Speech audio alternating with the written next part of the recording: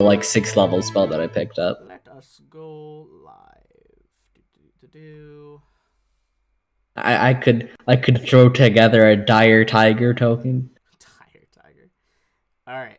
So, where we last left off, you all have effectively cleared out the city of Zamar from the various missions you need to do. Zoom out so you can kind of see the city.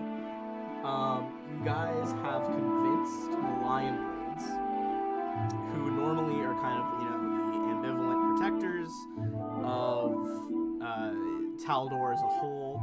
You've convinced them that, okay, this once they need to take a stand, come out one way or another in this conflict for the throne. And considering all the evidence you found, like the teacher, his tutor that his family killed, the deals he's been making with hags, like all this crazy shit, you have convinced them that Grand Strategos Pytherius needs to be taken out. You even found out that he is behind all the false flag operations. He's trying to lure Kadria back into a second war with Taldor so that he can seize control. Lion Blades are not down with that. They told you that they know Pytherius is now in the city. He is in a place known as Abadar's Pillar, which is a heavily defended fort on the eastern side of the city, kind of within the river. One drawbridge in and out. Other than that, it's protected on all sides.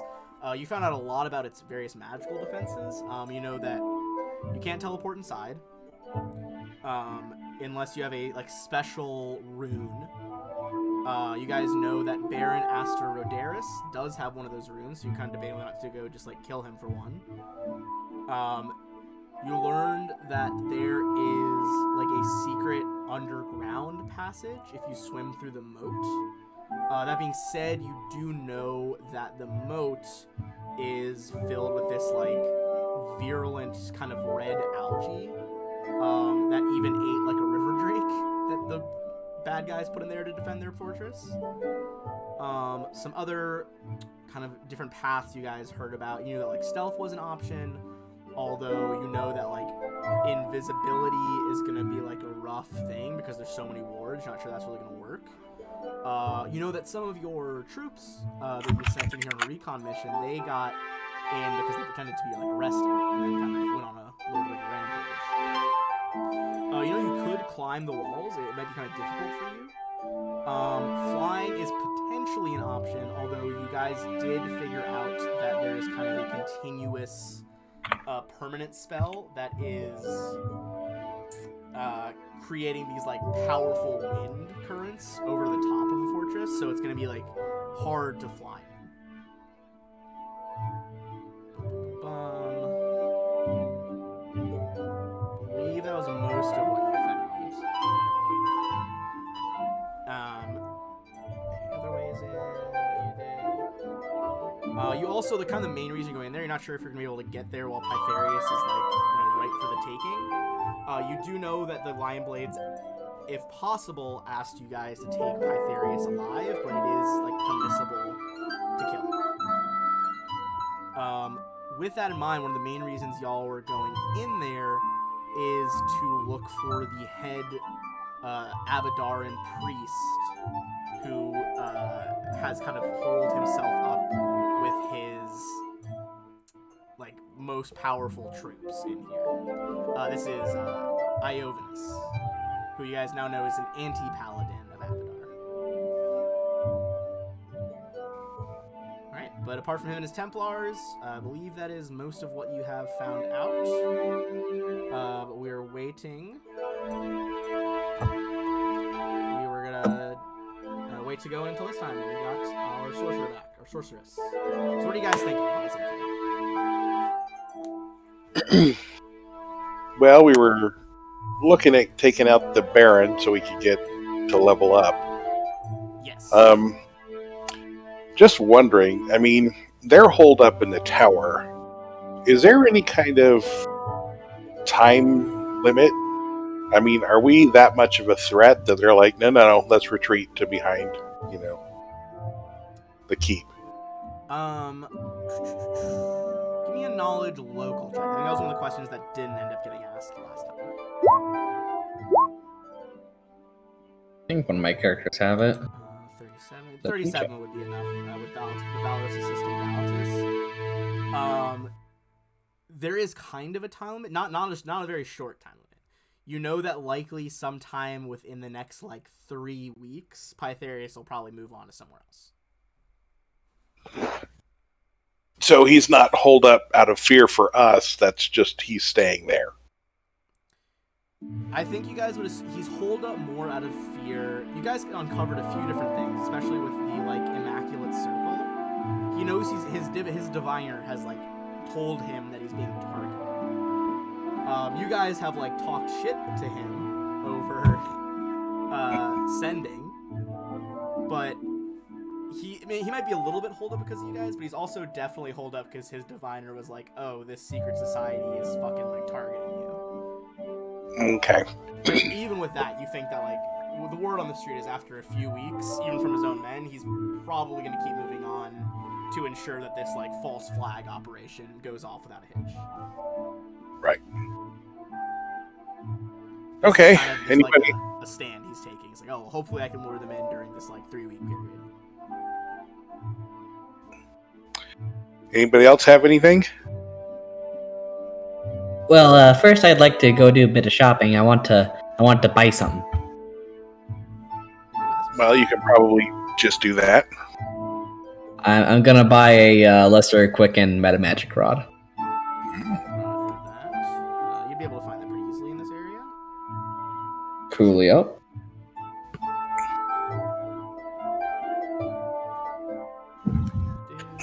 Will, anything?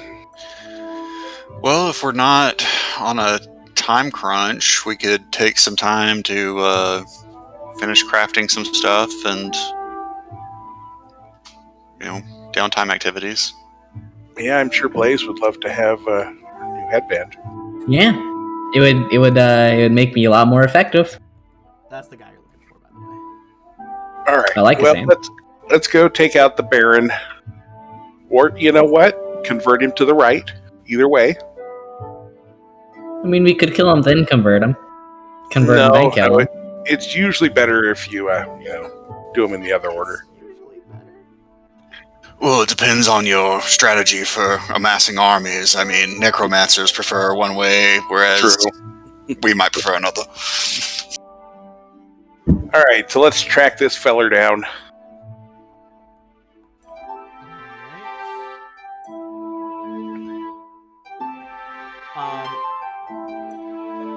It's been a while since you guys have researched him, but just a quick reminder, you guys would know some facts on him already.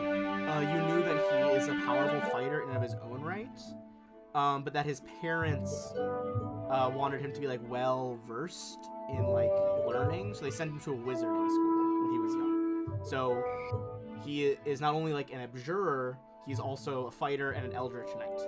So he uses magic and melee. You guys would also know that he's a big believer in just efficiency of how to be the strongest.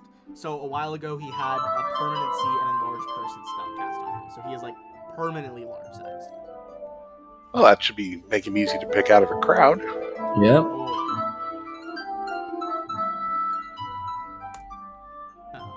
I like his ring. Does it cast lightning spells? I think it might. Kill him to find out. Alright. I believe last time he is kind of holed up. We're going to use, there's no official map for his manor. We're going to reuse the first floor of Waterhill Manor here in a second. But you would know that he is holed up with a squad of those Zamar Sentinels, the very good Sentinel. Let's see. Any chance we could arrange a clandestine meeting? With just him? Sure, if he's amenable. I mean, we have our real personas, we have our fake ones for the city, and we can come up with, even more. I can create an entire person. Sure. What do you Just want to, out of Yeah, you guys know where he lives now. You know where his house is, and it's in the Golden District, which is It's near where the church is down here. Mm-hmm. Yeah, you guys could definitely try to like get a message to him. What do you want to say? Slash, yeah, what identities are trying to contact him here? Like, I know we have Zenobius, Morosia, Angelica, Cadonia, and Basil. Baron Basil.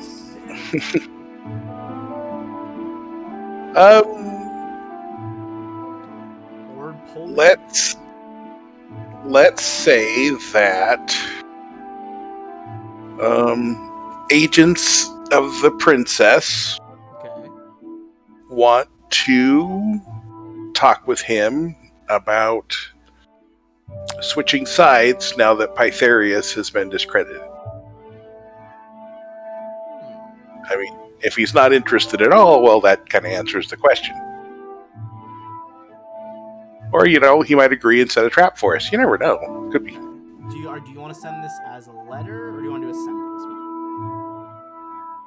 well? Well, we'd have to get close enough to him to where we can target the spell, right? Yeah, you guys aren't. I guess you guys aren't overly familiar with him. You've like heard the stories, but I don't believe you guys have met Baron Astor yet. Maybe we could just do ascending to the largest person. Does that count? No, that does not count. Will?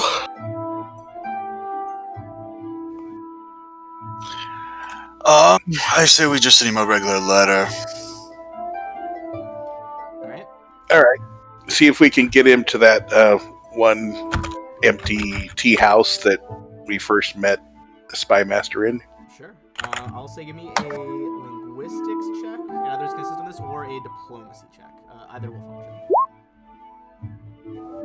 function. You know what? Let's see if we can help that at all. Why, yes, we can. Holy shit! All right, even 50. Okay. You're right, the eyes do look better with hearts. Oh yes, of course. I told ya. This is you guys going over to this is the tea shop you guys cleared out. Is what you're looking for, or the place where The coffee shop, I think it was. Yeah. That one place where we killed the Rakshasa, or is that the place I found it? No, that was. Oh, I guess he was a Rakshasa, wasn't he? He was. So, yeah. He was like the Rakshasa. You would definitely get a letter back that's like, all right, tomorrow evening, I'll bring a few men. You bring yours. Let's meet up. All right. Alright, I'm gonna drag you guys back over to that map then.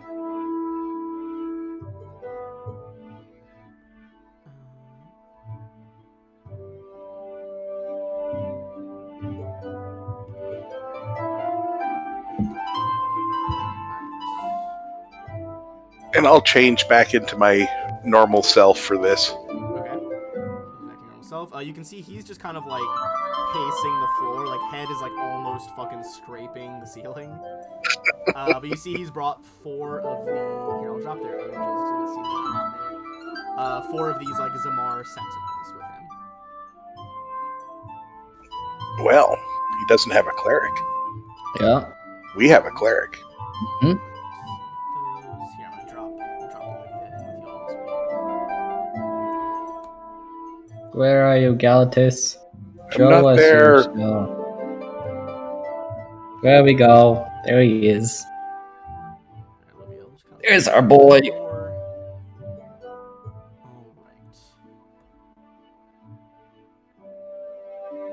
Alright. Also, is this just like a hearth, or like... Oh yeah, that's like a big ass heart. Meant to keep like the whole area warm. Okay, it's gonna go stand by the hearth. I want to be protected from everybody who can't, stand in fire, so I'm gonna stand in fire. Valid. Alright. So you guys kind of march in, and you see Baron Astrodaris, just massive fucking warhammer in one hand. Other hand is kind of like almost just like tapping a rhythm out on his armor plating, just like keeping a beat.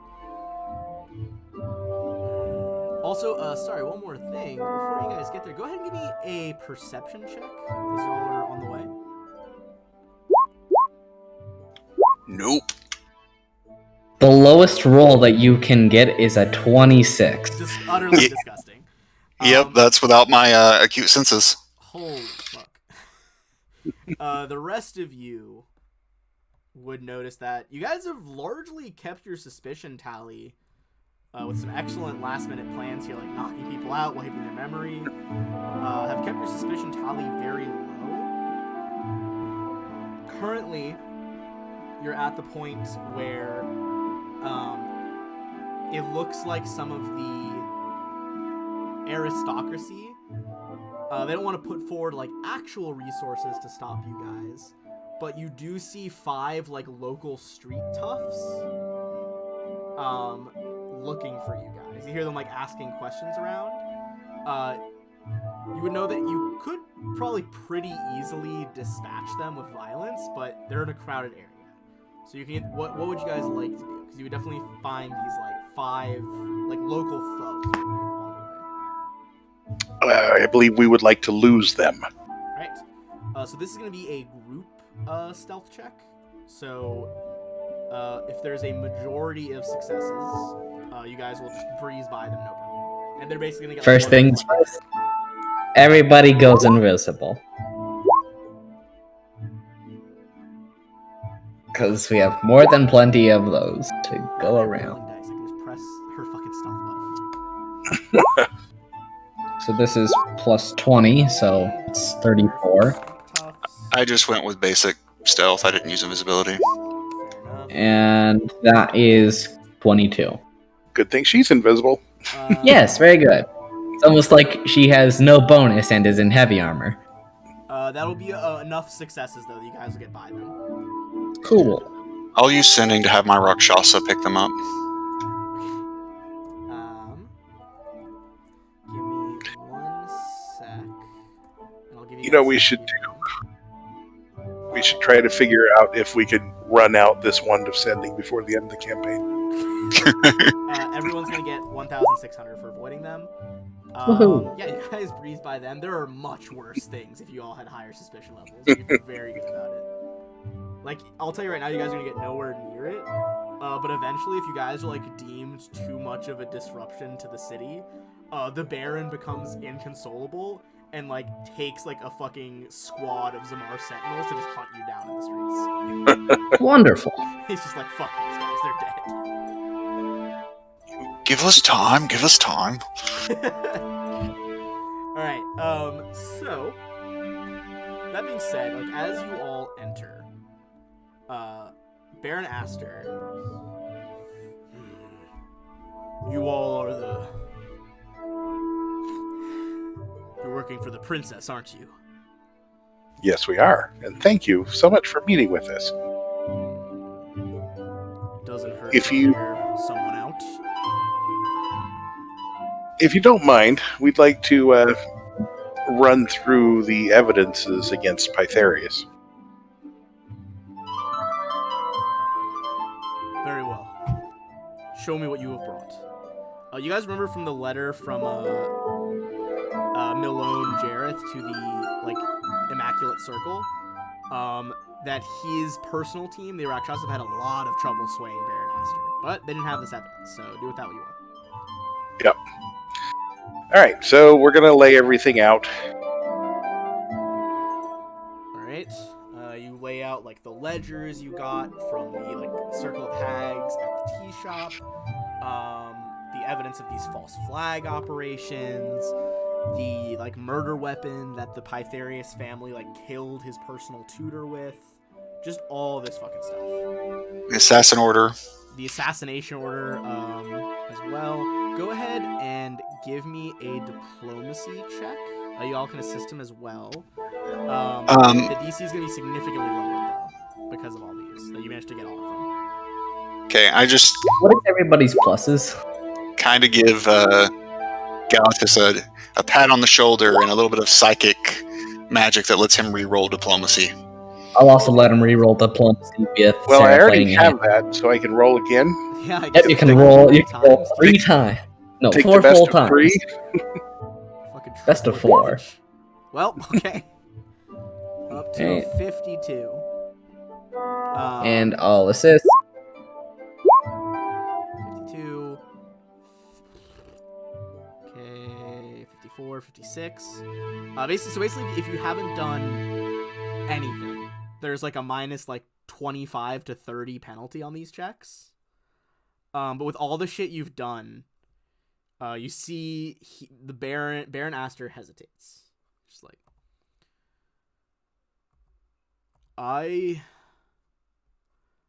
Pytharius has done a lot for our country. He led the legions well, and I found his claim to be legitimate. But this, he kind of like looks around to make sure like no one's spying.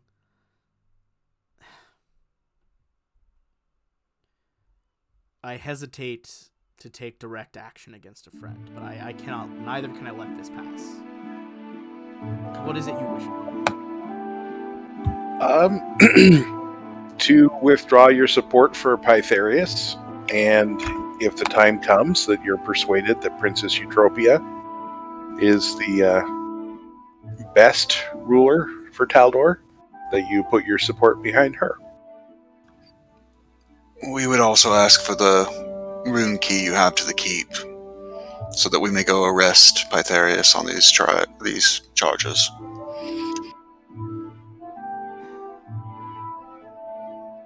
I will do this for you, but should you fail to storm the keep and you all fall in battle, my support will remain with Pytharius.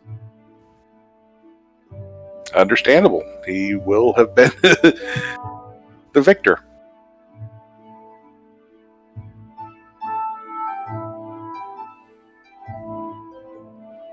Well, thank you very much. I normally use my teleportation magic to return my personal guards and myself to the battlements where we train. If I return via bridge, they will be suspicious. I can stay away for perhaps another day or two.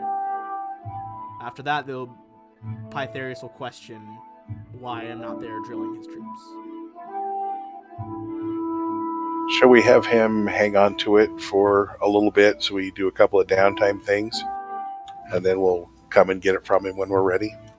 That sounds advisable. Will that work for the bear? How many days do you need? What do we need? 8 more to finish the headband? I believe I think that's what you calculated earlier. Yeah, for the headband. 20 if you want your headband done too. Nah, we'll get that later. Okay. The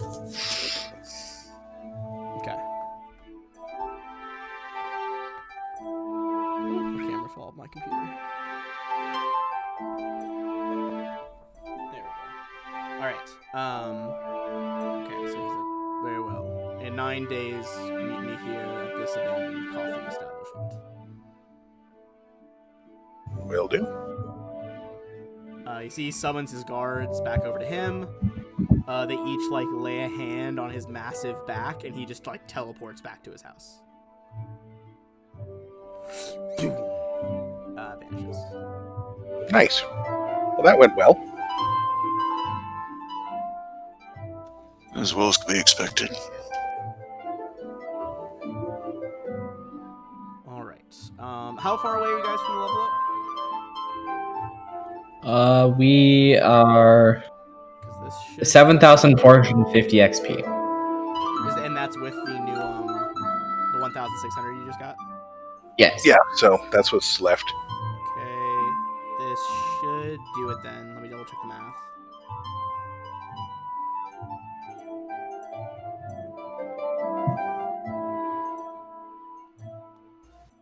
You said 7,000 how much? 450.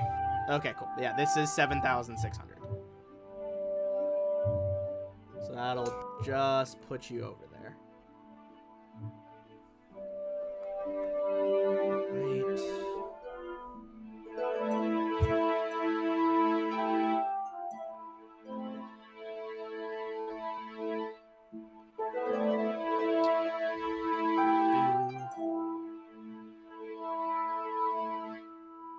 God, absolute mountain over there.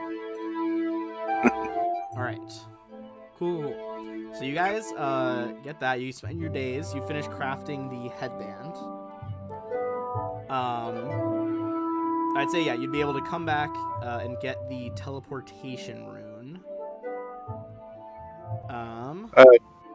During this downtime, I want to research and see what's available to deal with the blood algae. I mean, is there some sort of repellent we can put on ourselves, or something where they won't be able to notice or attack us, or something like that?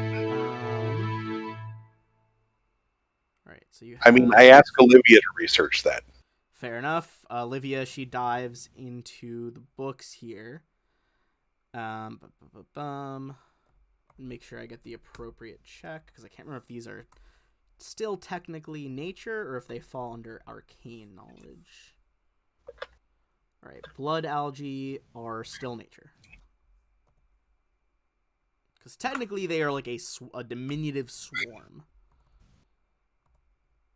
Which I believe you guys found that out last time. They were swarms. They'd be more affected by like AoE stuff. It's a 34. So I can't really use fireball underwater.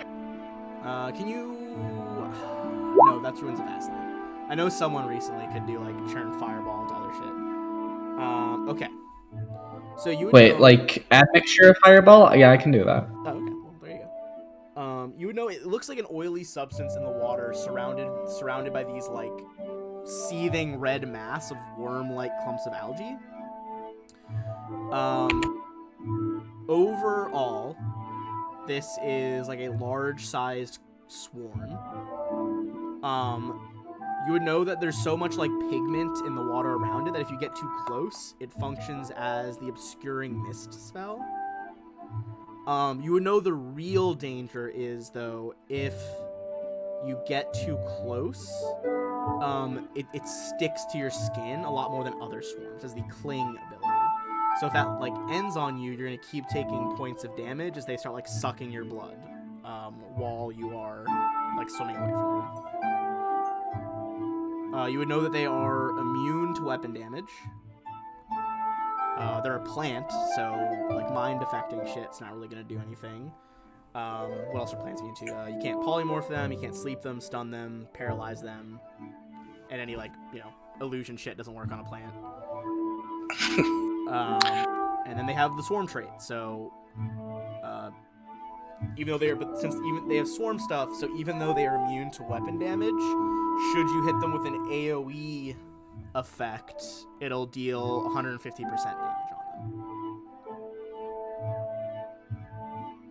All right, so there is an item which is a swarm suit. Can we do a water swarm suit? I forgot that was... Yeah, that what, ultimate equipment or something? Yeah. I would say... with the swarm suit... there's also, if memory serves, a wetsuit item. I would say just the price of both of them together, you could get like a swarm wetsuit. That's what we're looking for. Okay, I just looked up the two prices. That would be, it's 20, I will say we'll round up to 30 gold, would combine the swarm and the wetsuit from Ultimate Equipment and Aquatic Adventures. So 30 gold would give you a waterproof swarm suit, which cuts your cuts your speed in half, but you're going to get DR all against these creatures. And these are a diminutive swarm, so you would get DR5 all, which potentially, even if they cling to you, they only do 2d6 damage when they're clinging, so that could like negate the cling. Also here, I'm going to drop us back on the map of Zamar so you guys can kind of picture this a little clearer. Zamar. Over here by Abadar's Pillar, the fort, basically, you can't get in from the sides past these orange lines. Those are blocked off by like massive, like razor sharp nets. But you know that the secret entrance is on this side of the river, like right in front of where Galantis is. So basically, like, now that you have the knowledge where it is, you could just, like, you know, start swimming from, like, the docks or the opposite side of the river, or, like, take a boat out. It's kind of up to you guys. Yeah. All right. I think we should take a boat because not everybody's got swim and some of us have armor. Right. And we'll say, Yeah. oh, hey, Drow. Shout out to Drow. They're going to drop you guys an item. We'll say the Baron drops you an item with the teleportation glyph. So is anyone... What's the full plan here? So someone's going... Is everyone going down in the water? Or are you trying to, like, send someone up through there? Teleport someone in to try to disable some stuff? What's the move? What do you want to do, Will, with the teleport? Do we have a map of this place at all? You don't really, because that was the place where your troops got, like, captured. So you didn't get an accurate map. Okay.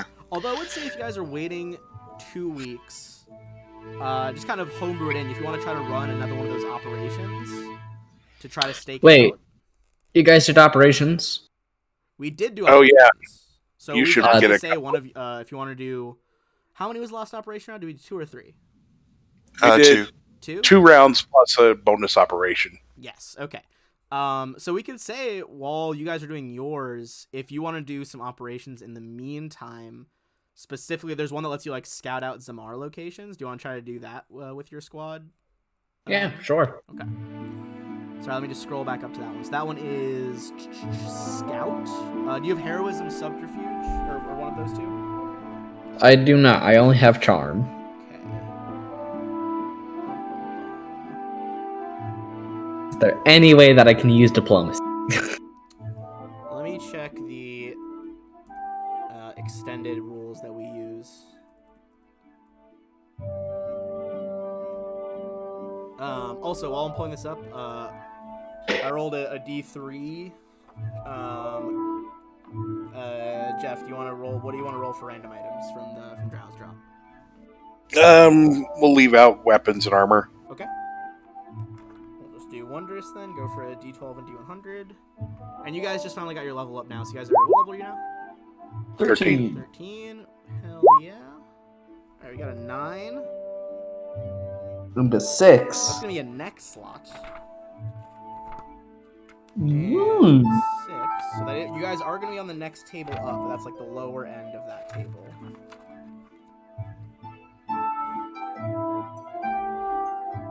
Hey, that's not bad at all. That's an Amulet of Natural Armor +3. Oh, hey, that's slightly better than what I have. Better than all of us. Yep. So nothing crazy fancy, but hey, Natural Armor +3 is not nothing to shake a stick at. Yeah. Yep. I'm All currently right. looking good for armor, so. Blaze, you probably get first dibs because I think you're lowest on... My AC is 23. No, you're lowest on amount of loot share. Oh yeah, like a wealth per character. Yeah. Alright. Although you're going to be up a bit once we get your headband in there. True. Oh yeah, I'm going to be quite a chunk up. I'm gonna How much say does that mean?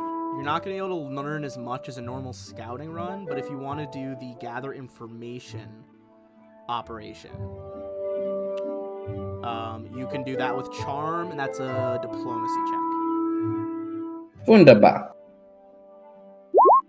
Okay. I rolled a 2. Oh, sorry. It's in place of, so it's still an operation check. So it's a D20 plus however many agents you want to send in. Okay, I will send in as many as I can. My rank is 9, so I can send in a maximum. And then I'll get +2 by sending Seraphim. So 1d20 plus 11. Okay. You send Seraphim with them. Nat 1. Woohoo. Well, you still have a second. You still have a second round, so if you want to try again.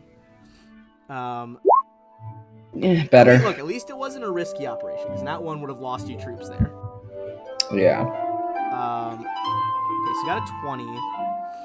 That's gonna give you like a bit of the layout. Woohoo.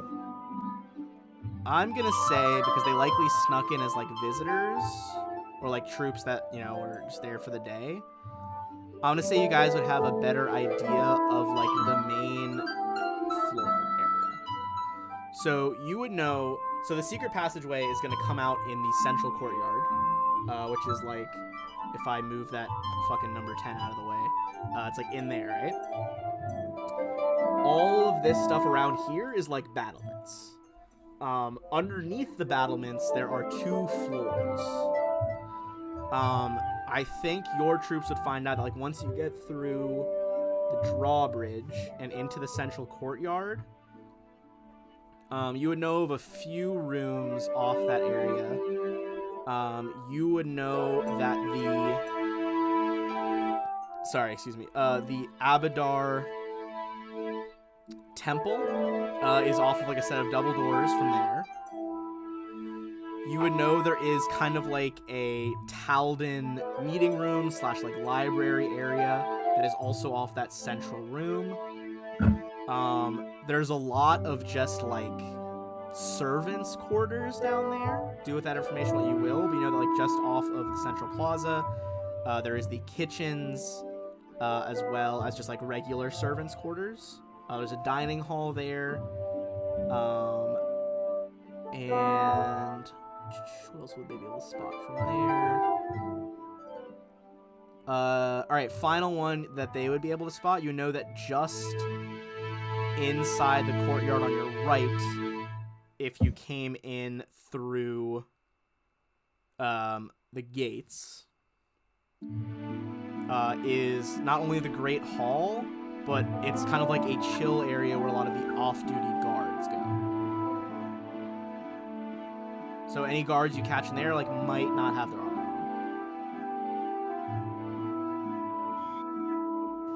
on. And that'll make more. Once you guys are on that map, I'll kind of like ping where those doors are. But those are the general ones that you get.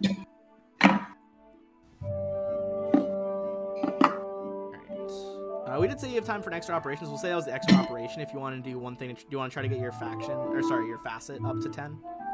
Sure. Okay. At this point, starting out, this is going to be a DC 35 for one of the charm skills. Okay, so if I roll a 4, I win. Pretty much. I did it. Holy shit. Exactly that. Okay.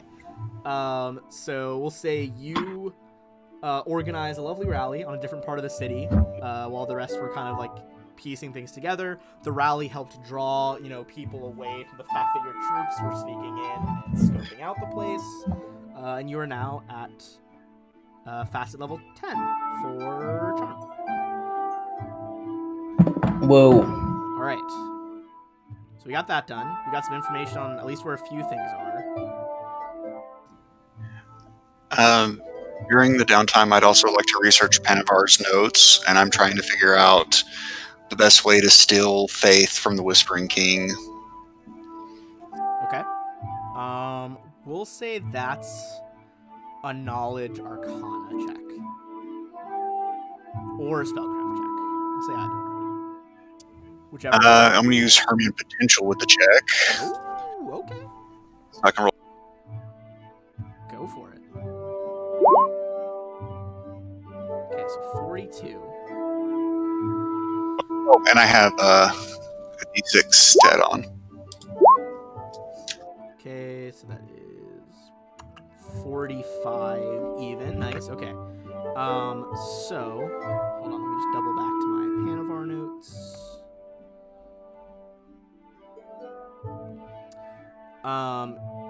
You would think that you would likely need a similar sort of like setup that he had at the Bowery Theater.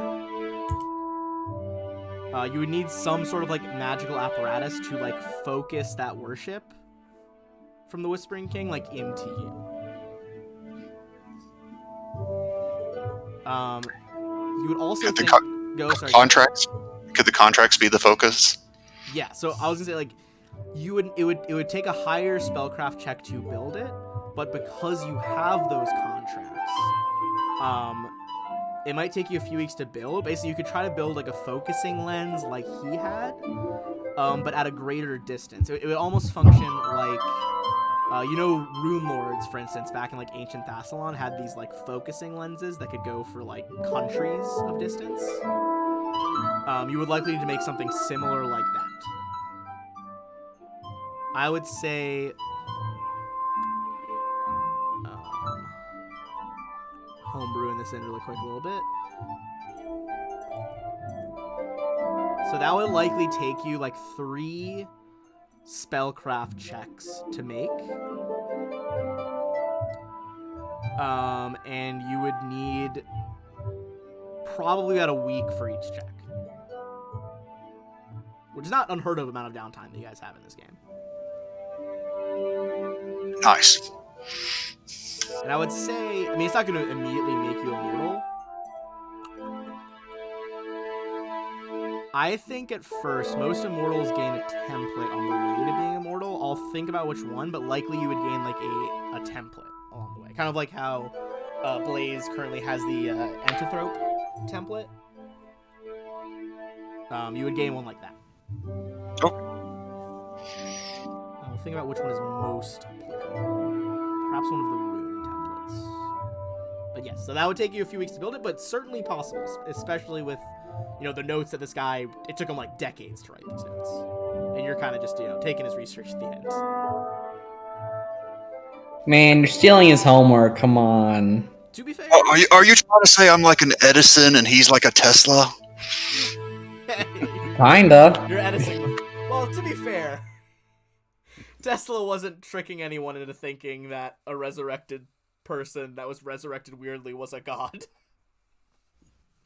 So, seemingly a bit more evil than Tesla. We don't know what kind of crazy sex cults he was in. Like, we do exactly know how many. That Tesla was a weird fucking dude. Anyways. God, Tesla made so much weird shit. Yes, did you ever hear about that like earthquake device that he made? Mm-hmm. Yeah, he was the epitome of like mad scientist. Oh, he even had Oh yeah, fucking the absolute like iconic mad scientist. I pretty much put him in wholesale into a D&D game as the main antagonist, and nobody noticed. That's fucking funny, honestly. That's really funny. Sorry, that was an accident button push on my part. Calcified. Don't touch anybody. All right. Cool. Especially don't activate that and start listening to Madonna. All right. So we got our stuff. We got our info. What's our final plan here? Well, did you want to use the teleporter for anything? I could teleport in and meet you guys at the secret door. We could teleport all in. No, we can't really, can we? I think Each it's person- just one person per room. That's what you said previously. But if Seraph holds the room... Seraph has a thing where if they hold the hand or like touch someone else and then that person touches another person, they can all teleport in at the same time. Does that still count or no? Well, isn't that just how teleport normally works? What's the situation where that ability goes off, I guess is what I'm asking. Let me look at Seraph's ability. It's for the like travel domains, the dimensional hop. Travel domain. I admit I have not played a cleric with the travel domain. Dimensional hop. You can teleport up to.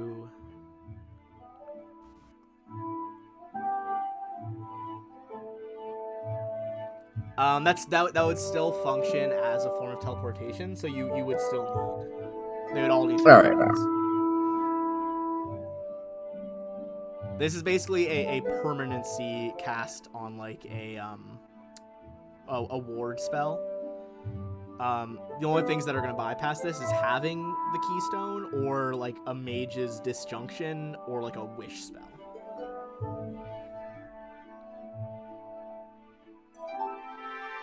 Alrighty. This is magic that has lasted a long time. Alright.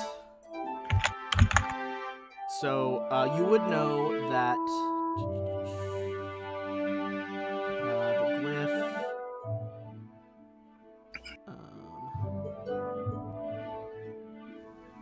Well, let's save the spell slot, and I'll just go in with you guys. That way I can teleport us out if we need to run. Okay, so do you guys all want to go in via the river then? Yep. Okay. Give me 1 second. I'm going to bring you guys over to the map. Make sure you guys are going in at daytime. Yep. Alright. So if you guys want to drop your tokens right over here. Oh, wait, hold on. Sorry, I'm pinging on the GM there. Right over here. That Ping it again. The Jalroon River. We be hanging in this river, don't we? Alright. Why are we small sized? Why are we so small? This is just a big ass map. Like this is one of the most sizable maps in the book. Okay. Just know that I can fly, but I'm taking the bubble away so I can see my art better. Okay, there too. So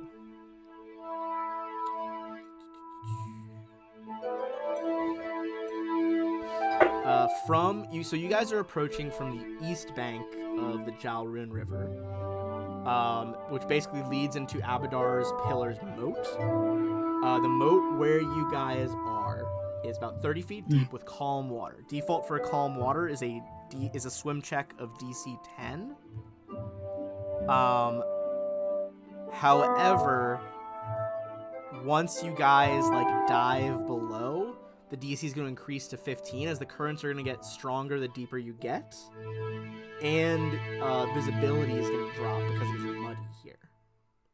So basically, you know, we're going to kind of like keep the tokens on the surface here, but you know that from where you guys are, the entrance is just above one of these towers, or like, you know, on this map anyway, like right here. You know the blood algae is somewhere around that entrance. All right. So we're going to get a rope. Okay. And we're not going to tie ourselves together, but we're each going to hold on to the rope. Does anybody have any spells for swimming? I suppose we could have picked up a scroll or something. Yeah, I could like make a water bubble scroll.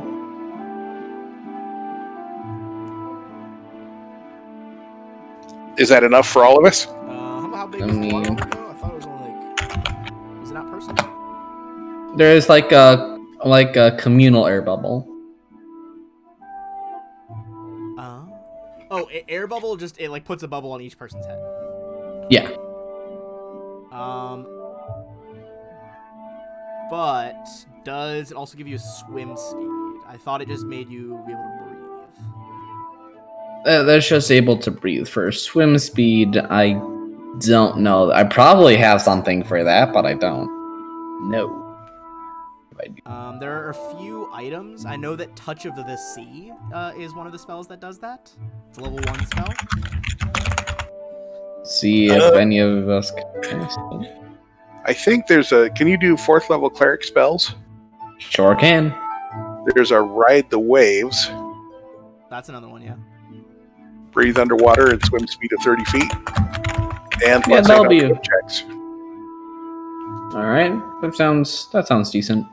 We can use the run action while swimming. Wow. Oh, although that is one creature.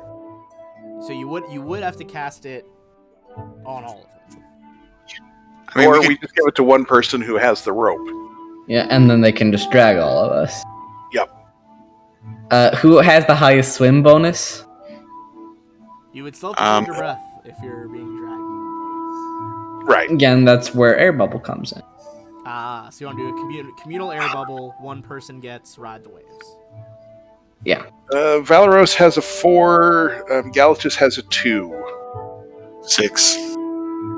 None. Nice. All right. 6 it is. Good God. Let me see what Olivia has for swim. A 2. Not a very aquatic punch. Woohoo! No. We would fail if we were in Ruins of Aslan. Yeah, well, I would hope you would build better aquatic characters for Ruins of Aslan. Alright. That being said, let's get some... Well, Touch of the Sea does everything that Ride the Waves does except for the breathe ability. Oh, and if that's covered by the bubble, then Yeah, if you have a bubble, Ride the Wave, or sorry, not Touch of the Sea is level 1, so that'd be much cheaper spells. Yeah. oh, yeah.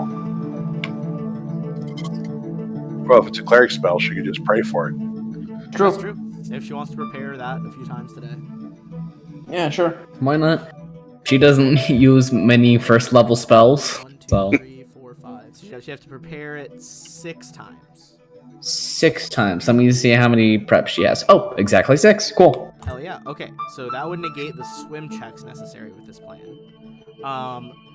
That being said, who's taking point? Because whatever this like lineup is, whoever's in front will need to make the check to spot the blood algae. I'll take point. Yeah, that sounds fine. All right. Yep. And we're going to put up our long-term buffs. Yep. Okay. Yeah, cute senses so I can definitely see them. And I have dark vision. Right. If that is the case, go ahead and make your perception check. It's going to be more difficult than usual because you only have limited visibility to about 5 feet. I wonder, how long does this buff last? Oh, only 1 minute level. Alright. Even if that weren't an out one, that's actually not going to do it with their stealth roll. Go ahead. Yeah, it's an at one, so it doesn't matter if I had inspiration, does it? Not really. You would need to get like a 6 on inspiration anyway. Okay. They have a very high bonus to fucking stealth while they're in this river, specifically. And the dark vision doesn't help with my visibility at all because it's cloudy, not because it's dark, right? Yeah, it's because it's like murky, and it gets even more murky when you get close to that. So these are our blood algae. I'm gonna say with everyone else lined up behind, everyone else basically gonna make a perception check as well to try to swerve out of the way. But here, let me show you this is what a blood algae swarm looks like. Tasty. It's like wormy spaghetti. Yeah. I know. Basically, right now you need about a 50 to pass. So that's not gonna pass for Galatus. But Oh, wait, what are we rolling? Push through. I'm just gonna line up some random order behind as like a visual. As you guys are tied with the rope, you're pushing through. Everyone else can roll perception if they like as well. Basically, if you don't get a 50, you're not gonna see it. But as you swim through it, you're gonna take damage. But make a fortitude save to see if you can stop it clinging to you. And this damage is going to be reduced by 5 because you're wearing the aquatic swarm suits. All right, so fortitude from everyone. Yeah, fortitude for everybody. You need a 19 or higher. So pass. Pass.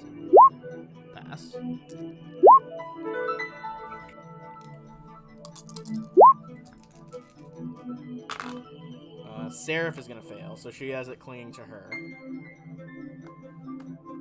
Okay. So let's start with just the regular damage you get going through them. This is less of a combat encounter where it's like, did you swim around them? So we're not going to go full into initiative, but everybody is going to take already adjusted for the DR all that you guys have. Everyone's going to take an even 10 damage. I wanted a better suit. But everyone else, except for Seraph, does not have the creatures clinging to her.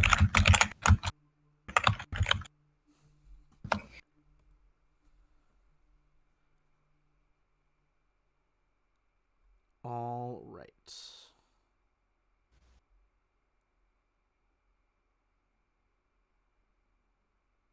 Okay. So with that, you guys make it past the blood algae. You're going to make it into a small tunnel, which no one needs to make a check to breathe underwater.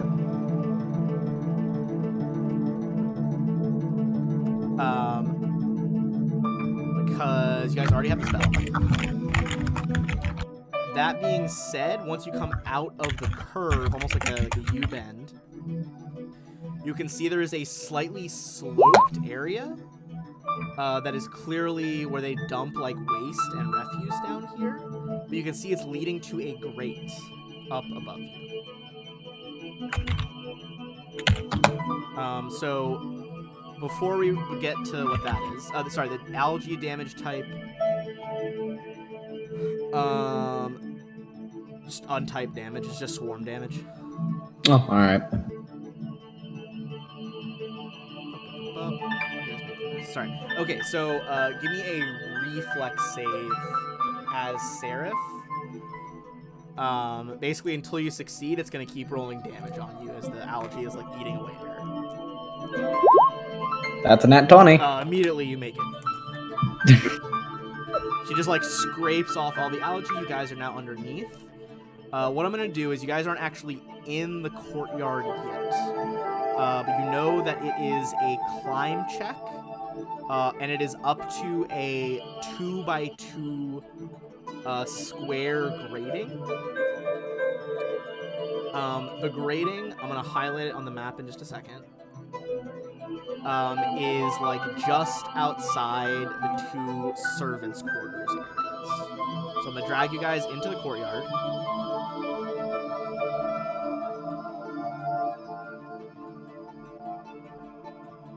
So you guys are in here. This is the central courtyard. Basically, you guys will need to make a climb check to come out of this. Everyone give me a perception check to see if they can hear how many troops are up here.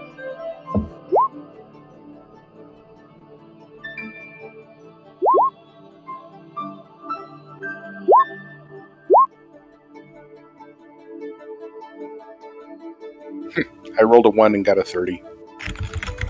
Jesus Christ. Alright. These are the people assisting Phineas. So, after... how long do you guys want to spend down here, like, listening for the soldiers? Like, how quickly are you trying to move in? I mean, the spells last for, what, couple minutes? Okay. If that's the case, you can hear there is a set of 3 guards, and what sounds like a commander of them, who are, like, permanently over by the drawbridge gates. Additionally, about every, like, 7 minutes or so, you can hear an armed patrol of what sounds like 4 sets of boots marching through the area. So you think if you can time it to when you hear them finish their patrol, the only people you'll be avoiding are those by the front gate.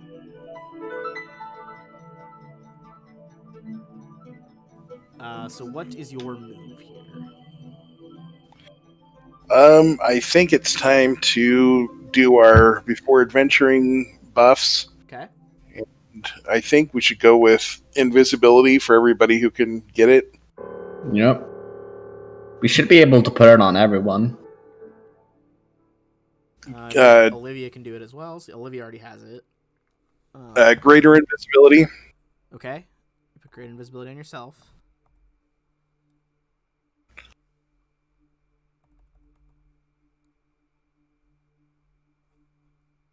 So, how many can we get? I'm checking. Olivia has an infusion, I believe, so I think she can give you guys stuff as well. Cool. I'm just double checking that. We can just use her level 2 spells then.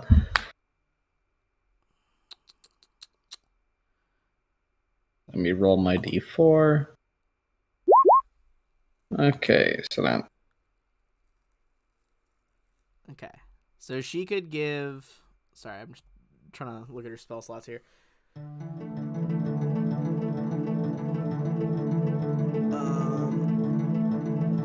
Okay. She could give 4 people invisibility, including herself. So 3 additional besides her. Okay, regular? That would just be regular, yeah. Okay. And then good old Phineas and Galatus can cast Greater on themselves. Yep. So sounds like the whole party's invisible now.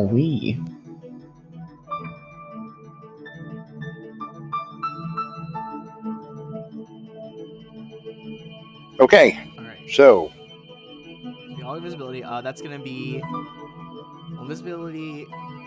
Depends. I will say if you want the greater invisibility to be effective here, because it's shorter, you would have to make the climb checks. Because you could probably take 20 in here otherwise with the regular invisibility. But if you guys Also, the wind. Is the wind low to the ground, or is it just above the place?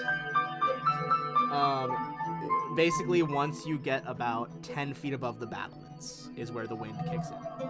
Okay, I don't need to make a climb check, then I'll just fly up. You'll be doing overland flight. You guys are going to time it so that those patrol guards are going to leave and go back inside somewhere. So who is making a climb check? well, I can fly and I can probably take one person. Okay. Blaze probably can't lift anybody, so who are you? Absolutely not. So Blaze And Olivia can fly. Olivia can fly.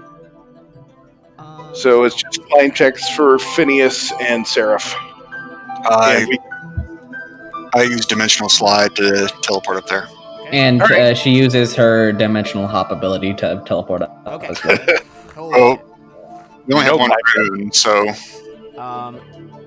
can we give both me a teleport in stealth there? check because you are gonna have to pop the grate open to slip through, except for the 2 that are teleported.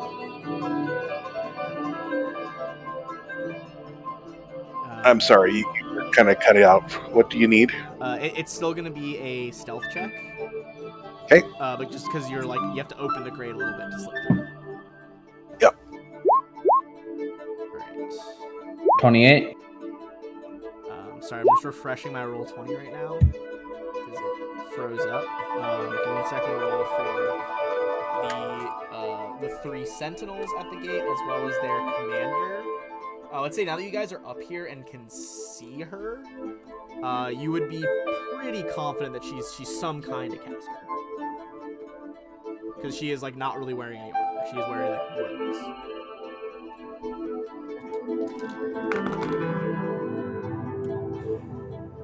And Blaze, I assume that's without the 20 from Invis? Yes. Okay. If it was, I'd be a little worried. Oh, holy shit, yeah. I was like, how do you have minus that much?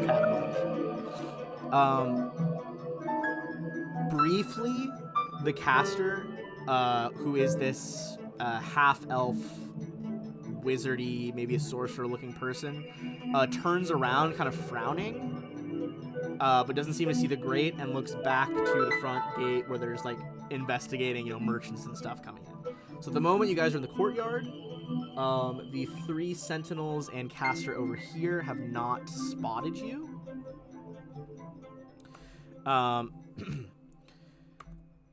And I'm going to kind of point out where the things your investigators heard about. So up here, those are the double doors up this set of stairs leading to the church of Avadar. Not like a full church, but the center of worship in here.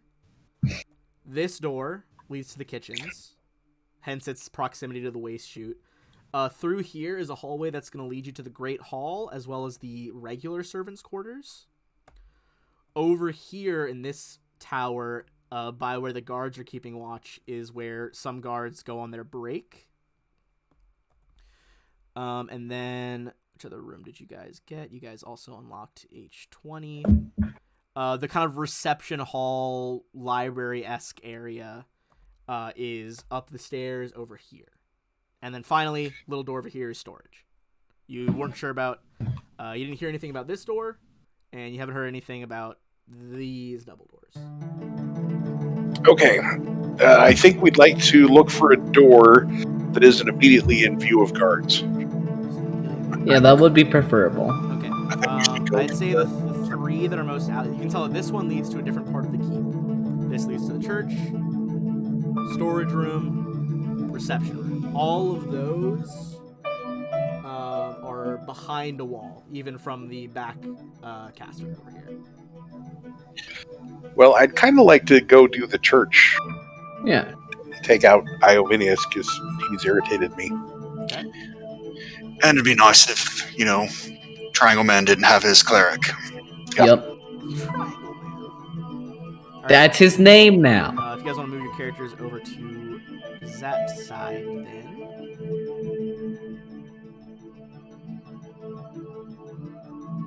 I will say these doors. Sorry, let me ping it instead of using arrows. The doors over here are partially ajar. Give me a perception check as you're going by that room.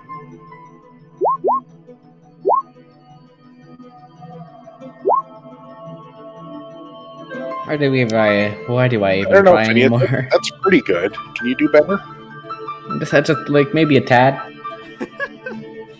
Okay. Weirdly, you catch a glimpse of them. There appear to be two patrolling in that area. You see two strange-looking creatures. Give me a knowledge planes check. They almost look hey. like mechanical centaurs with clockwork wings.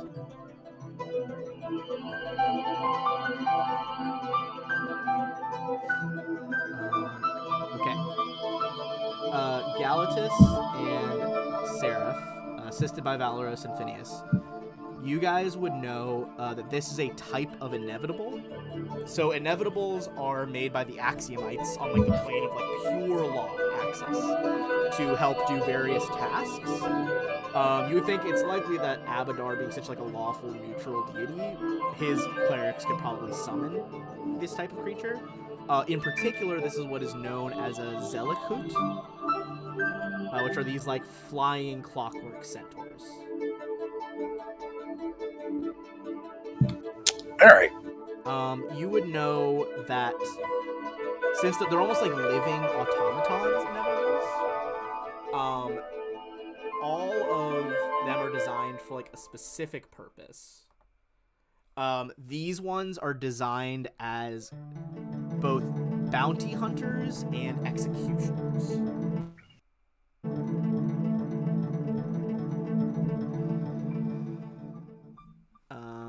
And I would say that over those 20s, you guys would know they do have spell resistance. They're resistant to magic.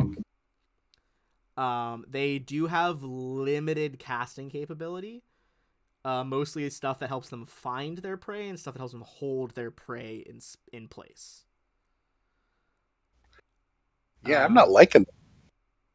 Yeah, I'd say that with those checks, I would say you would also know that they can't if you get too close to them, they didn't spot you this time because you guys are also quiet, but they do have true seeing. So if you get in their line of sight, they will spot you. Unless you make exceptional stealth checks to if you walk into an open room with them right there, they're probably gonna spot you. You could tell there was not a lot to hide behind in that room.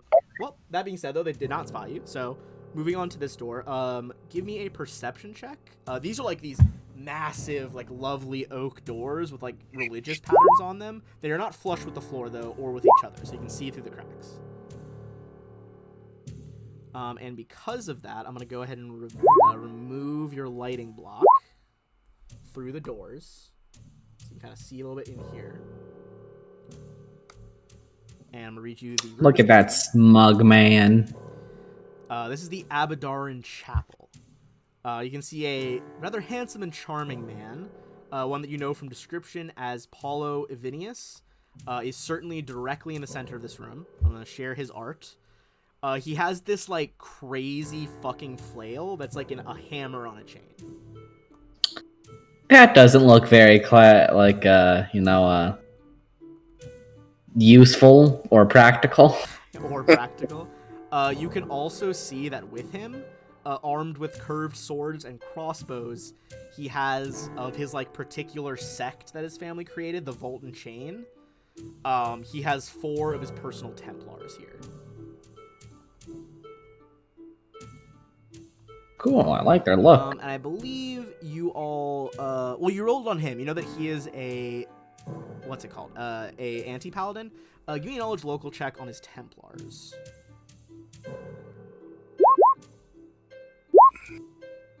Okay. Galatus being assisted by Valoros, and then Phineas and Blaze knows. No, wait, he can't assist. He didn't roll above a 10. Oh, sorry. For some reason, I thought that was a 19. Misread it. Okay. Well, either way, with the 2 of you, the other 3 of you guys working together, you would know that Vault and Chain Templars are not traditional clerics. They are, in fact, Inquisitors. Particular, they are what is known as a heretic Inquisitor, because they're kind of following Abadar here, but certainly not his main domains. But you would know that, investigators can do stuff, or Inquisitors can do stuff like putting Bane on people, putting judgments on them to like better target individuals. You would know that they do also have spellcasting abilities, although it is more in line with like the level of spells that like a paladin could cast rather than a cleric. They definitely have less spellcasting than a cleric. Can I dual wield charges? Can you dual wield charges? I don't believe so. I think once you cast another spell, it would get rid of the first. Okay, I'll just load Vampiric Touch. Okay. Yeah, because if mages can't, you certainly couldn't either. Well, who the fuck are mages? I'm Phineas O'Gare. Yeah, fuck regular mages. My bar for you is I usually think about it. There's this magus archetype where they get like a golem arm, like a fucking robot arm, and that's what I use as my bar for you. And I know they can. Yeah. The golem arm is really cool, but really ineffective. Yeah, it's not great, but flavor-wise, very cool. Okay, so you guys can see there are 5 people in here. They seem to just be like praying at the moment. All right, so if the door doesn't squeak, could we get in without them noticing? So because ideally, their position at the moment. I will tell you that. Palovonius has his back to you guys, praying like an altar that's at the top of the key. These 2 are looking towards the door, but kind of like, periodically scanning the windows as well. These 2 are looking towards Palo. So basically, you'd be rolling against this guy's perception and this guy's perception. Well, I mean, I don't know about how you would rule it, Ben, but I wouldn't expect us to be able to open a door and move in and close it while they're looking even vaguely in that direction, invisible or not. Yeah, well, it'd basically be like, the stealth check you're doing is basically like, oh, did the door kind of just swing open? Was it not latched all the way? Like, that's kind of what you're almost bluffing like with this. And then a perception check versus your stealth, in my mind, is just look whether like, okay, that's someone's in here.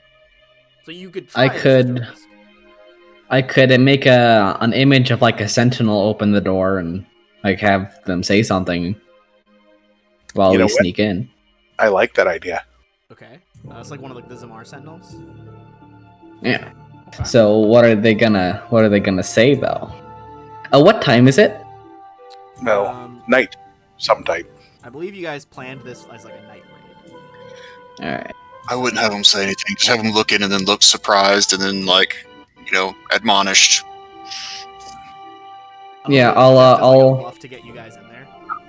Yeah, I'll have a quote unquote sentinel open the door, just kind of like look in for a sec, and then like surprisedly close the door. Okay. Did they get a will save versus your illusion? If they try to discern it's not an illusion, yes, I do. Okay. So they have to interact with it. If there's unless there's some reason Like they try to attack it or something? Yeah, they it's a wouldn't really DC interact. 25 will disbelief if interacted with. Oh, okay. Well, I mean, they wouldn't be touching it, so your guy opens the door, or like presumably like Galatus or someone near the door like kind of props it open. Yeah, because they can't interact with stuff. And you know, these three are in silent prayer, but the top two are just like, "You there, what are you doing here? You're interrupting His Holiness's prayer." Oh, sorry, wrong door. And he'll shut it as we Get outta move in. here. Yeah, everyone just kind of All right. slips in. I think we got a better chance doing stealth with that. Yeah, oh for sure.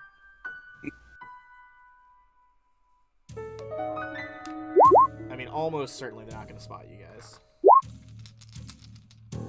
Where is Seraph? They fucking both rolled nat ones, the ones who are watching the door. Holy Where's Seraph? Oh, there's Seraph. You keep putting your token on Seraph. Alright, so you guys can definitely make it in there. Alright, so there's a fucking squad of invisible people. Oh, by the way, I forgot that I can do this. I can channel energy to actually heal us back from that 10 damage. Oh, nice. That's probably a good idea.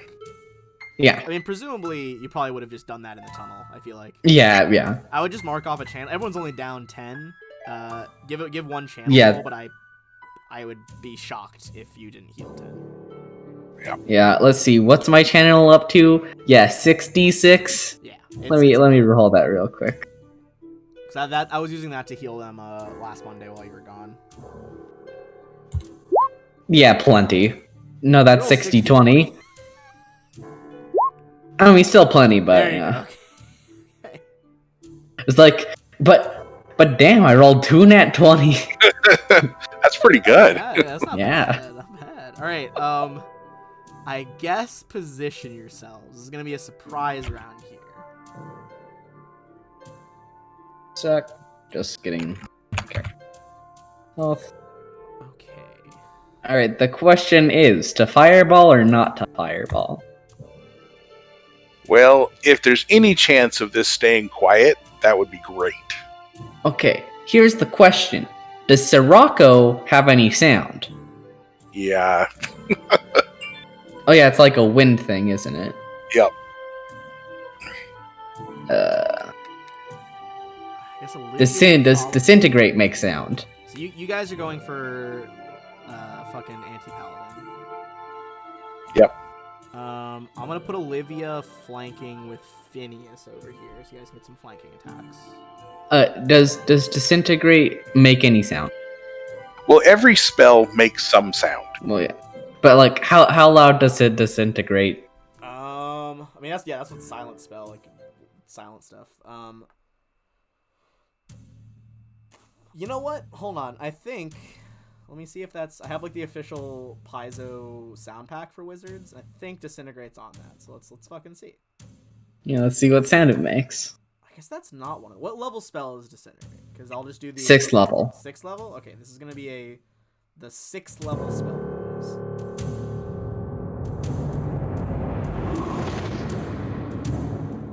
It's pretty quiet. Yeah. All right. I'd say that's pretty quiet. Yeah, that's. I'll aim a disintegrate at Iovenius. Oh, come on. We're flanking him. And you got to be careful with that because it takes out all the treasure with him, too. Oh, that's true. Does it? I thought magic item survives. I'll double check. All right then. You know what? Yeah, they are also both flanking him. So do you want to target someone else?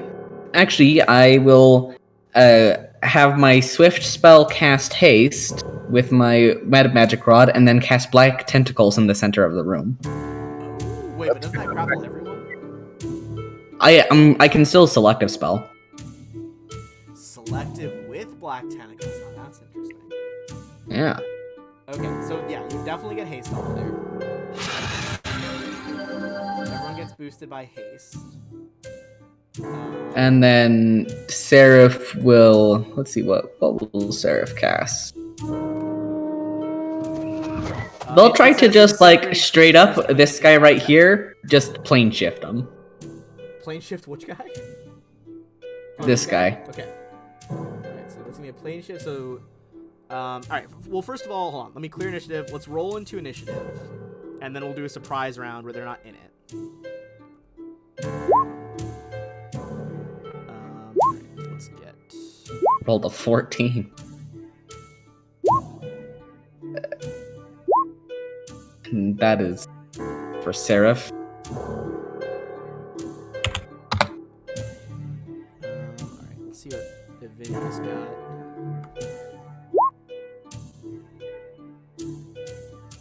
Okay, 14. Let's get the Templars up in here. 18. What's Iovenius' bonus? Iovinius' bonus is +4. Alright, so I'll be going above him. Give me 1 second. So we'll set Blaze at 14.5. Alright, so we'll basically go down the line and do our surprise round shit, and then we'll go into actual combat. And Sounds if you guys good. can like take these guys out, there's a chance no one comes around. Nice. All right, so Yeah, starting with Galatas. Go off. So I did Battle Mind Link, so Galatas and Valeros are linked mentally and working totally together. So Galatas is going to study target beforehand, and then as time starts, going to put on Bane, and Valeros is going to issue his challenge. All right, and so a single attack. Yes, if you're doing the single attack. All right, so since we're both doing a single attack, we roll twice, take the better roll, and then add in our own bonuses. Yes. And One for Valeros.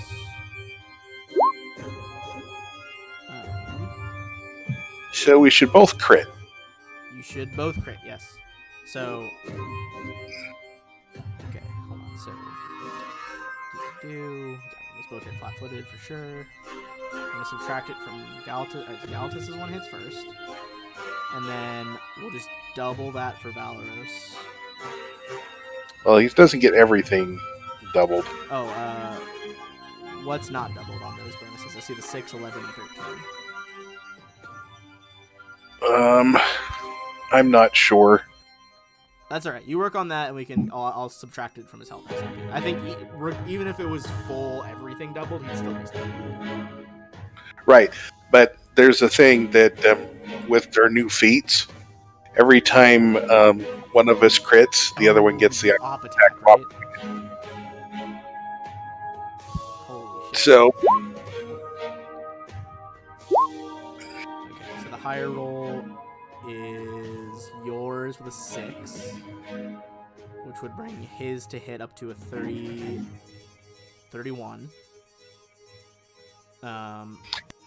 and I actually get +2 for his challenge. +2 for his challenge. Okay, so both of those hit. Okay.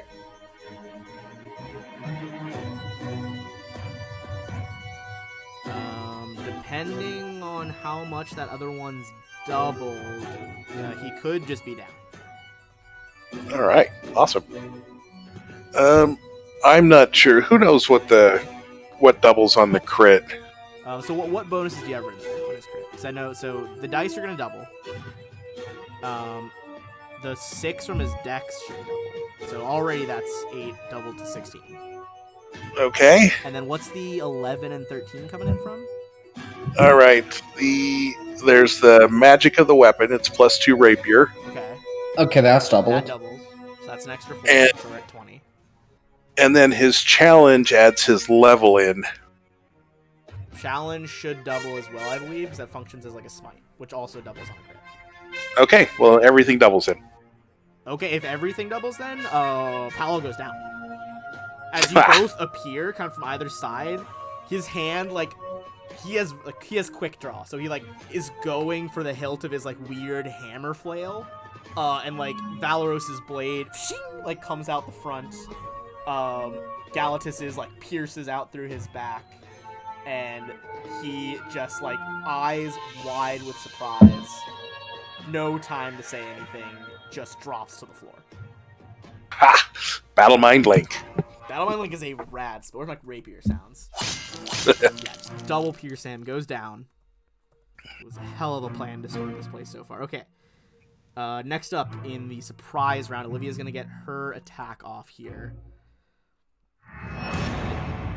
Tried to put the correct buffs.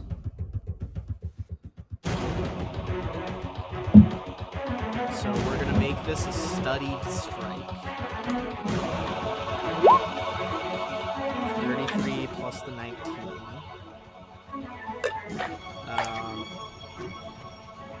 This guy is still up, Phineas, when it gets to your but he looks pretty rocked. That's probably at least half health. And then Seraph going for a plane shift. Yep, gonna touch him. Okay. Alright. And what is So he needs to save on your plane shift? The save DC is DC 20 will. DC 20, okay. I will say these guys are pretty good at will.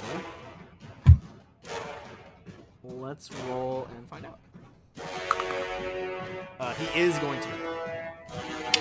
Nuts. This like Alright. flare of magic spirals around him as Seraph in full plate is just revealed from behind. And even as he's like turning eyes wide to see Paolo drop, he feels the magic and like spins all the way around. What's happening? And then she'll 5-foot step here. Alright, so his fucking her crazy plane magic goes off. Templars are still in the surprise round, so it's happened yet. Phineas, that is So my first punch will go against this guy. 25 is definitely gonna hit him flat-footed here, so that's minus 17 right off the bat. And how much is that? Plus 20 okay. for Vampiric Touch. You get the full 20 from him, but he is still up. He's in like single-digit health. Okay. Does the second or third attack get? Second does not, but third one does, and it's over single digits. So basically, like punch to the like jaw, hold your palm open, like suck the life force out of him, whiff with a kick, and then just like elbow across the jaw, cracks it, he goes down. And then I can make a. Hang on. Isn't surprise round? Don't we just get one shot? Oh yeah, sorry. Oh, okay. I got caught up. Yes. So he is still in single digits, but that first one really fucked him up. All right. Blaze. Mm-hmm. So I'm gonna drop that haste. Okay, haste goes off. Who's hasting? And then I'm going to go Black Tentacles right here. Yeah. And then I'll select a spell to make sure that buds are safe. Time to make some attack rolls. Quick question though. When it's selective for us, that means it doesn't appear in our squares, but it's still going to cut us off from movement, right? Let me check. Selective be weird sometime. Or it could like part out of the way as you guys step through it. Well, that would be ideal. let me make sure to see what it does. Right, there we go. So all these black tentacles spring up from the ground, filling the room. And you're gonna actually have to make one CMB roll as the tentacles. Mm-hmm. And that will be against the Templars against their CMB. Okay, so it just like parts like the Red Sea for y'all. Dope. All right. Hell yeah. I mean, it makes sense to me. I feel like you could shape your shit like that. All right, that's a nat 20. Oh, baby. All four of them are just instantly grappled. Cool. And they take 1d6 plus 4 damage. All right, roll that 1d6 plus 4. That might... 8 is what you needed. The tentacles rise up, choke the life out of the one between Phineas and Olivia. And he goes down. Wunderbar. So 3 grappled. This one dead. Cool. Which brings us back to Galactus. Paolo All right. is out of initiative. He's dead. Moving with single-mindedness, they both step over to that one. I've got to take his challenge off. Roger that. And I also have to take off steady target for the moment because we're not getting flanking. And they'll both full attack. Go for it. His AC is he's still flat-footed and he's entangled. Or grappled, sorry, not entangled. Confirmed crit on the first one. And Okay. And with the grapple, third one hits as well. Okay, and then one more attack for haste. Okay. Okay, so all four of those attacks hit from Galatus. Just rapid rapier strikes coming in here. And then hit, crit, hit, crit, hit. And with Okay. those, second of the Templars goes down. That's just rapid fire rapier stabs, like coming from two sides. He's wrapped up in tentacles. Nothing he can do. We're stabbing machines. Yeah. All right, Olivia. Trying to think if she has a spell. I'm looking at some James Motion that might just like silence this guy before he can do something. Before he can scream.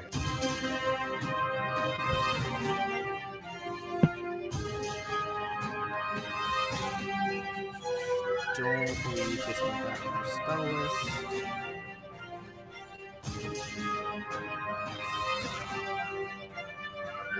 Okay. What she is going to do is instead she is just going to rush him, swift action, study the target, just go in for pure damage here.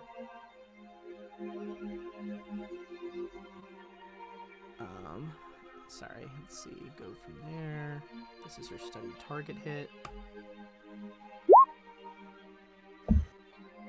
Hits for 49, he is still alive. Seraph. What about the...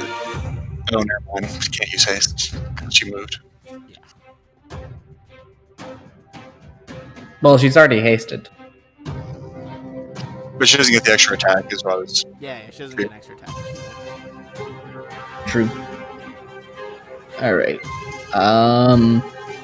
Well, I definitely don't want this guy speaking, but I can't really do much as Seraph. I could Slap stone your hand shape. over his mouth. I could do that. I'll slap my hand over his mouth. Okay, that'd be a grapple check. How do you find out grapple again? It's your CMB. CM bonus. Okay. Which should be, It's it's right next to low. your BAB. Oh, hey, nat 20. Holy fuck. Well, plus he's already grappled. Yep. Yeah, with the tentacles already holding him down. You know what? I think that would have been the smart choice that Olivia would have made. I'm gonna say Olivia is gonna try to grab this guy instead and silence him, so you guys can kill him. No. Okay. So he's still gonna be beaten. But this guy is beaten for now. So there's only one left. This guy who's grappled. Can we stick with the way things originally went? Because I can probably kill that guy. Yeah, we can stick with it. See, he got stabbed. Alright. So the nearest... Sorry, I'm just looking who's the nearest here. Right, the inevitables aren't going to act on hearing. Well, it's more the clerics then.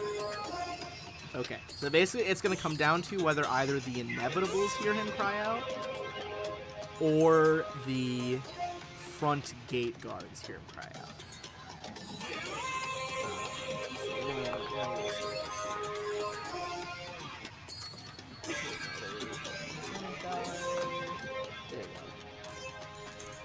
Alright, so the inevitables are much closer and have like crazy good senses. So if this, for them not to notice, I need to get a 20 or below. 18. The inevitables don't notice. Alright. Perception check over there. He shouts for the guards, but you don't hear any boots coming.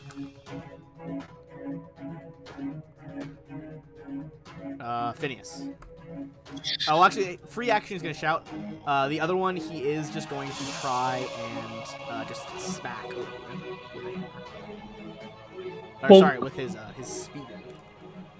He's grappled. He can't. Oh, wait, hold on. A short spear, he can't. I gotta check if it's a regular spear or not. Nope, it's a regular spear, not a short spear. He can't do it one-handed. Have a dagger? He doesn't have any Can daggers. try His to, only weapon is that and a very special crossbow, which is kind He of can try to escape the grapple if he really wants to. He'll he's probably actually gonna try fail. to cast something defensively here. Casting while grappled is challenging. With a nat 20, he is going to freedom of movement himself. Oh, okay. Good call. You see him, he like just weaves out of the tentacles, takes a step back, and is just like getting ready to fight you guys. Looking to the door, hoping reinforcements are gonna show up. Now it is Phineas. I take a 5-foot step and I appear behind him, Oh. and then I do a flurry of blows. Step out of midair. Start All right, ripping the quick. body, hitting your face. Is that a legit place to stand? Hold on. I gotta like move the tentacles out of the way. No, that one would not be a legit place. It's like in the wall. You need to be above him or to the diagonal over here.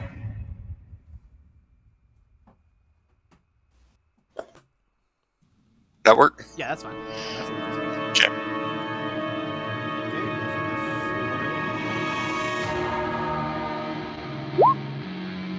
Okay, for once he's not grappled. So it'll be the first 4 attacks. Okay, hit, miss. Is there any other bonuses going in on these actually before I declare? No, Is should. haste factored in? Yeah, haste is factored in. So hit, miss. So it's gonna be 14, then 11 for 25.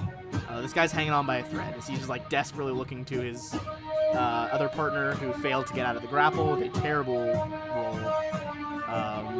Just hoping help will come. Blaze.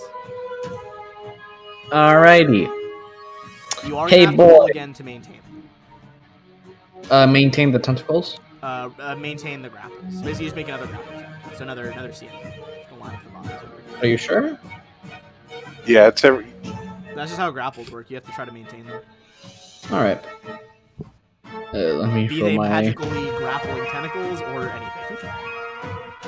I will say that once you on any grapple check, once you do it, there's an additional +5 if someone's already grappled. So it's whatever you rolled last time with an additional 5 on top. Yeah. Okay. So that would be a 41 to grapple this guy again. Fuck. Yeah, they're all. This guy's re-grappled. Oh no, he is freedom of movement, so he can't be. But this is maintained, so he can't stay. This guy. Are they supposed to damage when they're grappled too? They are. Yes, gonna they take do. damage. So give me another D6 +4. Although I believe this one's only been held down. I don't think he hasn't taken it. Oh, but 9 damage. It's a good percentage of his health. All right, Mr. Screamy's gotta go. All right. Let's see. Oh, and yeah, sorry. That just happens. Like you automatically get to maintain that with the tentacles. That's not one of your actions. Alrighty. Let's see. Is there any cool stuff I can do, or am I just gonna disintegrate this guy? Do you want any of his equipment, or can I just? Disintegrate does not get rid of equipment. Double checked. Oh, all right. Thing is you don't need to use the spell because these guys are down enough. We should have them done this next round anyway. Before That's that. true. This one's only taken the 9 from just now with the grapple. This one's at Oh. almost full health. Got it. So maybe that guy. This guy's got. You guys have kicked the shit out of this guy. All right. Well, I hope he had a good time with his friends and family because he's gonna die. This one. All right, go for it. Yep. So what? I do not roll 2d6. All right. I need to. You roll 2d6 per caster level. Yeah. And then if he passes, he takes 5d6. I think it's 5d6. And then if he fails, he takes the full. And if the full kills him, he turns to dust. Yes. So he needs to make a Fortitude save of DC 27. DC 27. All right. He got a 12 on the die, and their fort save is only plus 12, so that's a 24. He's gonna take the full 26 d6, I believe. That is correct. 97 damage. That exceeds his remaining health, and just with a lance of green light, you see his whole body's outline. You flickers, and you see his skeleton, and then it's just a pile of dust as armor and magic items clatter around him. Does Blaze creep anyone else out, or is that just me? Not as creepy as the other guy. The remaining Vault and Chain Templar is just eyes wide, what the fuck was that? Well, And I'll fly into the air a bit. Jesus, just hovers into the air post kill. All right, Galatus and Velox. This guy's looking pretty fucked up. he's going to 5-foot step and do a full attack with flanking. And one more for haste. All right, crit, hit, crit, hit. Wait, are these all Valoros? Sorry, I clicked it one too many times. Oh, okay. So it's the first 3 This guy attacks. was already weak, so 2 crits is gonna fucking do it. Double stab, final Templar goes down, and the alarm does not seem to have been raised yet. Do we see anybody coming, or? Give me a perception check. See if you hear anyone coming down the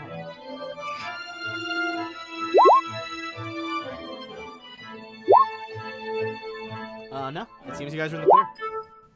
Luckily enough, you got away with that. Aw, nuts. Now my thing can't be up.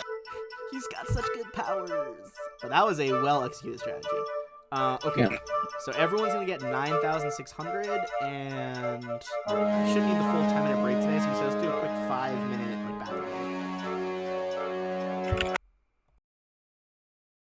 And for those watching, stick around and run a quick ad.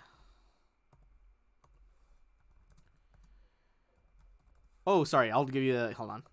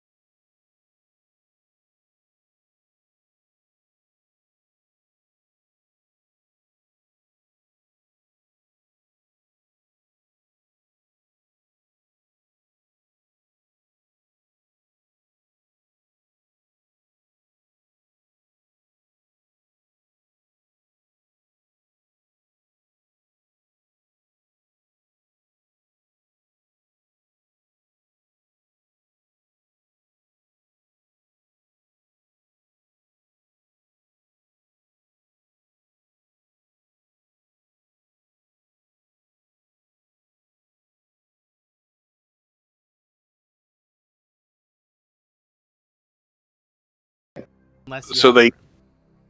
All right. All right, we're back live. So, you guys got all their XP.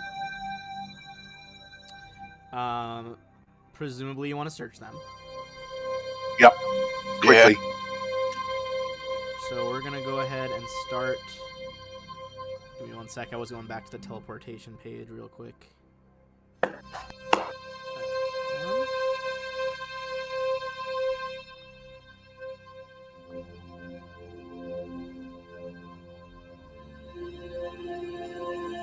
Alright, so the Templars.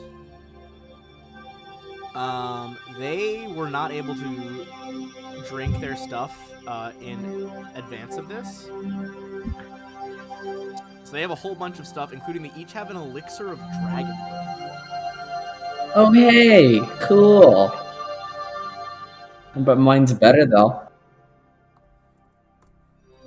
So, hold on. Just trying to organize it a bit better so you guys can see. There were 4 of them. Yeah, so what I just put in the roll 20 chat, it's that times 4. I added the times 4 at the end.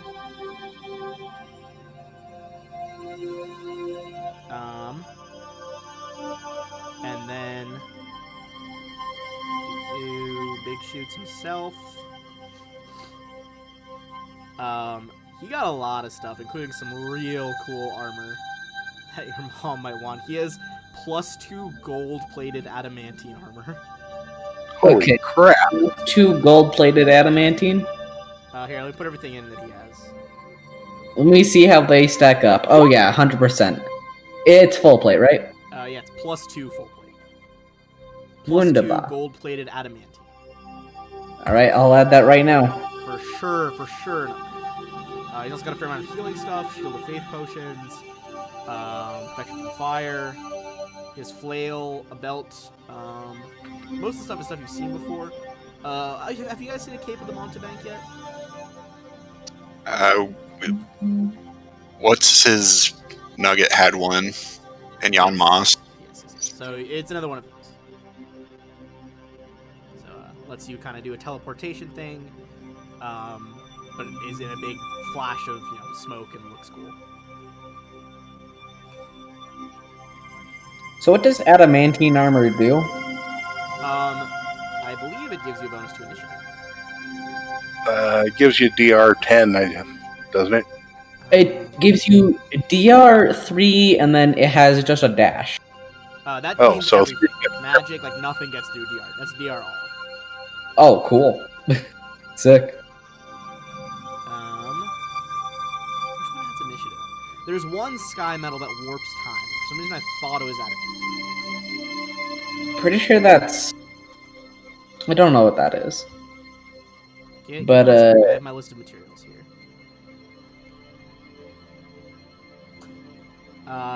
It's orichalcum. Orichalcum does that. There's even a scientist in one of the novels that theorizes if he could build a vehicle, like a horseless carriage, out of orichalcum, that it would go super fast. Orichalcum is exceedingly expensive. One of the rarest star metals, so very unlikely that people could do that. But a fun idea for a one shot, maybe. You are right. It gives you DR all. I was thinking of the other one. So I just have a flat 3 damage resistance for everything against Seraph. Cool. Basically, anything that hits her is subtract 3 from it. Okay, now where is her armor so we can sell it? Alright. So, wait, I didn't add her. Oh.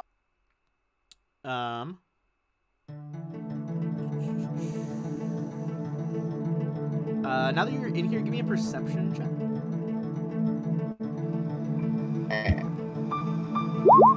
Real quick, how much does... You can see that the late Paulo Jovinus, he kept a secret lockbox of donations stashed in the altar. You find... Hold on, let's paste it in. You find an extra 3,185 GP. Amen.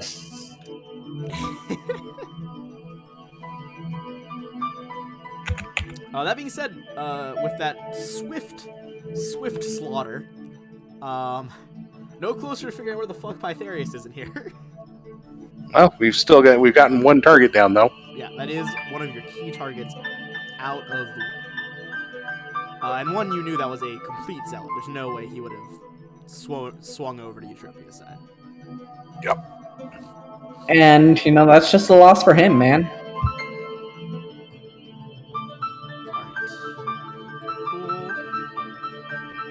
So where would you guys like to go next? Let's zoom out a little bit. I think we're gonna go get those. Wait, put the tentacles back. The tentacles back? Yeah. Yeah, the tentacles are still there. They're out there for quarter of an hour. There you go. I believe Phineas is gonna go get some horse things for us to kill. Yeah. Corral the enemies into the tentacle. Okay. So you're going for the Zelikuts over there? Yeah. Do we want to pull back into the room and just use the wand of sending and have them come to us? If it'll work, sure. Do we know him? I mean, we've seen him. Are these holes big enough for a medium dragonoid to slip through them? No, those are like guessing- arrow slits. Yeah. They're not even big enough for people to get through. A person would struggle getting through that.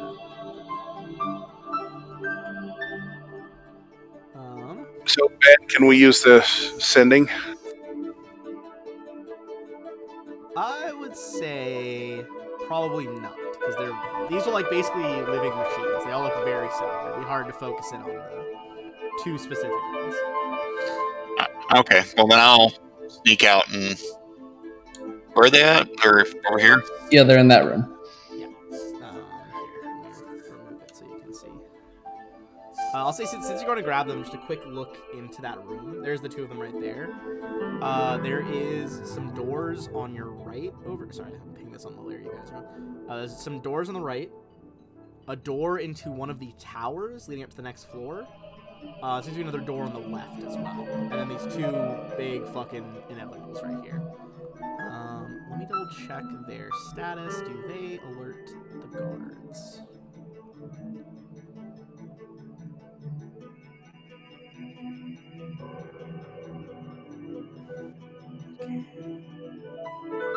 Alright.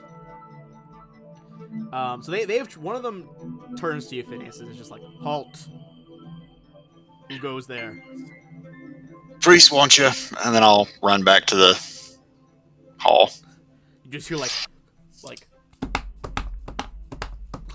heavy metallic fucking hooves come tearing around the corner. Hold on, let's add these boys over here. All right. How long does haste last? Haste lasts a round per level, so it'd be 13 rounds. Rounds. And that fight took you guys, I believe, 3 rounds. Yeah, but then we searched. Then you did search. I'm gonna say 4. You also took a little bit to search for the hidden chest. I'd say that probably took you 5 rounds. So you have. So we would have 5 rounds remaining. 5 left. Yeah. All right. So you do hear distantly the wizard or whatever she is at the front gate is like, you 3 hold it down. I'm gonna see what the inevitables are doing. So we're gonna add them into initiative order. Let's see where they end up in it. Give me 1 sec. Zelikuts have a pretty good bonus. Okay. Can I be preparing the spell? Yeah, well, you can say you can ready a spell here. Cool. Give me a sec to just roll in for the sorcerer. I'll have Calcify Touch on. Jesus. Actually, I will transform into a little dragon friend. Because they have an attack that can get through SR.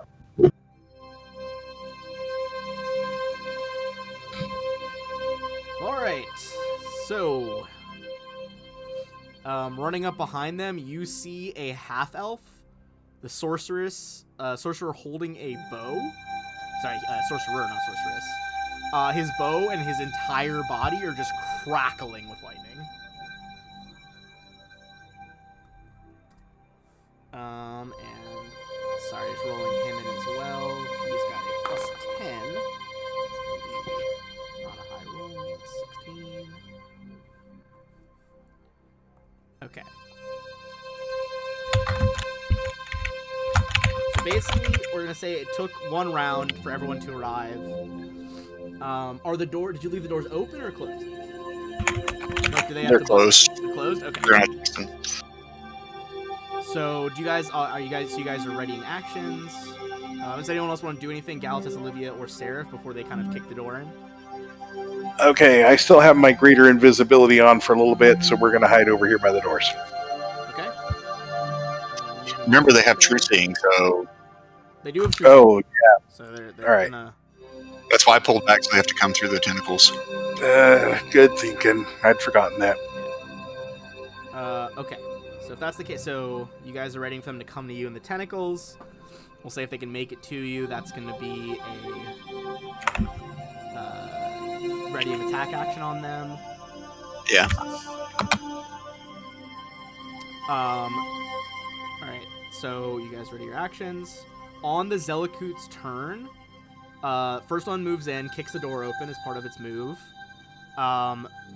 Blaze, were you and Seraph ready any long range spells? I was transforming into a dragon, but if I could ready one of their breath attacks, I would like to do that. Do you know one of the potion ones? No, the dragon has a breath The attack dragon's plus. breath attack. Yeah, I would say you would be able to do. Alright, hold on. 1 sec. Wait, no, I also have a breath attack. I'll do my breath attack because it's a bit more powerful. Okay, go for your breath attack, and then I can put your other token on the map here in a second. Let me real quick see the range. And this is your breath attack. So this is a supernatural ability, or a spell ability? This would be let me see. Supernatural. Okay, so that's not gonna. SR is not gonna matter. This line, does it go through this guy? Like Sorry, the go on again. I was looking at their stats. And you're flying, right? correct. Yes, that would barely go through his top corner because technically he's occupying those 4 squares. So that could be all 3 Wunderbar. of them. All right, I am going to do my Fireline Breath attack. Those little laddies need to make me a reflex save. This is fire, you said? Correct.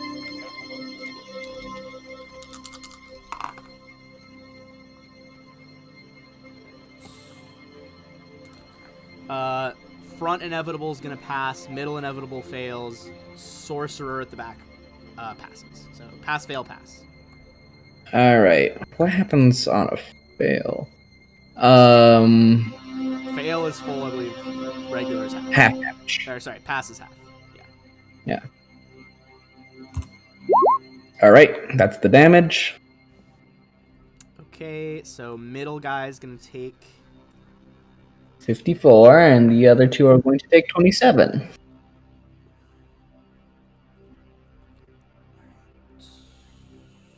Okay.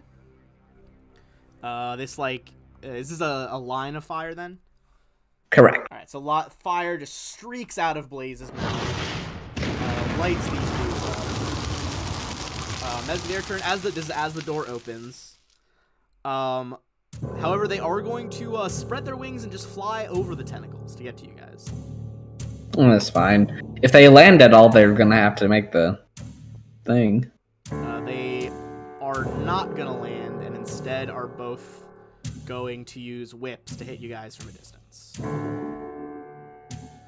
Rude. Ooh, actually, hold on.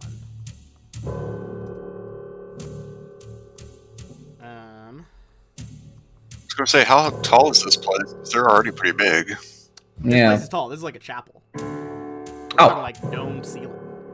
Like big old place. Like basically, like there's like 7 or however many towers around this fort. This whole tower is just like a center of worship to Abadar. Okay. So,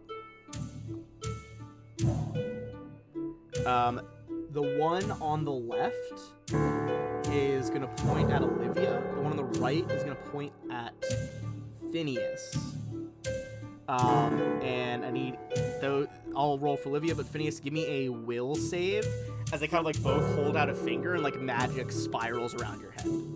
Wait, do they even have fingers? They do unless they deploy their chains. Is it fear-based? No, this is not fear based. Okay.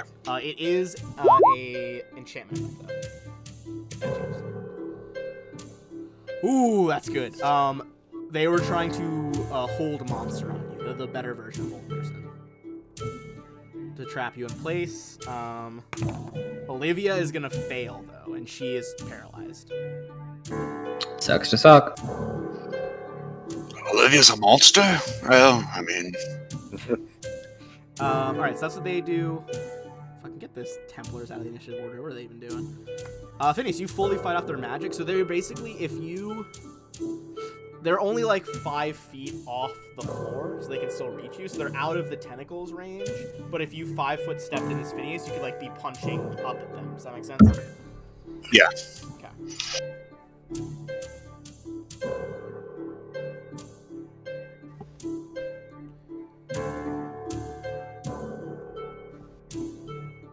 Zelikuts.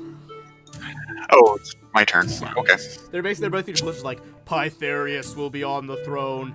Anything else will promote chaos. 5-foot step in and punch at this guy. Okay. One right. Go for your punches. Go for punch. Go for punch. First 2 miss. Final one manages to kind of like buckle some of their armor plating, dealing that 15. He needs to make a fortitude save. Fortitude? Alright. Yep. What am I saving against? Calcify. Calcify? Okay, give me is Calcify subject to spell resistance? I believe it is. If yes, it is. Then give me a caster level check. And is your dragon token still medium sized, please? Yes. Until I get Form 2, it'll be medium.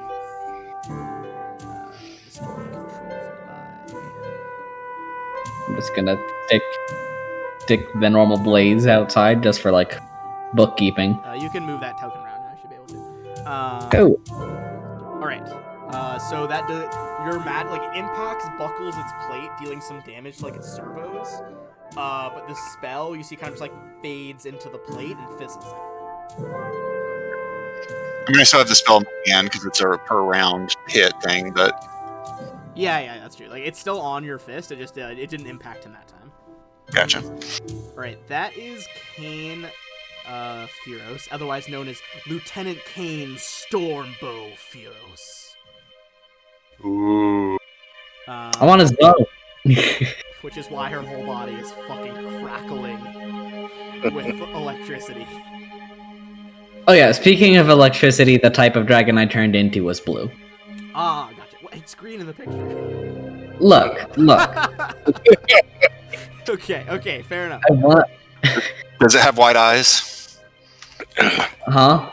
So she is not going to fight. She's kind of using her bow as like a focus for her spells, because you see she pulls back the string and creates this like crackling bolt of lightning. This is going to be an arcing lightning shot, which is going to jump between Phineas and Galatus. I'm going to need both of you guys to make reflex saves for half. Does it automatically jump to me after Phineas? It does. She has to like pick the second one. I'm invisible. As am I. Is Galatus still invisible? Did you re-up it after the fight? No, I've got it for. Oh, sorry. Almost. Phineas is greater invisible. Oh, so are mine. Oh, you're both greater? Oh, sorry. For some reason, I thought you were regular. Okay. Yeah. Who's invisible? Olivia's visible. Blaze, are you I think invisible, everybody's visible to right? us. This dragon Yeah. person? Okay. Is Sarah Dragon. invisible? Yes, they are. But not for long. In that case, it's gonna arc between Olivia and Dragon Blaze. Dragon Blaze is in the air. As long as I can connect them with 2 points. Oh. I need a line of effect between you two. Okay, so Olivia's not gonna pass anywhere close because she's currently held. So Blaze, make a save, and if you pass, it's gonna be half of this. If you fail, Alright, it's gonna be 49. What is the save type again? Sorry. Reflex. That is. And this is electricity damage, correct? This is electricity damage, so that would be reduced by a medium blue dragon. Okay. Can't remember how much One- it's reduced, but it certainly would be. By 20 points. So that would be 29 damage. Alright.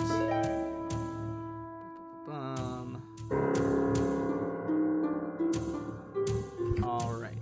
That is all Lieutenant Kane is going to do for now. Which is going to bring us to Blitz. And second, I'm calculating health real quick because I'm bad at math. There we go. Help on that. All right. No, not Dragon Blazy. Stellar All Dragon right. Ball. Calm her down. Mm-hmm. Not wrong. Make sure you remember your blazer. Keeps hold up.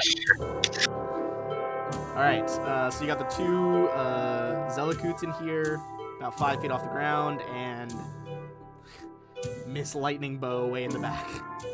All right. Miss Lightning, she's gonna get what's coming to her. Ooh, what's coming to her? Well, if my dragon just, flies around a bit. I will say you can also see that she is not using it, but she is floating. So she's definitely got some sort of fly shit going on. I'm going to fly all the way over here. Because move be thick. And then I'm just gonna, cast a good old disintegrate. Ooh. So that's a fortitude save from her. DC 27. Alright, she needs a... You said 27? DC 27, correct. She needs a 16 or over. Oh. She did get a 16, so she is going to make it. Heck. But she still Alright. gets that 5d6, so roll 5d6 on her. You see her whole her skeleton appears as you try to disintegrate her. She takes that 20, and you see she just looks down at you, Blaze, at the Well, dragon. she's also flying. She is also fly, but she looks over at you. It's just like her eyes are just pure bluish white with lightning crackling out of the corners of them. She does not look thrilled. But she's getting up close and personal with the dragon. Galatus, that's you. All right, still with their minds linked, they both 5-foot step and attack the Lad. angry mechanical horsey. Yeah, that sounds about right. Yeah, fair enough. All right, haste is off, right? You no. still have haste, right? Yeah, Oh. for 4 more rounds. For 4 more. We determined you had about 5 left at the end of this. All right. Okay, so Valor's first steps in with 1, 2, You're 3, back, by the way. 4 attacks. Hit, miss, hit, miss. Sorry, let me subtract his things first. Then I'll look at your hits. So 23, 18, 23, and 18. And then you had 4 on Galatus as well? Yep. Okay, so that's a crit. Crit, hit. And even with its DR, that is going to cause this one to crumble. Okay. That one's going to go down.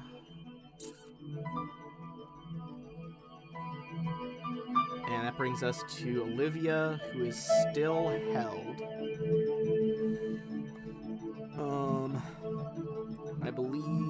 it's just a hold person, not a paralysis, so she should get another save on her turn. She does not pass though, so she's still just kind of paralyzed there. Seraph.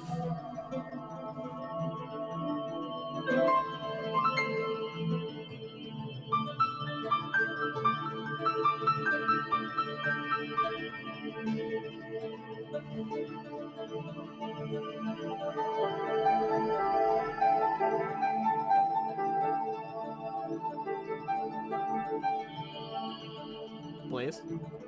For Seraph's turn.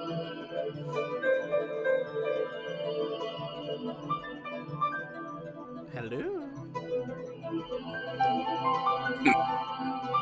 Must have lost him. Eric, are you mute? Sorry. Hey, you mute, Hi. bud? He may have gone to grab some food. Oh, okay. Well, He should really only be doing one initiative for his two guys. yeah, that is confusing. Okay, Yep. well, presumably, I'll just have her heal Olivia for now, because Olivia's real fucked up. Oh, yeah. Olivia, like, might die. Alright, so that's gonna be do a Cure Serious.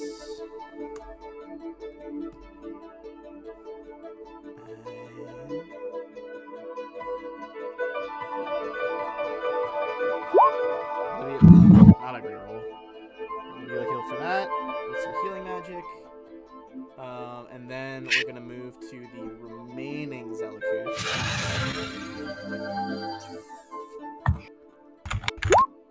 Seeing how I just had Seraph heal Olivia because she was like really close to death.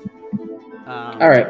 But the other Zelikut, seeing how Galatas and Valeros like beat the absolute shit out of this one, it's gonna use its reach on that whip, and it's gonna full round attack Galatas.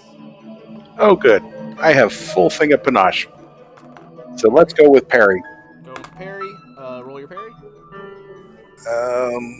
No flank on that one. But I am baned, so... A 32 is not gonna do it. Darn it. So it gets to. Do you have any electricity resistances right now? Yeah, I got 5. 5. Okay, then you negate all the electricity damage. You do take 15 regular damage from the whip. And because these things are specially trained in it, that it's also going to get a free trip attempt on you. That is going to be a 36 to trip. That'll do it. Okay, in that case, it's going to be easier to hit you this time because you're prone. I'm still going to try to parry. Yeah, you can still parry from the ground. Just with the -4 penalty. Same roll as last time, but it did not roll as well as last time, so that does parry the second chain. Okay, and then I'm going to can I repost, or are they out of reach? They are out of reach from you because it's hitting you from a distance. Unless do you have lunge or anything? Well, even if you have lunge, you're on your back. Yep.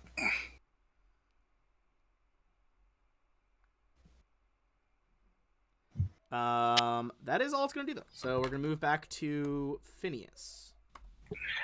I'll take a 5-foot step, and it looks like I'm going to step on Galatas, but my leg disappears as I do, and I reappear right here. Oh, fuck. She can't see me. She doesn't know. And then I'm going to flurry of blows with my calcific strike. What was that? Must have been the wind. So the first 4 attacks. Okay, hold on. Okay, so the first 4 you said? Yeah. Okay. Yeah, she's got absolute ass AC because she's a fucking sorcerer. Okay. So 12 is not gonna do it though. So hit, miss, hit, hit. So 3 fortitude save. For calcified. Okay, hold on. And what's your fort save for calcify? It is 21. 21. Unfortunately, she's gonna make it all 3 times. Okay, so she's not slowed, but she still takes 3d4 dexterity damage. Okay. Roll her dex damage while I subtract the other damage. Roll better. Right? Roll better. That sucked. Okay. So she's cold damage isn't a big deal right now, but that bashing damage is a big deal right now. Okay, she's still up. And now you got 5 dex damage? That's gonna fuck with Yep. her bow. Alright, not great. Yeah, can you still use that bow? It doesn't have like a minimum rating, does it? That would suck. No, if that was strength damage, then you might have fucked her. Because she does have not compound. Compact? Composite. Composite, thank you. I was thinking of different C words. She has a composite on it. So, for strength, it's sitting lower though. She might be fucked into not using it. Thanks for letting me know. Alright. Well, it's her turn now. C-word bow. Okay, well, you guys are really cornering her here. She currently has a perfect fly speed, so she's gonna disengage with flight and just go straight up like 60 feet. We'll say back like 5 feet too. At this point, though, she is going to tap a badge on her chest, which is going to cast a spell on her as a free action here. Her voice booms through the fort, and she just yells, "Troops, to your muster stations! Gate guards, patrol, to me!" Can I use well, what level is the spell? Let me double check with the item function.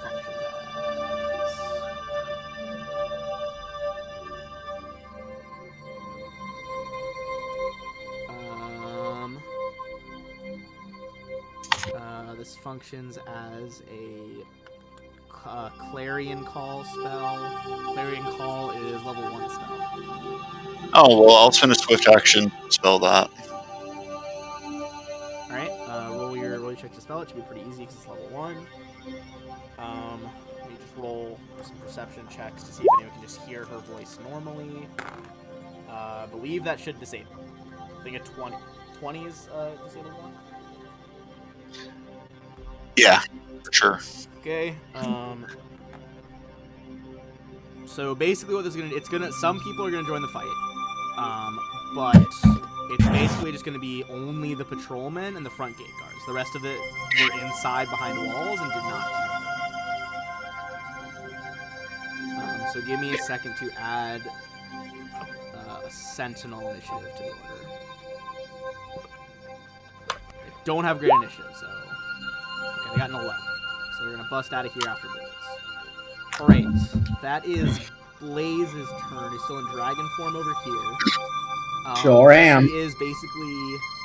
She's 60 feet up and like 15 feet horizontal. Cool. It would be a real shame if she turned into a toad from that height. If I was wondering with Pythagorean theorem, that is about 62 feet away. Boy, should I have believed my fucking high school math teachers and say I'm Pythagorean theorem more than I thought I would. So yeah, I'll fly up as well to meet ground with her and say, it's a long fall down. You sure you don't want to, go down a bit? You see her hands just like fucking like high voltage electricity just sparking off of her. She looks pissed. Okay. I'll baleful polymorph her. Okay. Is that will and fortitude or fortitude then will? Fortitude then will. Okay. God help me, I hope she keeps their abilities as a frog, so she's just floating there as an electric frog. Okay, so what's the fortitude save first? 26. It's a fail. Turns into a frog. Perfect. And it's still 26 on will. She's better at will. Correct. So. Hell yeah, she makes it. You guys see just a toad about like from bottom of its, webbed feet to the tip of its head as it floats there, body crackling electricity, only about a tiny sized creature. It's just like, you all are dead. Can I fly over and just catch it in my mouth? I'd say that'd be a bite attack. So you couldn't do that as well as your spell. Alright. I'm just gonna fly over to the though. Yeah. How much fly speed do you have right now? I have 90. It's crazy. Okay, so yeah, no problem. I mean, she's not gonna op attack you. She has nothing to op attack you with right now. Yeah. All right, that's gonna be the Sentinels. So. Oh, hey Ben, is 60 feet up in the air above the battlements where the gust of wind spell kicks in? I will double check the height, but I'm also pretty sure she is immune to that. Oh, Aw. I wanted to see the frog get blown away. She is immune to that. She was because she's very good at like flying combat, so they like made it so she could. All right. Because she kind of got lured into like you guys fucked her because she was like, oh, I wonder what the fucking inevitables are up to. But normally she would just like fly above the fortress and just rain death because her spells are like long range or her bow is like 100 feet first range increment. Yeah. Okay, so that's gonna be the Samar Sentinels. They're able to run 30 feet, so we double move.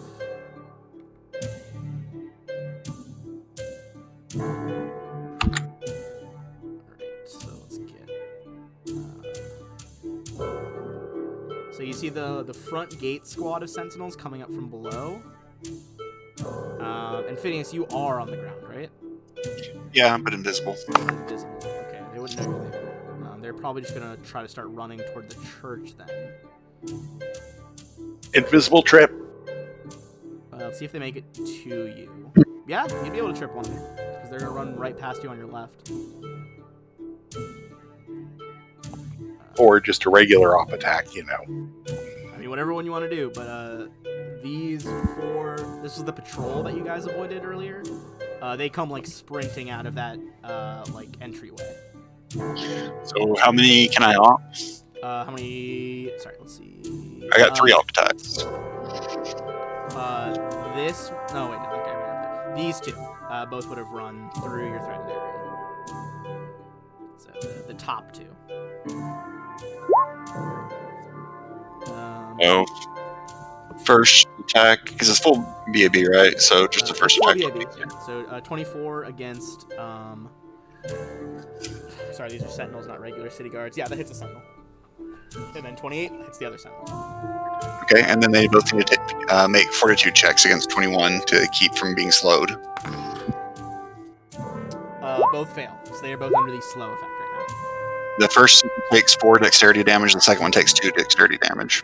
4 and 2, and sorry, I'm scrolling up to get your damage. So the second one took about 20 damage, looks like. And the first one took 12. Oh, you just kind of rock them with these magic punches out of nowhere. As the air, like, I guess it's not ice, but well, some of it's cold. The air kind of crystallizes around them. Their bodies, like, slow down from the effects. As the back door's like, what hit you? What hit you? That is all the Sentinels can do. So that's back to Galatus. He's still in the room with the tentacles. With the remaining inevitable. Alright, so he gets to his feet and moves in. Simultaneously, Valeros moves to this position. Okay. Are they making Op acrobatics attack. checks? Or just taking them out? Oh, no, we'll do acrobatics. Okay. And Valeros is hasted, so he won't get in range. Oh, yeah, he can just go around one. That's fine. Oh, well, it does have 10-foot range, so he would still have to make it. Because it could hit him from one way. Alright, well, he'll just take it then, because he doesn't have near the... Okay. Yeah, Galatus for sure makes it. Their CMD is still in the 30s, not the 40s. So Galatus, its chain like cracks towards you, and he misses you. Valeros is just gonna try to take it. That's gonna be a 28 to hit Valeros. Yeah, that'll... Wait, no, not with everything. He's Not at 31. Okay. He like brings up an arm, kind of hits it off like a greave, or not a greave, it's legs, fucking gauntlet, and moves in for the attack. Alright, and since they're doing the move and attack simultaneously, Ooh, yeah. we'll just take the better of 2.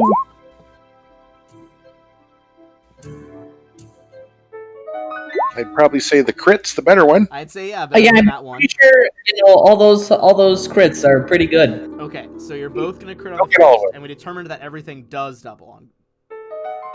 Yeah. Valorous. Okay. Oh, sorry. Valorous is the one that crit first. So Valorous crits for 44. Guys, still up. You're gonna take his roll because your minds are linked. You almost go into like one of his strong plates on like his abdomen, and you hear Valorous's like thoughts in your head, like not even a voice, just like a feeling like, oh, like that's a strong point. Like move to the right.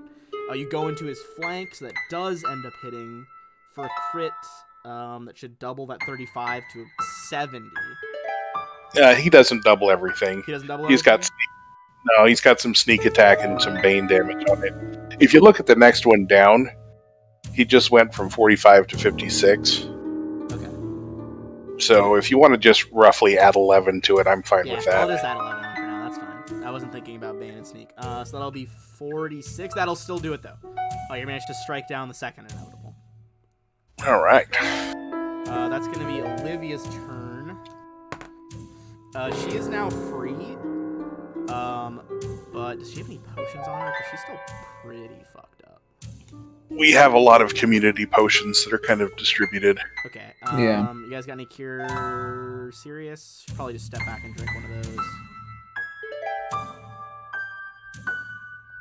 Yes, we have 13 potions of Cure Serious. So she's gonna roll 3d8. The default it's a +7. She's gonna get 20 back. Alright, it's looking a lot better now. Sarah. Alrighty. Let's see what Seraph can do. Not much. Well, heal again. Olivia's still down quite a bit. Still down 13. Yeah, they'll just use a second level spell slot to heal. Moderate will do her. Should be fine. Yeah. Yeah, there's literally no way that I can't heal her up to full if I use a moderate, so. Alright. Phineas. So. Oh, she's still gonna move, though. Oh, okay, yeah, take your move action. She's gonna move right down over here. Okay. Alright, moving back over to Phineas and Blaze and the kind of troops out here. Phineas got all 4 of them within your reach. She is still, however, 60 feet up. The lightning toad. He who is now a toad. I'll go with this one for 4 attacks. Top one? Okay. Go for your crazy magical flurry here. Hit. Oh. Are they still alive, or should I? Let me subtract damage first, and I'll let you know. Okay. And last one's a 14. Yes, they are still alive. Okay, so they're already slowed, so they don't need to make fortitude saving attacks. But they've got the dexterity. They take another 9 dexterity damage. Ooh. Hold on, let me see how much dex they have, because that brings them to Be 13 total that I've done. negative 13 dex. How much dex do they have total? That the sentinel keels over. Their muscles kind of like they try to take a shaky step forward. They are now prone on the ground, unable to move. So they have 0 below 0. Actually, they turn into stone. Oh, does calcify turn them fully to stone if they drop to 0? Yep. Bent over all hands and knees, the soldier like lets out one last cough of blood, and their whole body turns to a stone statue. Still with you fully invisible, the other 3 just look on in fucking horror. This is the power of the Whispering Key. Take one step further and you will all be turned to stone. They like glance around and you just hear from above, "Fools! These invisible, you idiots!" Frogs don't talk. And they're all like, well, I guess it keeps all their casting abilities. I just assumed they could still talk. In my head, it's funny if they talk, just because they're frogs. I don't think it's a fish. Like, let me see real quick. Yeah, what but it frogs says. make more noise than a fish. At least frogs like have vocal cords. Like a fish is like. Wait, a fish is like what, Ben? Holy shit! What is she even gonna do here? Okay, they do keep their intelligence, wisdom, and charisma, so they can speak languages. There you go. He's a smart toad. Little smart toad. Good golly, Miss Molly, though. Like, what's he even gonna do here? Don't move or you die. You can still live if you stay right there. I'm trying to think of anything he could fucking do that might have a chance of getting someone invisible here. Because his best spell is that lightning arc, but he needs line of sight on you to fucking pull it off. Mm-hmm. And if they don't cast defensively, I can chomp Well, them. he'd probably 5-foot fly back there, unless you have. Do medium dragons have reach? I don't think they do. They do not. Maybe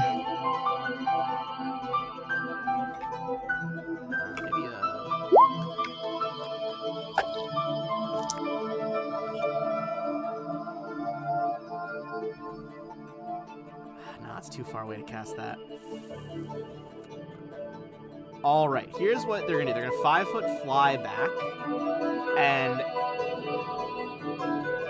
ooh, their bow doesn't work anymore because they're too small. Yep. Their bow clatters to the floor. Alright, here's what they're gonna do. They're just gonna straight fucking yeet a lightning bolt like down at an angle to Phineas's square. That's a level 3, right? That is a level 3. I'll spend a swift action and an arcane point to negate it. Okay. If you don't negate it, I'm just rolling damage in chat because it's faster than my dice. Roll your cast level check to negate that. I think you need a 23 or 24, if I remember correctly, for a level 3. Give me 1 sec. I'll just double check. I could be totally wrong. Oh no, sorry. It's I got the DC's background. So DC is 11 plus spells caster level. Okay. So that is going to do it. You see, like, the frog like starts chanting and just like tries to throw down a beam of lightning, and like as it's arcing through the air, invisibly you kind of like wave your hand in front of it, do this quick gesture, and the beam just fizzles out before it reaches you. Your pitiful magics are nothing to the King of Whispers.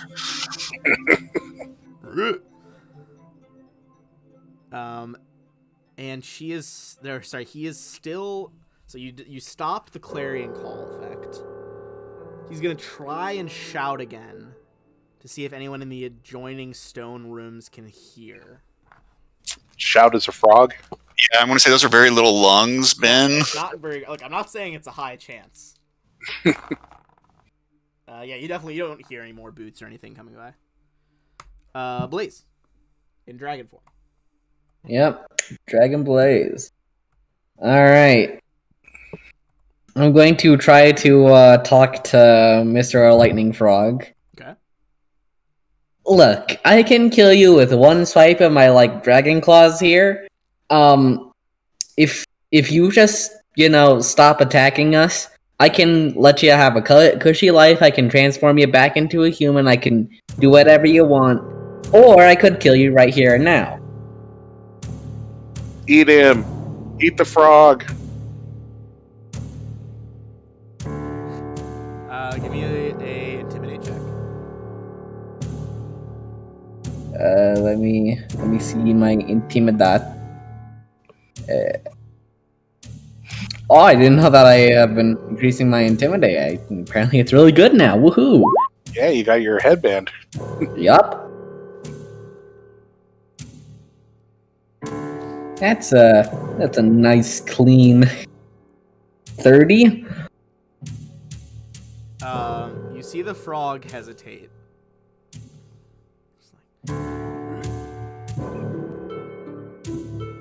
If I don't defend the fort, the Earl, my father, will never respect me. Look, your father, though I think he is a very nice man, I don't think he cares anymore because you're now a frog and this fort is going to fall otherwise. I don't think you guys have ever met Earl Kane, but yeah, he probably doesn't care. Sorry, Earl Phyros. You see he lowers his hands, kind of afraid. Now get in the bag. And I'll reach out my little satchel and just like gesture it over to him. He flies over to you. Right, Sentinels.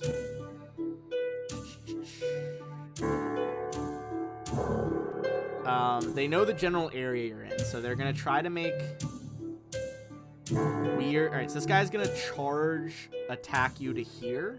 So you op attack him. Second one is also doing a charge attack, but no op attack from you. Other one.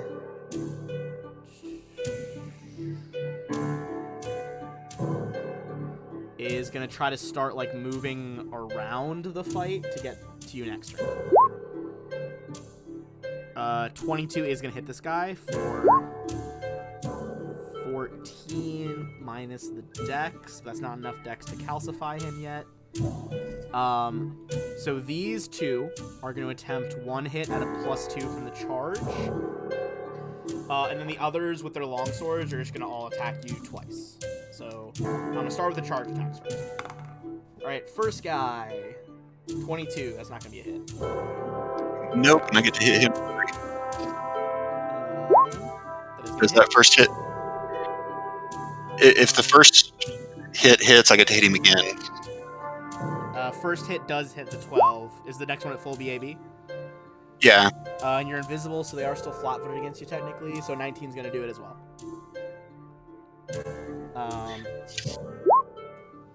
So that was this guy down here.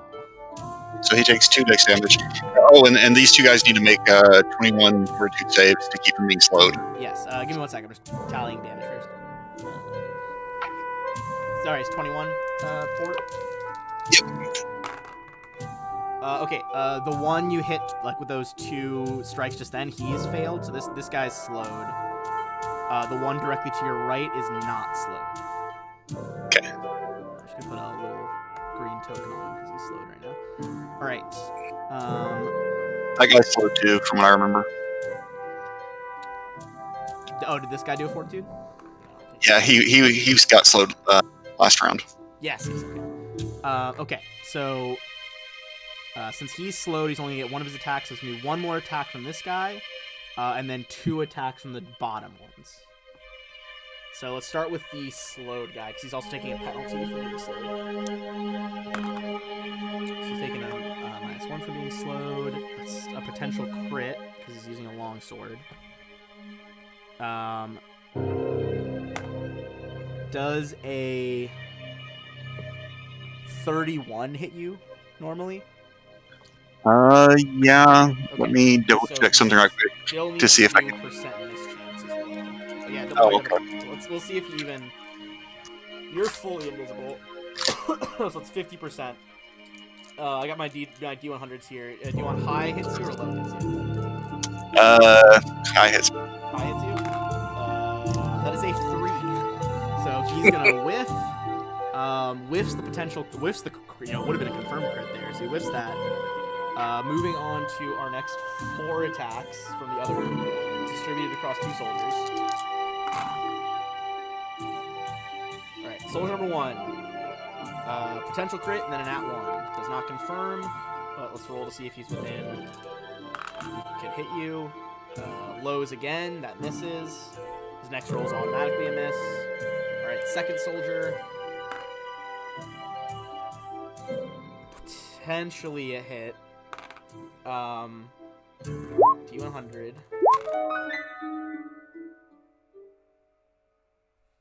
Is gonna go through and be a hit through your invisibility. Okay. So the guy. Sorry. So these guys miss. Can you op attack both of them? I think just one. Just one. Okay. You want to do the other one that's already slowed then? Yeah. Okay. And so first one hits. The second one also is a hit. So 9 plus another 11 for an even 20. And sorry, I was rolling damage on you with the longsword. That is going to be 19 damage from the longsword. Oh, I have 1 temporary hit. Jesus Christ. Yeah, these guys they get hit pretty hard when they're not getting fucking got by invisibility and shenanigans. Alright, that's back to the top with Galatus. Okay. Together they charge. Pew! Hmm. So Valoros would provoke a stabby from this dude. No. Oh, because, yeah, charge. Straight line. It's gonna be a miss there. Did not roll very well. Alright, go for your battle mind link on this boy.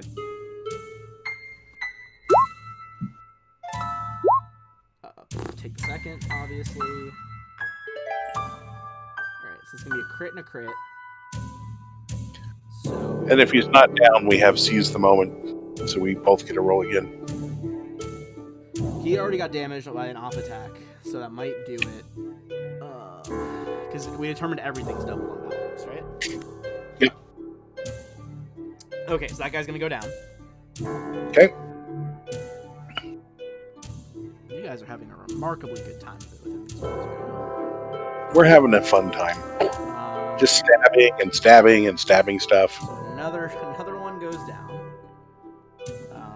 So we got this guy. I'm just gonna start clearing the board a little bit so I can remember. So that guy's a stone statue. 1 dead. 2 inevitables are dead.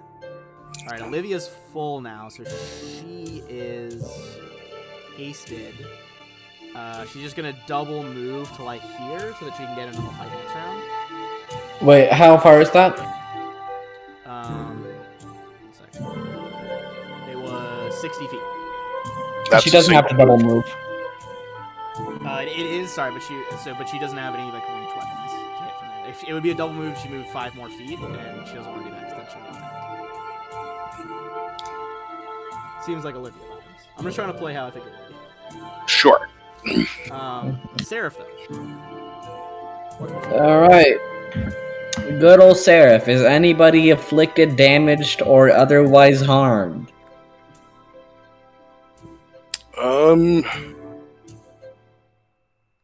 Galatus is down 10. Well, that's something for her to do. She's gonna go over and heal you. You're back up to full. All right. I am neither afflicted nor harmed by conscience. Wild. Wait, didn't you get hit, Phineas? He had a Temporary hit points. Right, temp hit. Okay, Sorry? so that is Phineas' turn. So Phineas, you got sorry, let me just drag him down so I can see where his health bar. Okay. The one immediately to your left, Phineas, has lost 2 decks and is looking pretty fucked up. This one has also lost 2 decks, slightly more health though. The bottom left and bottom middle have not been hit yet. So those are kind of your options right now. I'll start with this one. This guy up here, okay. All right. So First 4. Alright, so let's go with straight damage first. So that's 12, then 12 again, then 12 again. Just all in different configurations. And then with a final strike, even without dex damage and stuff, you're going to be able to knock this guy to the ground dead. It's a series of quick palm strikes and elbow jabs that just shatter this dude's solar plexus and puncture his heart. Nothing you can do. But I want to turn him into stone because it reinforces my intimidate that I've been trying on them. Ooh, with how much more you get? 10? Yeah. That'll drop him to -12, which is enough dex that this one will calcify as well. We'll say this one is like, as you like these crazy series of palm strikes and elbow jabs, he's like this statue with his arms splayed back and like cracks radiating around his chest from this like rapid fire puncture. Run or be turned into statues. Alright. Give me an intimidate check. Kane's already in your bag, so I'm gonna take her out of the order. Or him out of the order. Intimidate.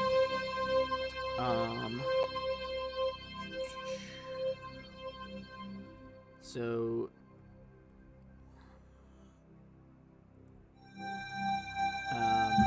the one that is injured is certainly going to throw down as well. So he's putting up the white flag. The other 3 look like they're still going. These are some serious troops. They've been drilled like day in, day out to like not get in. That being said, one of them totally does. Blaze. Dragon Blaze. Alrighty. Go blow that token up a little bit so we can see, because it's very cute. Yeah. Did you draw that? No, I did not. Same. But it was just like a temporary thing while I, because I forgot that. Placeholder. So Blaze, these people are like, So the only ones who haven't. So one of them surrendered. You got one who's still fighting down here, and 2 over by Phineas. all right, And Kane's just in your bag. yeah. I'll close the bag so that there's still a bit of air so that the frog can breathe. Valid. Then I am going to fly down, just a bit, and let's see.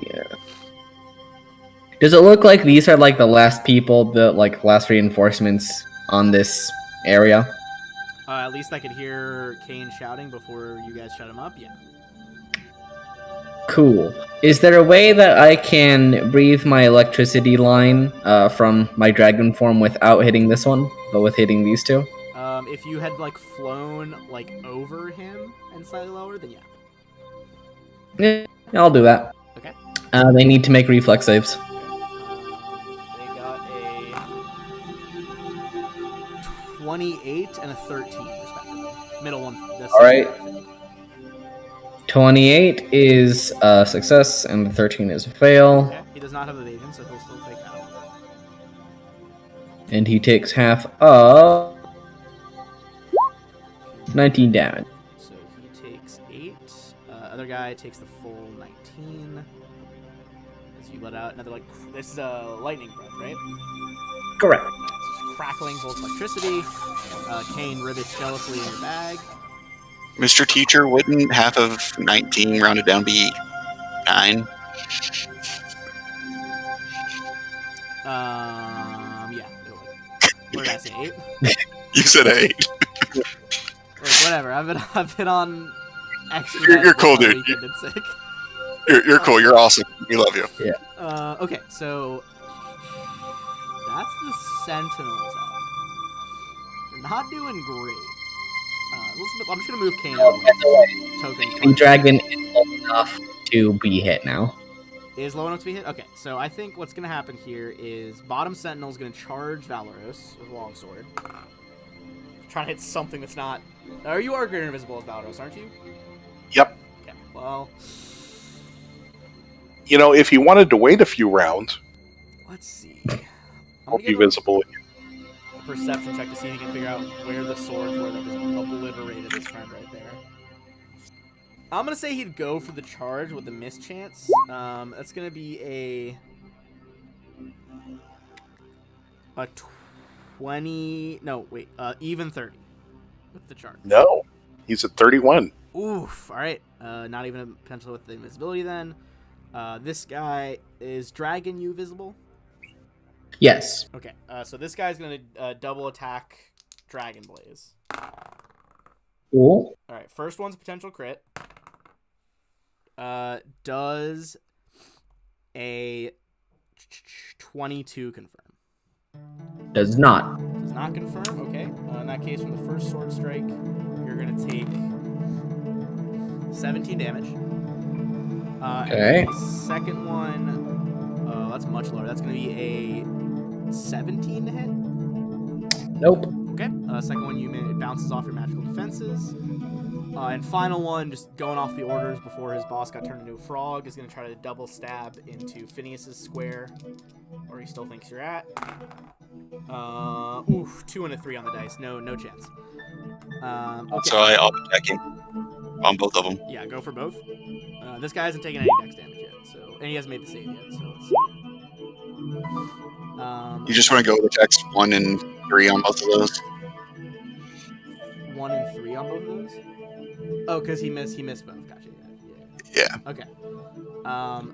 So this one, the second round is not going to hit because even flat-footed, most of his armor class is coming from his armor. 16 is not going to do it. On the other hand, Okay, so though, the first one, the 27, the 27s, those hit for 29 total, which means he does have to make the slowed save. he's got to make it twice. If he succeeds the first one, he needs to make another one. Passes the first one, fails the second one. So he is slowed. And then 3 dex damage. At 3 dex. So he's still up, slowed. Dex is lowered. It brings us to Galatus.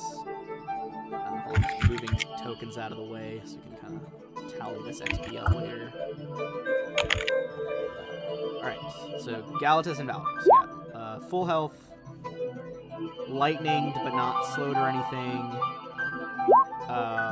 If Princess and the Frog is still yes. It's not. So. And less dex, slowed, and low health. Or lower. All right. So Valeros is going to attack the guy right in front of him, do a full attack, +1 for haste. Hit, crit, hit. Let's see. Might be enough to actually take this guy apart. They're good in a swarm, but not too good individually. He needs all 4 to do it, but with all 4, he's going to drop that one. Okay. And then 5-foot step and full attack the dude there. Okay. Middle guy.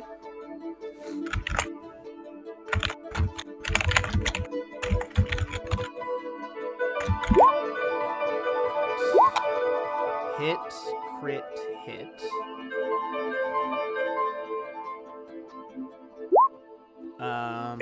That's 20. Even before the hasted one, because because Blaze already hit him with the lightning breath, that's gonna be enough to drop this guy. Okay. So only dude left is the slowed one. Livia's gonna do a charge here. Swift action, studied strike to get that extra d6s in there. Let's get this first one right here. That is going to be a hit. Still standing. Albeit barely. Seraph and then Phineas. Alright, Seraph, because Dragon Blaze has taken some damage, is going to go over and is going to heal them. Okay. Let's see. Go for your heal magic. Fourth level should be enough to get them back up to full. So, Phineas, what are we going to do with the one who surrendered? He signs the contract. Do we have time? Yes. Wow. That was the exact amount of health needed to bring Blaze back up to full health. Well, ain't that dandy. Phineas, 'tis your turn. There's only one remaining, right? That's yeah, this not one's surrendered. in a real bad way. Like, they're moving slowly from your spell, and they are just devastatingly injured. Do they want to surrender? I mean, you already rolled. Sorry. Just nose bone into the brain, quick jab. That one goes down. Okay. So, after 2 consecutive combats here, I gave you guys the XP already for the clerics, right? Or the Inquisitors, yeah. Yep. Okay, so I'm going to add up the XP from these guys, and we'll take one last bathroom break, and then we'll play through to the end of the session. Okay, so you guys either turned to statues, killed, or made surrender 7 sentinels. I just appeared for the last sentinel with a contract. Just like a fucking whimpering heap. Dex damage, dead bloody nose, just signs it. I don't think you even need to try with that guy. I just touch my finger to his head and I heal him. He looks shocked. He's like, yes, sir. Thank you, sir. Everyone's going to get in an even 8,000 XP. Woohoo. And with that, we're going to do a quick 5-minute break. I'll run that, and I'll be back after that. Why did you call them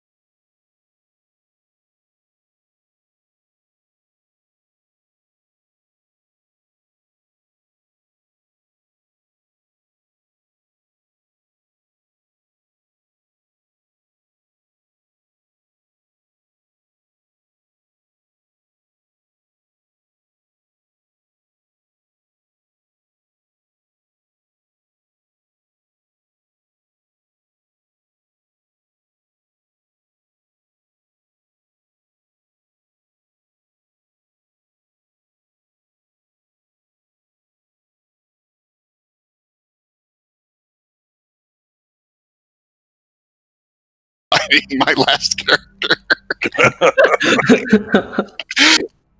I'd join that. All right. So, Hear that, Ben? what is our next campaign? Our next campaign is going to be fighting Phineas. He's going to be the main bad guy. God. Oh dear. All right. So you guys got all that XP. Oh, hold on. Let me get you guys some. Speaking of stuff like that, the Sunday podcast has been pretty interesting so far. I just started listening to it last week. Oh, thank you. It's been very enjoyable. We're gonna put episode 11 up later this week, and then I gotta record some more. Coolio.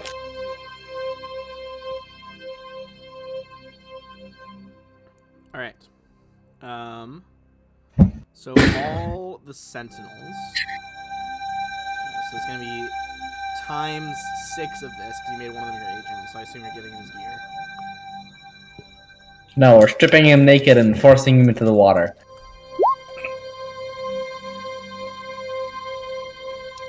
That's not how we treat my people. Need of nuke prevention? Yeah. It gives you. If you fail a save against a hostile polymorph effect, it destroys the bead, and you're not affected. Shame that Kane didn't have one of those. Yeah. Oh, I know. That's hilarious. I really was hoping you'd target literally any of them but Kane. But you didn't, and that's life.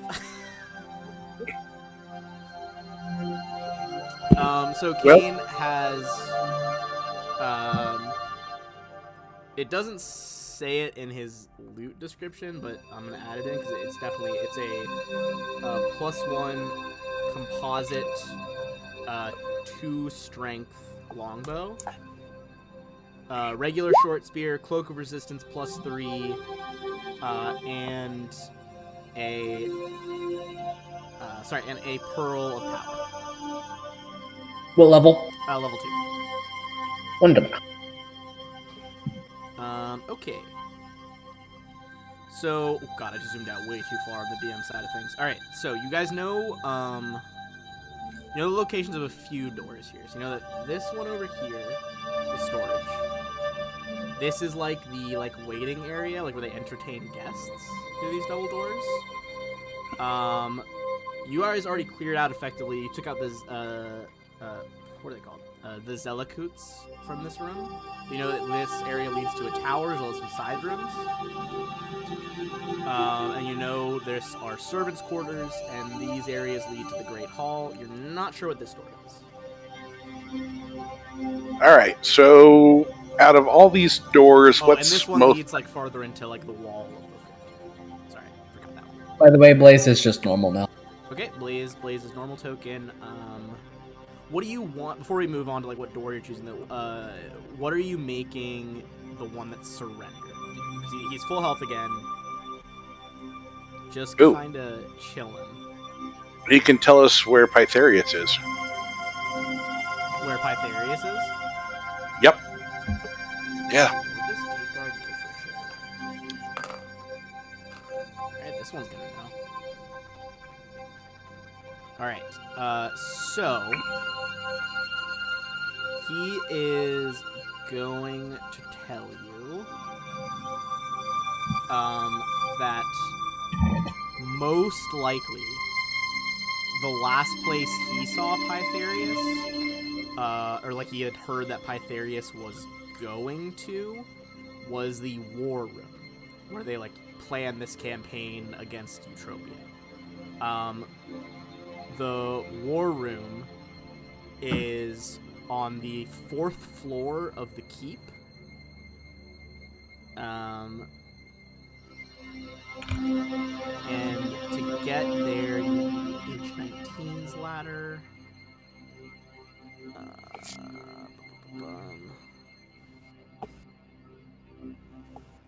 You know that in terms of which tower you need, you don't need the one that's immediately next to the drawbridge. You need one past that, which is somewhere in this direction.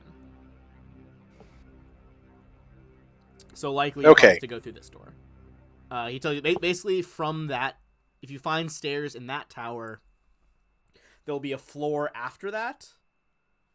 Then some more floors, and on the fourth and final floor, just below the battlements, there is a war room where he is located.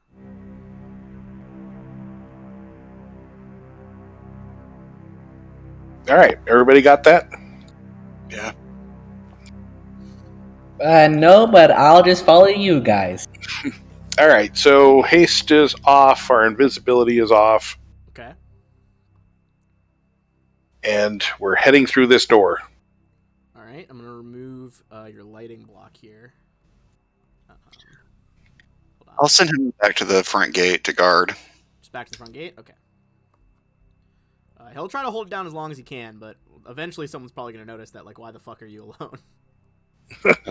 Well, I got way too many things open. Way too many character sheets on the screen. Okay, so you guys move into this area H18. This is kind of like an inner courtyard. Clearly sees a lot less use than the outer one, where they do like parade drills and things like that. From the room that you are in, there is a door over this way, which is marked as the Lion Tower. Seems to be like heavily locked. Well, I think we should do that one. Okay.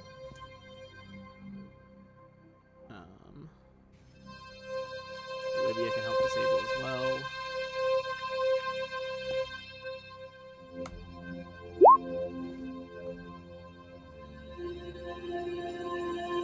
Right. It's difficult, but you guys would manage. She would manage to pop open the Lion Tower. So it looks like all of them are out on patrol right now, but you can see that this inner courtyard also houses a bunch of like the animals for the fort.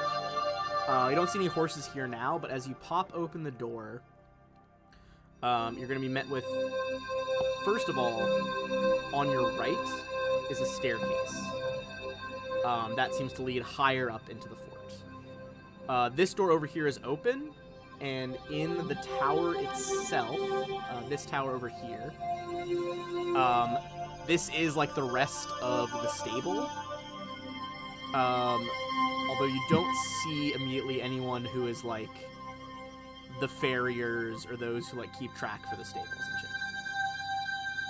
Although likely they're probably farther up this tower. All right, so up. Yeah, so Up we stairs go. are over this way. All right, what order are we going in? Yeah, put yourselves in an order, and then I'm going to drag you guys to that part of the room. I'm going to cast regular visibility, and I'll go first. Okay, and then Galatus and Valeros. Then I guess Blaze. And then Olivia, then Seraph. Alright. Looks like a decent order.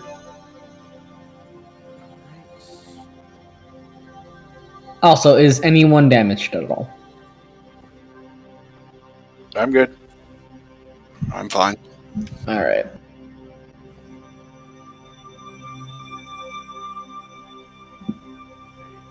Give me 1 sec to ping you guys down there. You got it.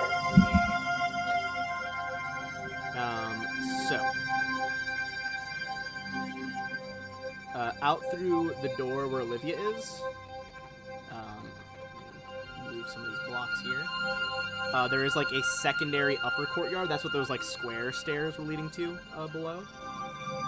It looks like there's another door over here that probably leads out to like one of the lower battlements of the walls. Just walls over here. If there are, it seems like just the way the fort's built, there's probably rooms beyond that. But not accessible from the stairway you guys are in. There are several. This is like the livestock floor, so there was like, you know, some trained combat horses downstairs in the tower. This floor of the tower is like sheep goats, cows, that kind of thing, in case this needs to become like a self-sufficient area in a siege. However, the round stairs do continue up to the next floor. Are we thinking we're on the right path here? I said 4th floor. I said we go All up. right. Let's keep going. All right.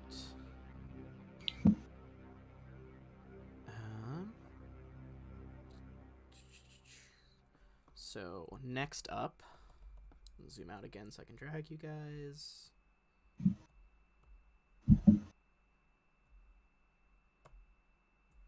Okay. You guys come up another stairway.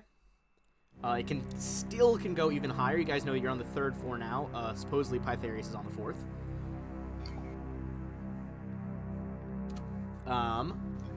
However, Up we there's go. a different room through here that is locked.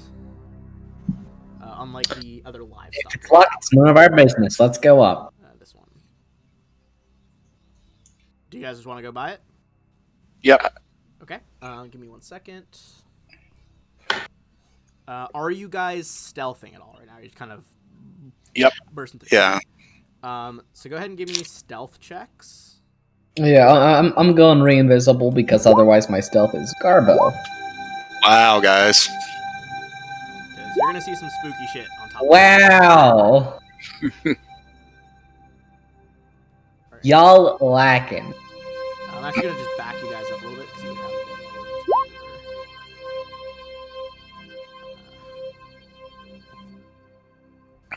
to Okay. So, give me. I can't tell what those are. I'm gonna show you guys the art in a second. They don't And those seem are to have plus spotted 20, by the the way. lead folk who are invisible. But this is what you're seeing. I thought it was like a gorilla.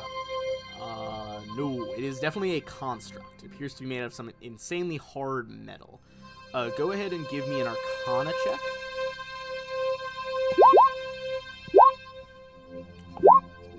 .33 is definitely gonna do it. It's like a distended metal maw with blunt sculpted teeth, stretches across the upper portion of this rotund iron effigy. These are what is known as toffets. Toffets are rather strange constructs. They're known in some lands as the furnace guard or iron lungs. You know that typically they're like have a reputation of serving the palaces and prisons of like tyrants, as both sentinels and like things you would get sent to for punishment.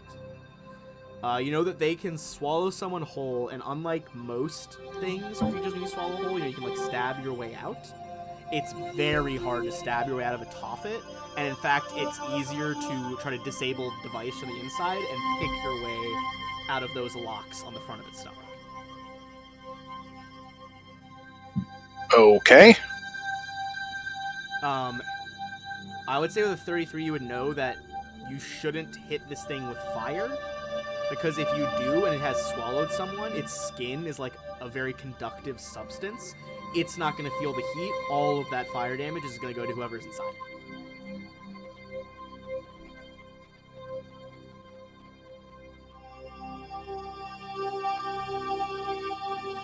So that is what you know about toffets. You guys are still invisible. It doesn't seem like they have sea invisibility or anything like that. There is another door here. Not everybody's invisible. Who is leading? Who is invisible? I'm invisible, and then Okay. I feel like, Phineas, would you like tell people like hold? yeah, I'll tell everybody to hold, and I'll try and look through this door. Okay. Give me a perception check. Let me double check this door. I believe it is a keyhole. Sorry, this dungeon literally has like 50 rooms.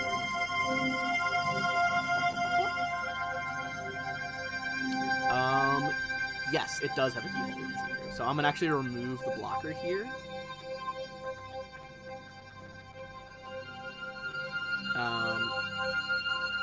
Inside, give me a spellcraft check as well, because inside you see numerous tomes in front of this woman. filled with arcane words, and also her like cloak and stuff has some arcane writing on it too. Okay, I'm gonna show you guys her art.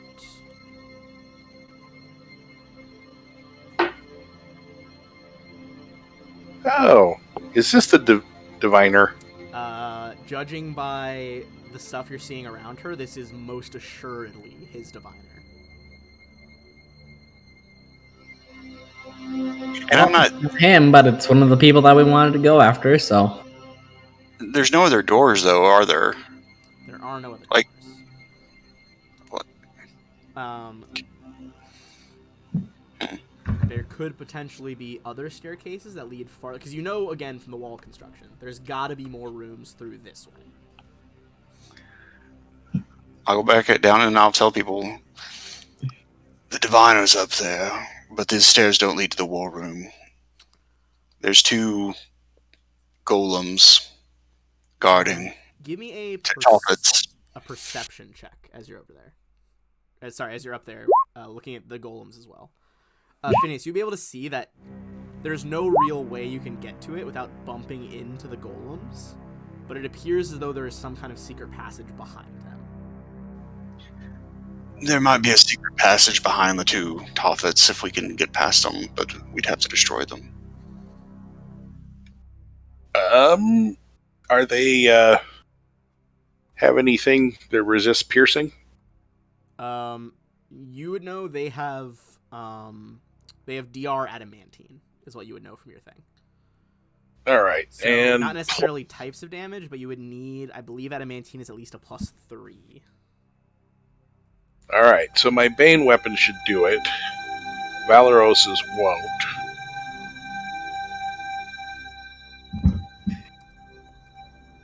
you guys should get some better weapons.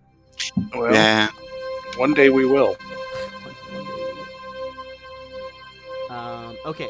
Ooh, it's actually a +4 is adamantine. Sorry, +3 is cold iron and silver. Adamantine DR can be overcome with either an adamantine weapon or a +4 enhancement bonus.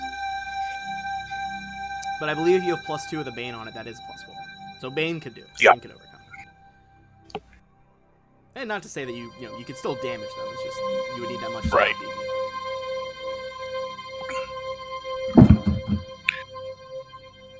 Well, do we want to send someone in after the diviner? I can get in there very easily. All right. We'll give you a 5-second head start. Sounds good. Oh, I can also get in there. Are you also invisible? Yeah, and I rolled a nat 20 on my stealth check. Alright, so you guys are trying to get one of the 2 of you would have to disable it. That door is locked. Like you were looking through the keyhole here. Oh, Olivia can.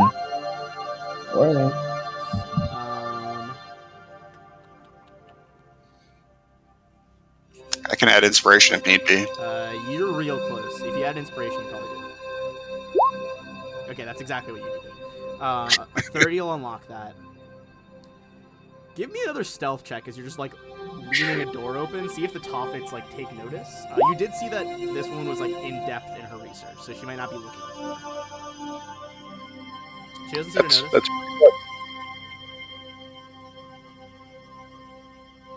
So you could successfully walk in there. Dolphin in. Okay. Blaze, you kind of follow in as the door closes. The Toffets don't really seem to care. They usually kind of assume it was the weird human flesh bag. You think they're pretty task oriented. So what do you guys do up there? Are you just like trying to jump her? What's the goal here? well, after 5 seconds, combat commences. All right. You guys get up there in 5 seconds. The Toffets are gonna like move into action. Just gonna reset our initiative real quick and go for it when you're ready. Hey, Alex, Yo. just do one initiative and then both you and... Yeah, that'll make it easier Oh, yeah. when you have to leave for a while, or if you leave to get Alright. food. All right. Well, Well- Phineas and the Toffets right there next to each other at 7. What's Phineas's bonus? Oh, I gotta 2. roll again. And what's the Toffets' bonus? -1. Alright. Believe it or not very fast. I couldn't, I thought about it, but I couldn't pin on them being slow. But now we know. Okay. Although our diviner friend has a very high bonus, so we'll see what she gets.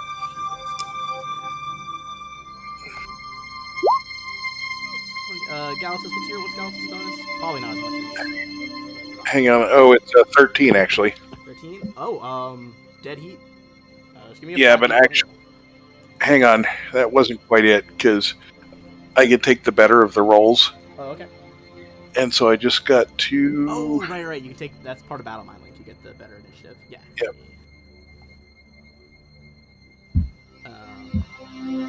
There we go. So yeah, you have 32. Okay. Okay, and take Valeros off there. That was accidental. Right. I'm gonna remove Valeros, and let me just add Olivia. Then I think, is that everyone else in? We should be good. Okay. So starting from the top, that's Galatas and Valeros. As you guys kind of like burst up the stairs. Okay, so is that where what's her name? Seraph is? Seraph, in the lineup, Yeah. you were behind. You were right after Olivia, right? So you're probably farther back. If Olivia could make it to here, you're probably right behind her. Okay. So we're not gonna be able to get flanking on here, sadly. They're backed up in a corner. Yep. Well, we've got a couple of feats that help us get flanking, but it's not going to do it here. So, Valeros full attack, and Okay. Galatas full attack. I'm gonna start with Valeros. Only that crit's gonna hit on Valeros. Okay. DR is gonna kick in. Okay. And then Galatas is the same guy, right? So. Yep. All right. Those three are gonna hit, even though he's flat-footed. Okay. And then with seize the moment, because Valeros got a crit, get an op attack here. Okay. At full VAB is the op attack? Yep. Okay. The right Toffet is looking extremely fucked up, but it's still standing.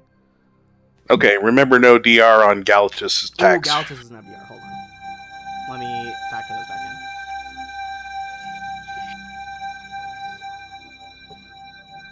Okay, that one is gonna go down then. Awesome. Yes, because that's DR5 on 4 attacks, so 20 back, 20 more. Yeah, that's enough to go. So it's rapid fire. Kind of you pinpoint so much in one spot with the rapier that the metal just cracks and crumbles. See the animating light go out of its eyes. Olivia is gonna try to 5-foot step up here and go study target without doing studied strike yet, but 2 attacks. Both crit on the 5-foot step. But her weapon is not as good. Okay. This one is still alive, but very badly damaged. Alright. That is, you guys don't really know her name yet, but the diviner is going to start moving towards the door. Phineas, are you going to op attack her? Yeah. Okay.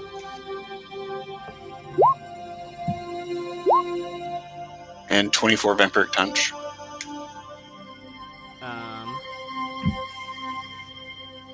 That is going to hit her. She didn't have that buff on her right now, so she's not going to use it. Okay, that does hit her.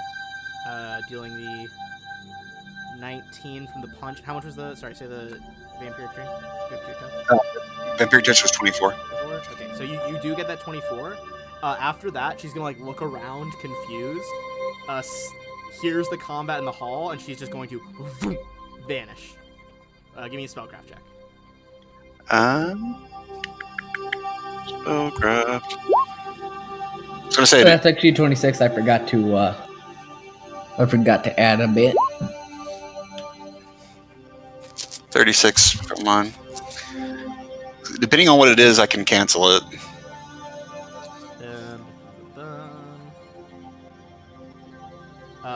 You would know that it is a teleport.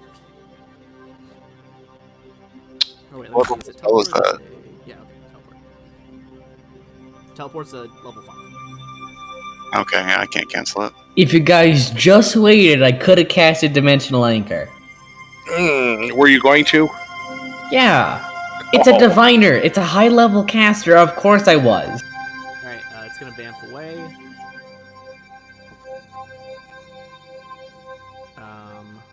I'm gonna remove her from the order because she went a decent ways away. Blaze. Alright, well, time to take out my aggression on these golems. Okay. Fair enough. Gonna fly over here and disintegrate this one.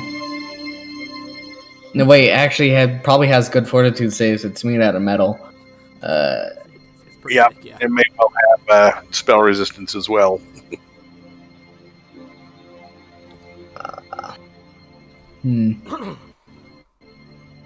I forget. And there's not much I can really do.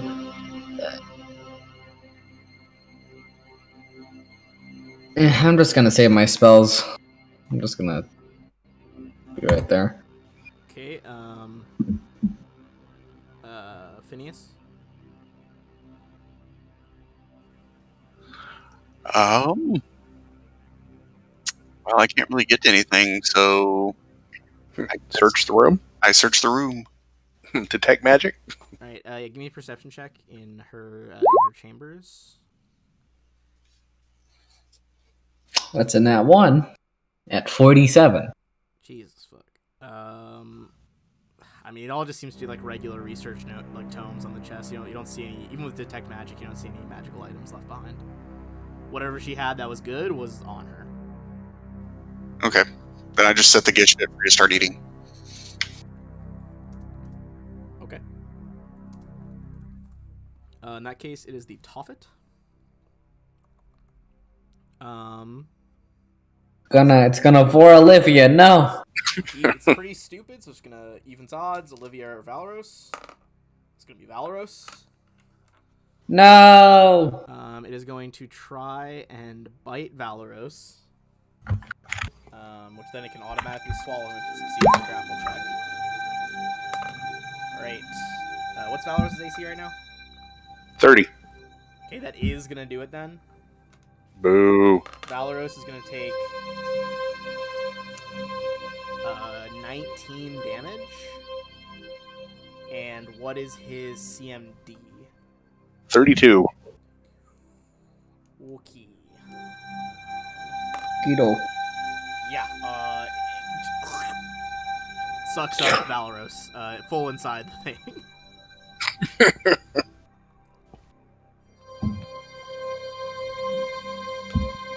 Alright, and it's... Okay. Now that it's in there, its jaw locks shut. So you can either try to smash his way out or disable device check. But it is back to Galantis. Alright, so what's in the smash your way out for Valeros? You're gonna have to do enough damage to smash your way out, and... If they kill it, is that smash outable? So it still has DR, and you have to do 40 points of damage to smash out of a Toffet. No. Is that all? Hey, do they have flanking if he's inside of it? No, we had this discussion with... Wasn't that this game? There was some With the game fish, where we... yeah. Yeah, with the fish, okay. Yeah, we determined no.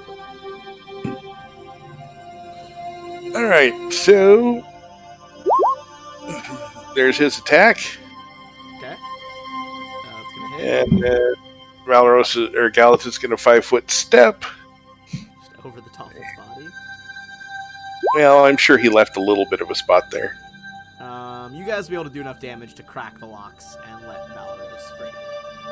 Yay! Alright, so as those goes down, everyone's gonna get Some XP, only for the Toffets, not for the woman.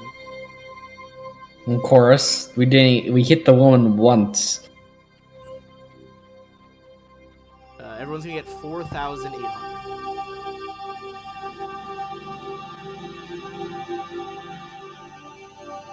All right. So somebody was saying something about a secret door. Yeah, it was like behind the Toffets. Yeah, it's over here. I guess I'll try and open the secret door. Give me a perception check on the door as well, now that the Toffets aren't standing in the way.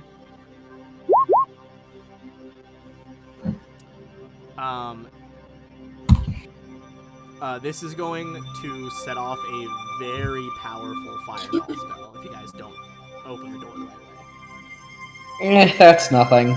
Do you mind undoing that? Maybe we'll try to hop in here. It shows my trust for Olivia that we're not, going back in the other room and closing the door. Yeah, that says 49. I'm gonna roll one of her dice. Oh, that's 52. 50 is enough, yes. Wow. Right. So, hold on, let me just delete the Toffets really quick.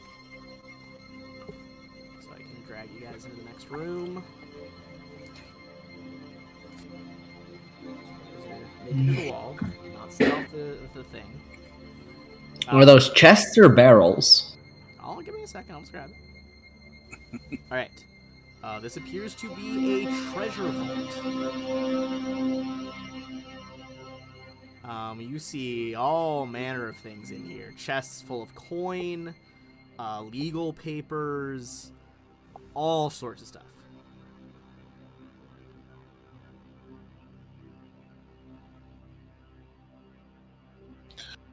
All right. Does anybody think there's stuff we need to take right now?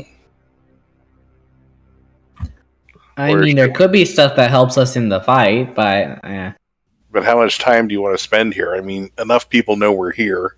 Detect magic? Detect magic in the vault. Okay.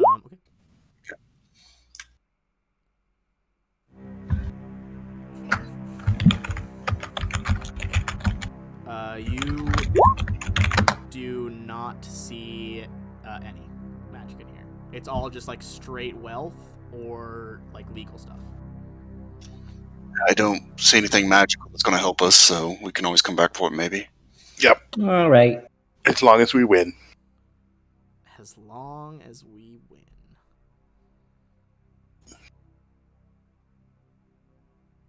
All right. So somebody check the door. Maybe Phineas. He can do an I Spy.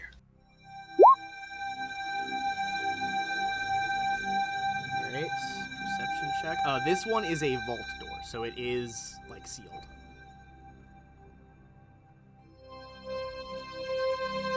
Like it's pretty like you can open it from in here, but you're not gonna be able to see through it unless you open it.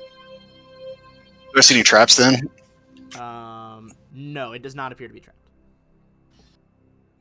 Do you hear anything? Not through this door. All right. Well, I'm right behind you. Hopefully there's no spell as soon as you open the door. I'll be right here and prepare a nice little disintegrate. Alright, who's opening the door? Phineas. Okay. So as Are the you door busy? opens, man, crazy. Speaking of disintegrate, that's exactly what the diviner is firing at you.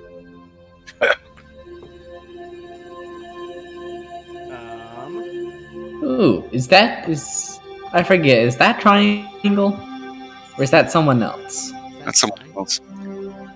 Oh, Yeah. you mean this guy? Yeah. Oh no, my dude. That's Maxilar Pytharius. Oh, it is? The fucking man. It's legend, baby. Oh, I love his outfit. I hate the main, but I'm definitely using this character art for a different character. Oh, I hate the man, but his outfit is on fleek. Look, you got to admit, the man's got impeccable fashion sense.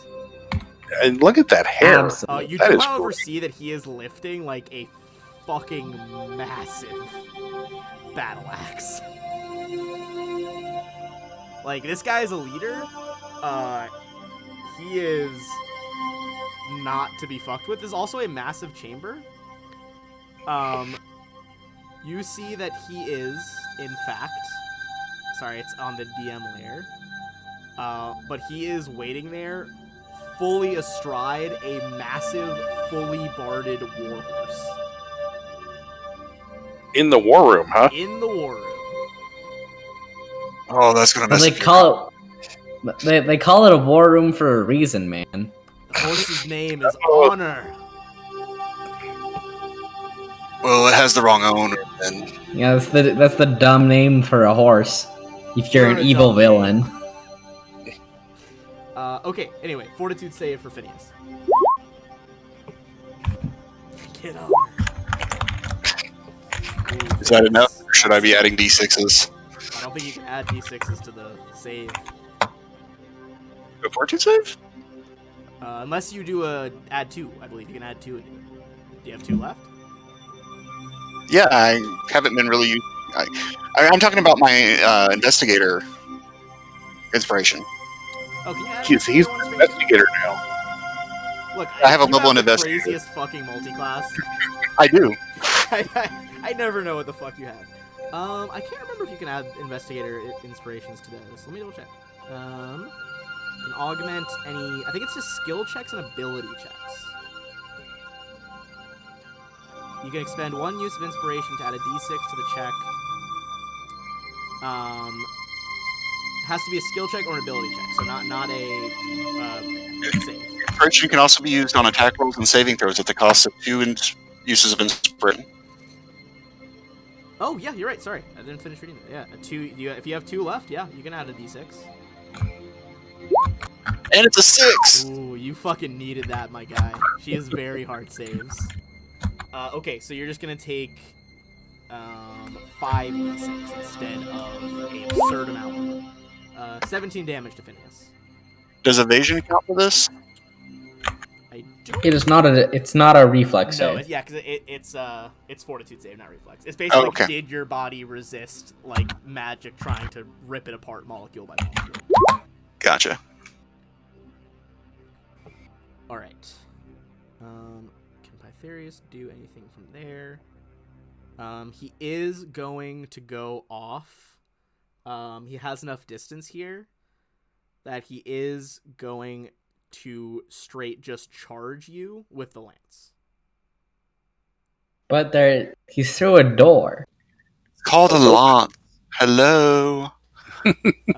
So he's gonna go off that. What's your flat-footed AC? 24, but yeah.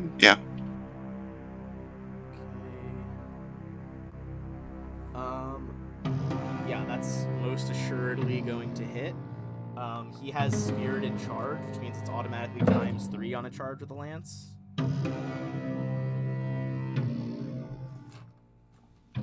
But I can have a 46 AC. Yeah, he still has a 46.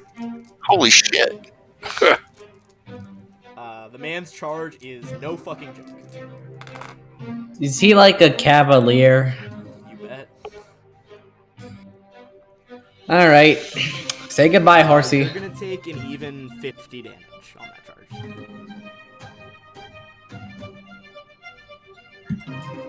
Guys, I don't feel so well.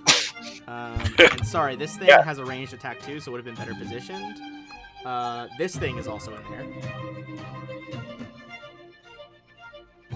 This terrifying ass golem. What? An ass golem? Yes, he is the ass this golem. Is going to use. It's actually known as the Guardian of Coin. Is that Pytharis' mom? The asshole. You see the gap open in its chest, and it goes. And just rapid fire fucking gold coins, like legit money, come blasting at Phineas. It's gonna be a 29 to hit Phineas. That'll hit. You're gonna take 9 more damage.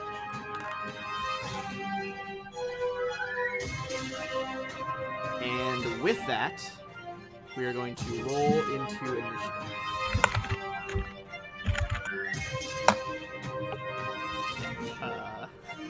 Patharius heard that battle and was fucking ready. Well, Dame Avenna told him what was happening. He had like 6 seconds to get ready. Why did he have a horse in there? He can teleport his horse up here. That horse is his girlfriend, and her name is Sheila. Oh, come on, Maxilar. Do better. Do better than this shit, my guy.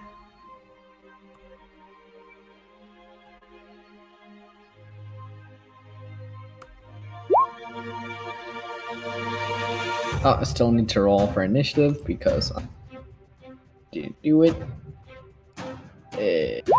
Bada boom. Bada bing. Bada bing. Oh, also my reaction goes off, doesn't it? Because we opened the door. I mean, you don't really have an angle on the moment you open No, the I'm door hitting before he charged. You could hit the horse. button. Well, you said you Horse. read it when they opened the door, so when you opened the door, the only one that could have been seen immediately was the Guardian. I wasn't readying it for immediately when the door was open. I mean, you say you're just reading it when he opens the door. Yeah, when you're ready in action, you have to say specifically what triggers it. If you want to be more specific, you gotta say that. Alright.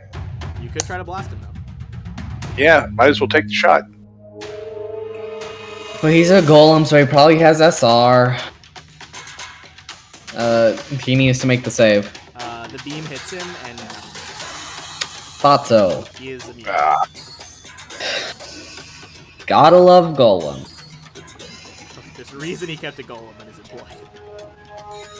Well, it's my turn anyway, so say goodbye to that horse. Hold on, I gotta get Olivia in here too. Okay, Blaze. Yep, that horse needs to make a good old fortitude save. Okay, this is honor.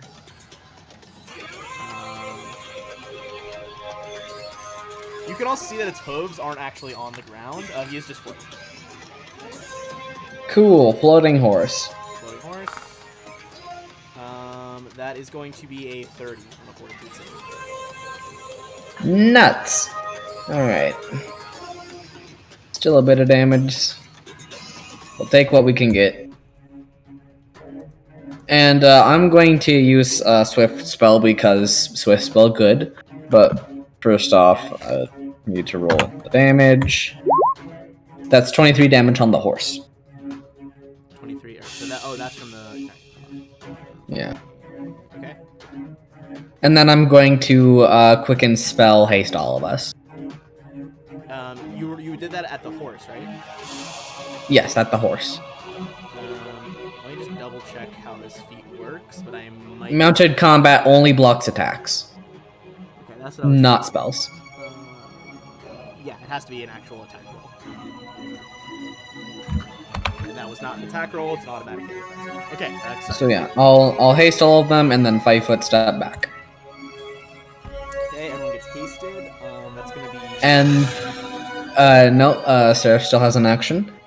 And Seraph is going to heal Phineas. Let's see, how much health are you down? Like 42, 52. 52. Yeah. Alrighty. Could have just been death, though, so preferable. That is true. It could death. Well, death can be handled with. Some high level play. We have- comment right there. Yeah. Alright, so let's see. Sorry, what was the number again? 52. 52. Alright.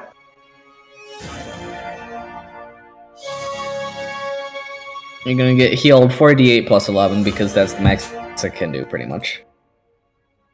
Without using too much. 28 health. 28 health. Alright. So you start healing up. Thank you. Olivia. Olivia. I feel bad because I'm definitely not playing her as well as she can probably be played.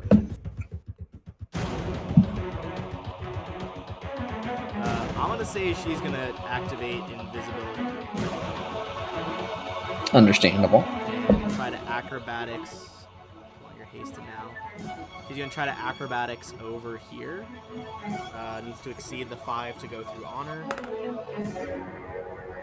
What's honors? So many fucking character sheets open. Hold on. He's actually not gonna do it, so she's gonna stay in the room. She can't get by on others.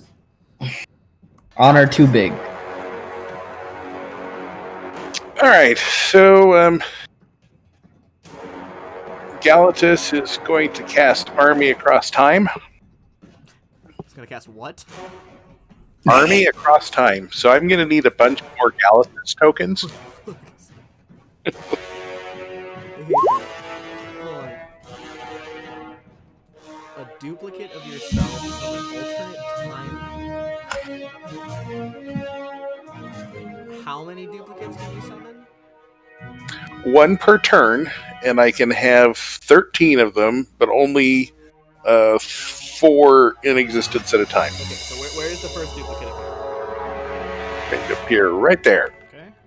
Like, there-ish? Yep. Okay. And Like, the room seems to vibrate as, like, a separate Galatus steps through. And Valeros is going to do aid another on Galatus for AC. Okay. Go for your roll. What's the roll?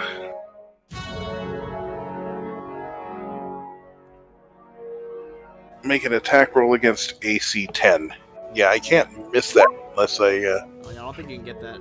Fuck that up unless it's an out one. Right. Okay, so your AC is higher right now. 4 higher. Oh, and my other me is also going to do that.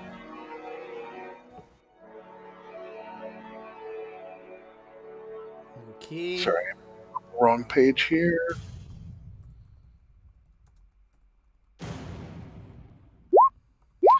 And Valeros is going to challenge Pytharius. So this Galatus is attacking. No. He's aiding another. Okay. These other ones can't attack. They threaten, and they have my teamwork feats, but they can only aid another. Yeah, it might be a little unbalancing if I got like 4 duplicate characters to attack with. Yeah. Just real quick summon 4 simulacrums. Angle, probably not. I would like to summon 4 sexy bitches. They all look like me. Something else takes its turn. Don't worry about that. That's fine. Are you sure? Nothing you should be concerned about. Alright. Then you hear the stamping of armored boots. 4 sets of them as royal guards enter the room. The Emperor is under attack! To arms! He's not the Emperor. Fuck you! Fuck you too. The 2 that ran up over here are... They can shoot into combat. They are definitely going to shoot through soft cover, though. Phineas, they're shooting heavy on this guard. Yeah, you should get out of the line of sight. I really should. I'd like to do that now, but The good. first one is most certainly going to be a miss. However, the second shot is a 36. I deflect. Alright. Make your check thing to deflect. Oh, you just have the Deflect arrows, thank you. Alright. That was a good choice. The arrows hit fucking hard. Slap it out of the way. Alright, that's gonna be Avena. His lovely diviner.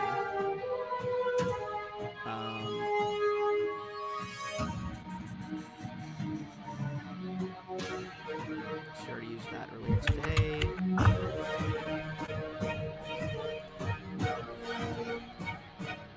Alright. She is going to wave her hand, and a shimmering magical sphere surrounds her body.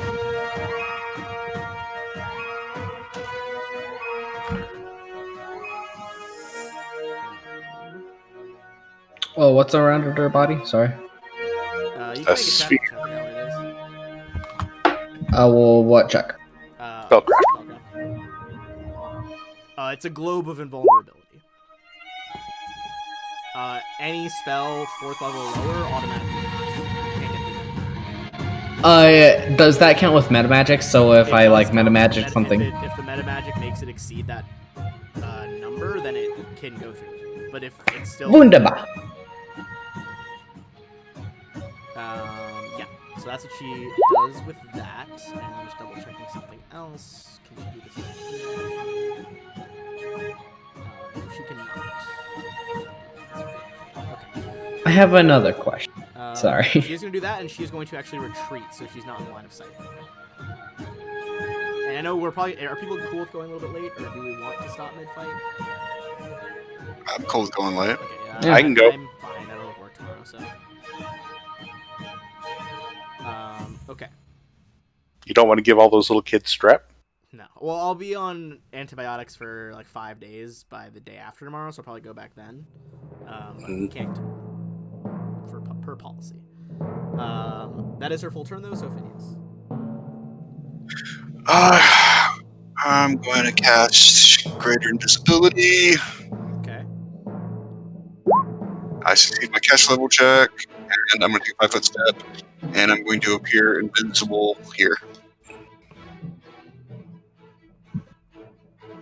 Alright, appearing invisible over there.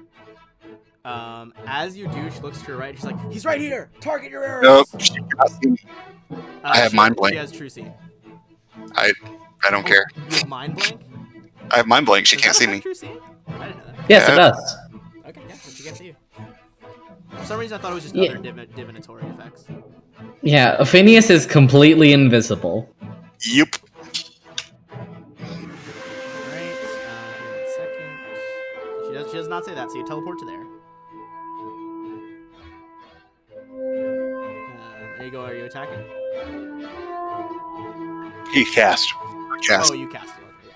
Okay, so you are just kind of positioned there.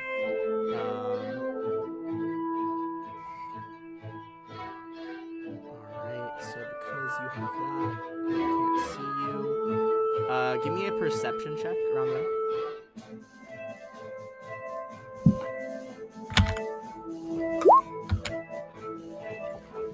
Despite its amazing stealth skills, you see a different clockwork creature crawling along the ceiling.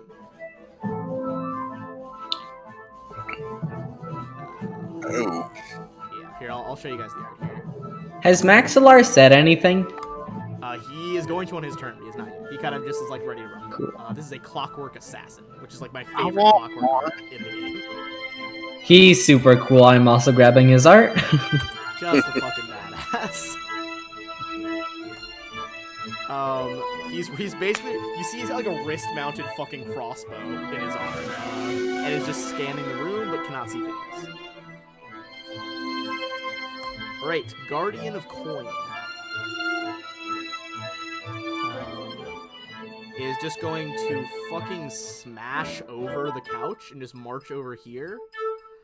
I'm gonna need, let's see, off that corner, so that can be, this is gonna get everyone in there. Make a reflex save as its chest opens up again. This time it spews like a cone of gold. We're gonna have a lot of money after this, aren't we? Oh yeah, but you're standing in Pytherius' fucking like treasury right now. Wow, is that a nat Valorous and 1? Blaze both are gonna take 18. Galatus, you take 9. What type of damage is this? Olivia takes nothing. Hold on 1 second. Sorry, he's like a unique golem, so I have to keep double checking stuff. Coin shot is blood. Alright. I'm sorry, what was the damage? It was 18 if you fail, 9 if you pass. And then Olivia took nothing because she is evasion. I'm guessing Seraph failed? Seraph also failed, yeah, on the 13.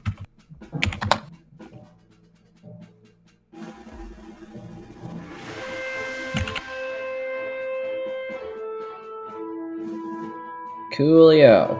Alright. That is going to be Senior horse. Maxilar Pytherius and his horse.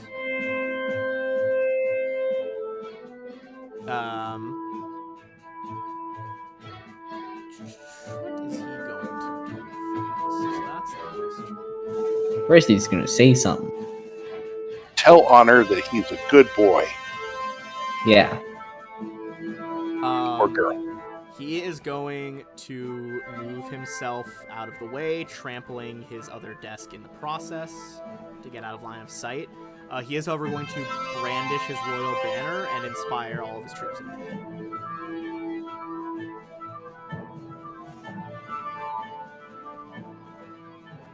Please. Alright. So I'm guessing these are all the combatants that we could like feasibly have. Are you thinking fireball? That's a you thought. I've never said that was a you thought. Oh yes. A glowing white point of energy grows at Blaze's fingertip as she fires the greatest amount of fire that she can currently into this room. Okay. This is a widened, maximized, intensified, selective fireball. So what's its radius now? It is an 80-foot radius, well, like, diameter fireball. So 40 foot. Okay, yeah, 80 feet across. Yeah. Yes. All right, so that's gonna get everyone in the room. Yep. So they all need to make a deck save. Does nothing because he's immune to magic. Yeah. That takes him out of the running. Okay, what's the save? The save. Let me see. It has gotten pretty high. That would be a nice clean 29. Okay. The clockwork assassin does like a dodge roll on the ceiling, takes nothing, sees evasion. With the only construct I know that has evasion. Alright, sorry, I have so many NPCs for that. So that was like assassin, guardian of coin, let's do Pytherius.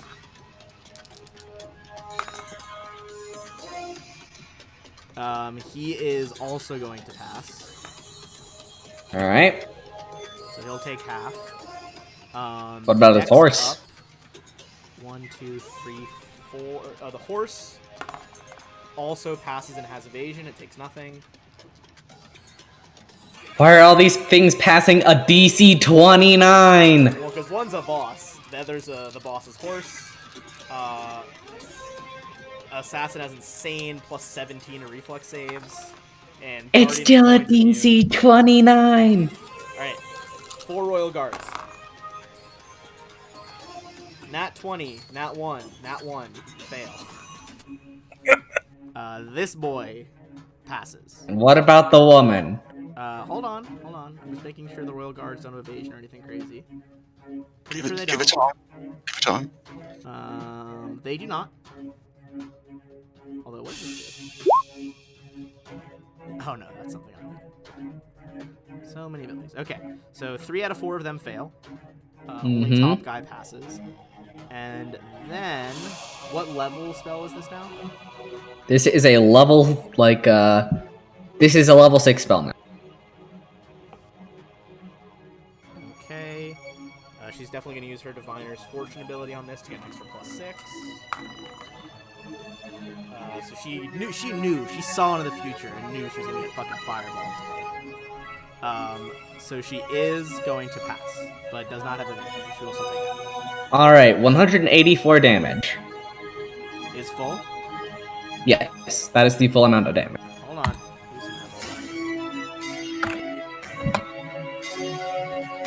Okay, so it's 92 halves. She is still alive. Guard Cool. here is still alive. Okay, Other 3 guards are dead. wonderful. I am going to use I'm not going to use my last clicking spell. But Seraph, is anybody damaged? see. Yeah, everybody got hit by the coin I thing. think everyone's been hit at this Yeah, point. who's the most damaged? I guess Olivia hasn't been Phineas. Phineas, who's invisible and across the room. Right. Yeah, so I can't target him with a heal. Alright. Second most, I guess. Valeros. All right, how much is he damaged for? He is down 17. Also, DJ 17. dropped to buy the gods buff for you guys, and you guys will get that. Cool. He's heals 15. Okay. To be Olivia again. She's gonna move up to here. But the diviner is like, Ivarius, behind you! And points to her square. But she's hasted, so she's still gonna get an attack off. She's gonna target Pytharius. No, target the horse. The horse. Well, I guess if you shout the horse, she'll probably target the horse. She is not gonna hit the horse. Bounces off his mithril armor that's on this horse. Moo. Fluffy's gonna get an upgrade. She points to, since she pointed to Olivia's square, the clockwork assassin says, like makes a noise and just fires an arrow into that square. But does not hit because of his chance. Alright. Galatus and third Galatus now? No, well, yes. I need a third one. Okay. Wherever you wanted me to drag that one. Alright. There's so many Galatai. Malorus doesn't know what to do with himself. Yes, he does. And like they look normal, right? So like Well, there's a temporal distortion, I think. It's not like a real illusion. okay, so they can Yeah. like tell that like, oh, these are not full Yeah. real people. Got it. Okay. Alright, and so we're both moving and making a single attack. Okay. Any op attacks from the beastie or the golem? Horse, I believe, does not actually. It's not called a horse. Honor does not have reach. Nope, that's his name now, horse. Most horses are big, but they don't reach very far. What about the golem? Golem going through there would get one on. Who moves in first, Galatus? Galatus. Okay, the Guardian So- coin is going to try and just like claw you with one of its attacks. And I will attempt to parry.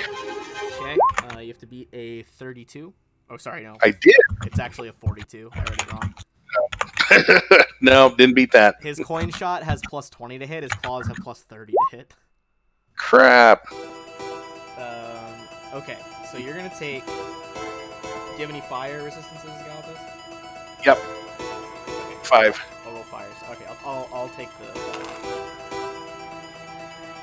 So only 3 of the fire damage gets through. You're gonna take 26 damage as he punches you, and you feel his like arms are like blistering hot. I also have 5 DR. Oh, in that case, take another 5 off that. So what's the total? Hold on, let me redo the math. That was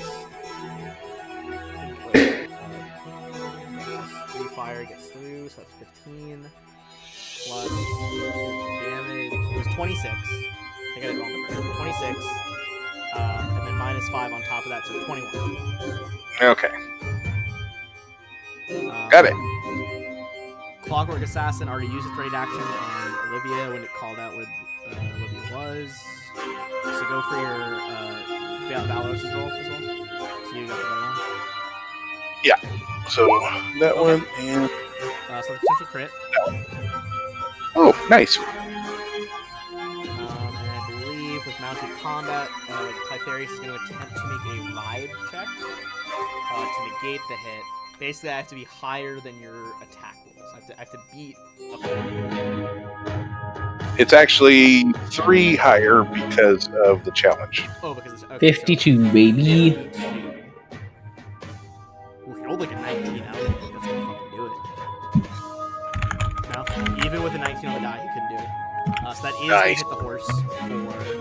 So both of you. No, hit the horse. We're not attacking the horse. I don't think that's the way to go. Oh, you are going through for Pythagoras. Okay, so hold on. So If he doesn't have a horse, he's just a dude with a lance. Well, right now he's he trapped also in has the a corner. battle axe, which he has out now. By the way, that's what he would have done as he moved. Okay. Sorry. And then Valoros's damage as well. Pythagoras Should looks pretty Should be doubled. doubled as well. Yep. Pythagoras looks very hurt, but he is definitely still standing. Okay, so we seize the moment. Okay, go for your stuff. Oh my goodness, another crit on the seize the moment. Oh, Holy fuck.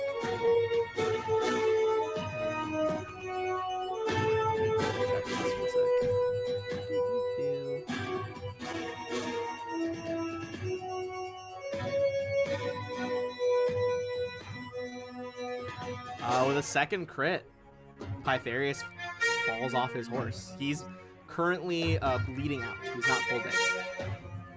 Okay. what a loser. All right, and so my 3 guys are going to do aid another for Galatus's AC. So as long as I don't roll 1. Yeah, they gotta just not roll one. Those are definitely not ones. Not once. All right. Clockwork Assassin did not enjoy that.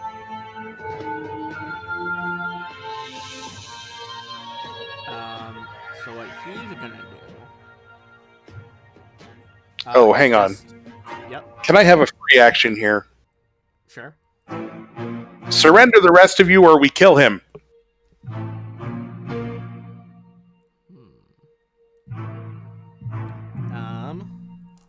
So this We'll is see how opposing his guard and the diviner. Give me an intimidate check. Oh, hey, I can re-roll. That's better. That's a lot better. It was a lot better, but this guard is ready to throw down his stuff. But she's in command of the automatons. She says, "Kill them all." So she doesn't really care about him. That's too bad. Clockwork Assassin, hearing that, its head like tilts and the red eye like focuses in on Galatus and just 4 rapid fire, like a weird mix of bullets and just like short crossbow quarrels are fired. What is your current AC? It is 34. They're going to need a. Okay, definitely still hit. Let's go 12 or higher. Okay, 3 of them are going. 3 out of 4 shots. Crap.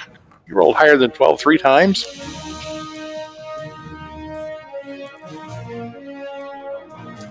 types of dice.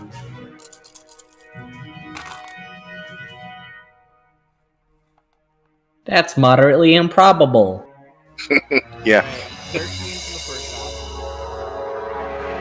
Okay. Minus damage resistance, so... I'm gonna give you 2 of these. Not done that. Or I haven't accounted for resistance. Okay. Okay. Next one is 11. And final one is 15.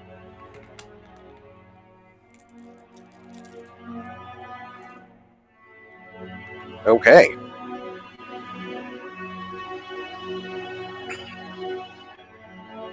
Alright. Cool. So that's the assassin. Next is the guard. He is gonna throw down his weapon. He's like, we should listen to him.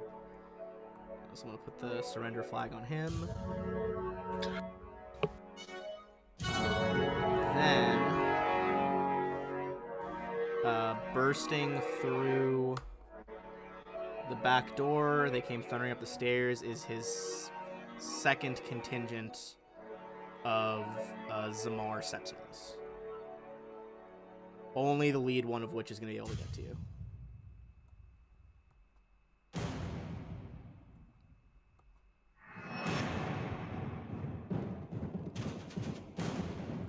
And there's actually, yeah, he's gonna act in the same turn, but there's one temple. Hey, Blaze, more targets came for you. On it.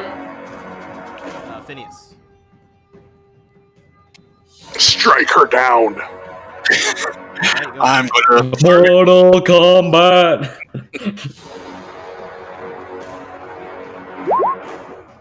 All right. First four. Boom! First one cracks across her jaw. Your eyes go fucking wide as she's just like, you can see her like the irises of her eyes are glowing like bright blue with this true sight shit going on, and just still can't see you. And she's like looking around the room, panicked. Second one is a miss, just because he's a bunch of buffs on her now. She kind of like steps out of the way, almost out of pure luck. Third one, you just like, I'll say between the third and the fourth, you just grab her head on either side, quick snap to the right, like left and right, rapidly, and just break her neck, and she drops.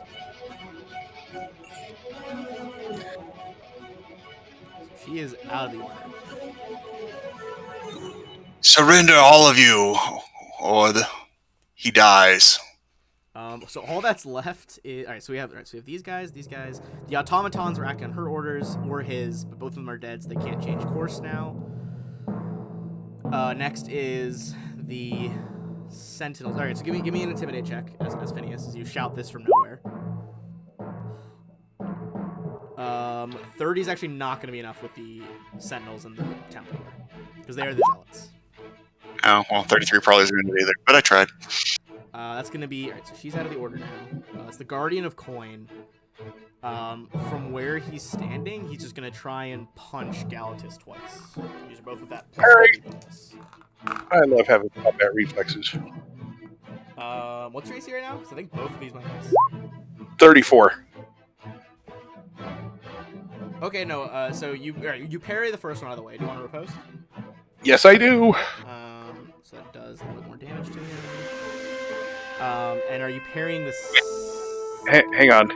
Does he have reach? He does have reach. He hasn't moved in yet.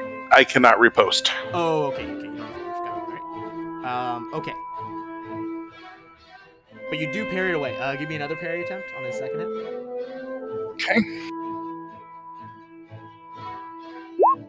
Oh, right, that one's not gonna do it. So he is gonna hit you with those like burning claws again. Okay, so those two are my fire dice. Those are regular.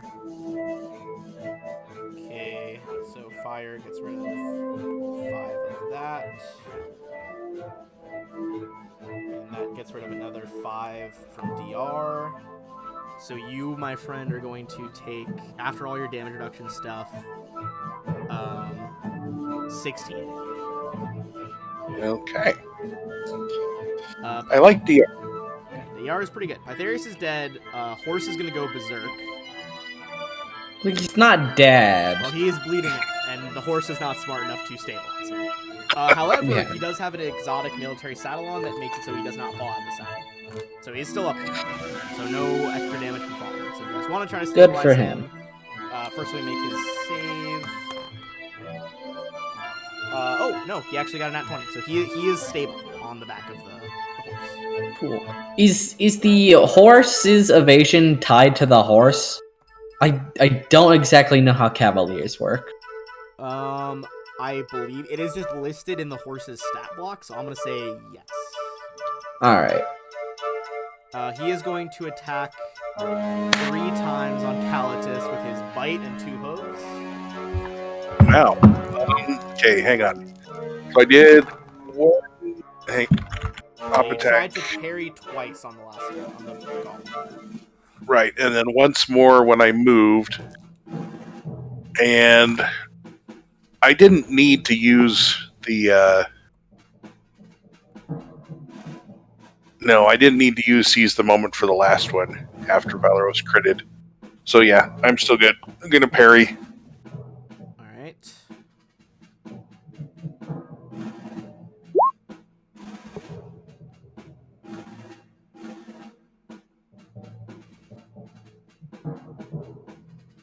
That is gonna parry.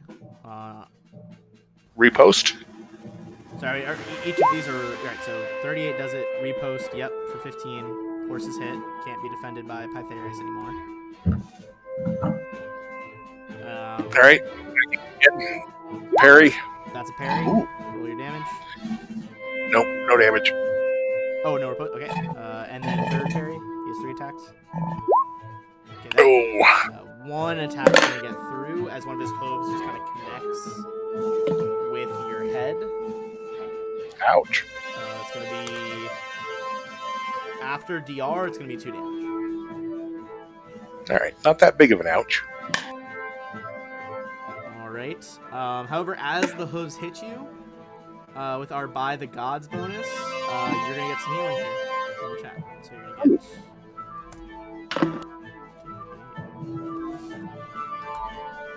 you heal 22 for Dallas. Just the ambient healing energy from Seraph, still coursing through your veins. Blaze. Do it. Alright.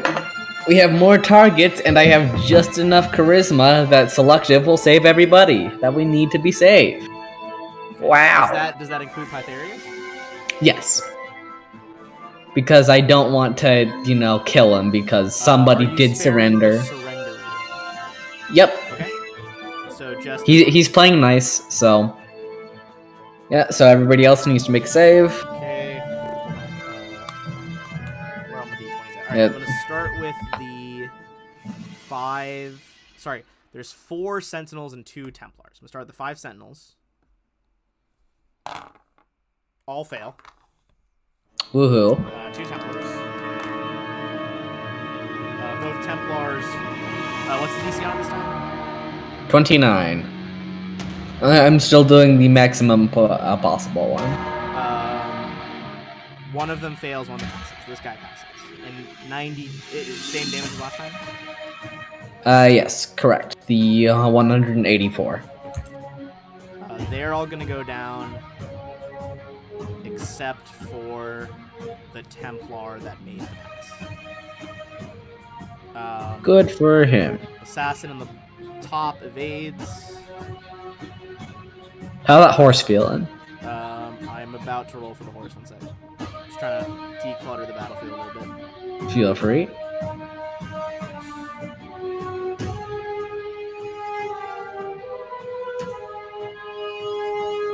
Guards, we got the Dame.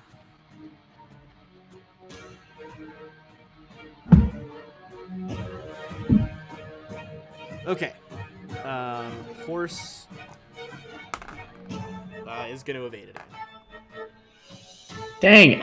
How much dexterity does this horse have? It's just rolling. It's rolling. Alright. Let's see, is there anything else I can do? I'm just gonna fly to get a better line of sight on stuff. And then Seraph, which one is Galatas Prime? This one right here? Yes. Yep. Okay. Alright, Seraph is going to use her little teleport action to dimensional hop over here and heal him real nice. Right? Keep forgetting. Alright, time. Diviner has one of the ward stones. That's how she was able to teleport in one of these guys. I see. Alright. Guess it's time to just walk on over. And I'll take the hit from the copper boy. Okay. Potential crit. What's her AC? Let me check. That might... That'd be a 28. Okay, it's gonna confirm. Cool. Okay, so Is this first off... Huh? Oh, wait. Is He it hasn't acted. the same? So you... Hold on. Is this because he's taken 2 op attacks? Yes, he hasn't reset yet. So Oh, Does he have another one? he does not have a second. cool. Alright, so never mind. Go ahead and do your heal. Seraph is going to heal you for a nice chunky 4d8 plus 11, 27 health. Thank you much. Of course. Alright. Alright, Galtus. that's our turn. Okay, so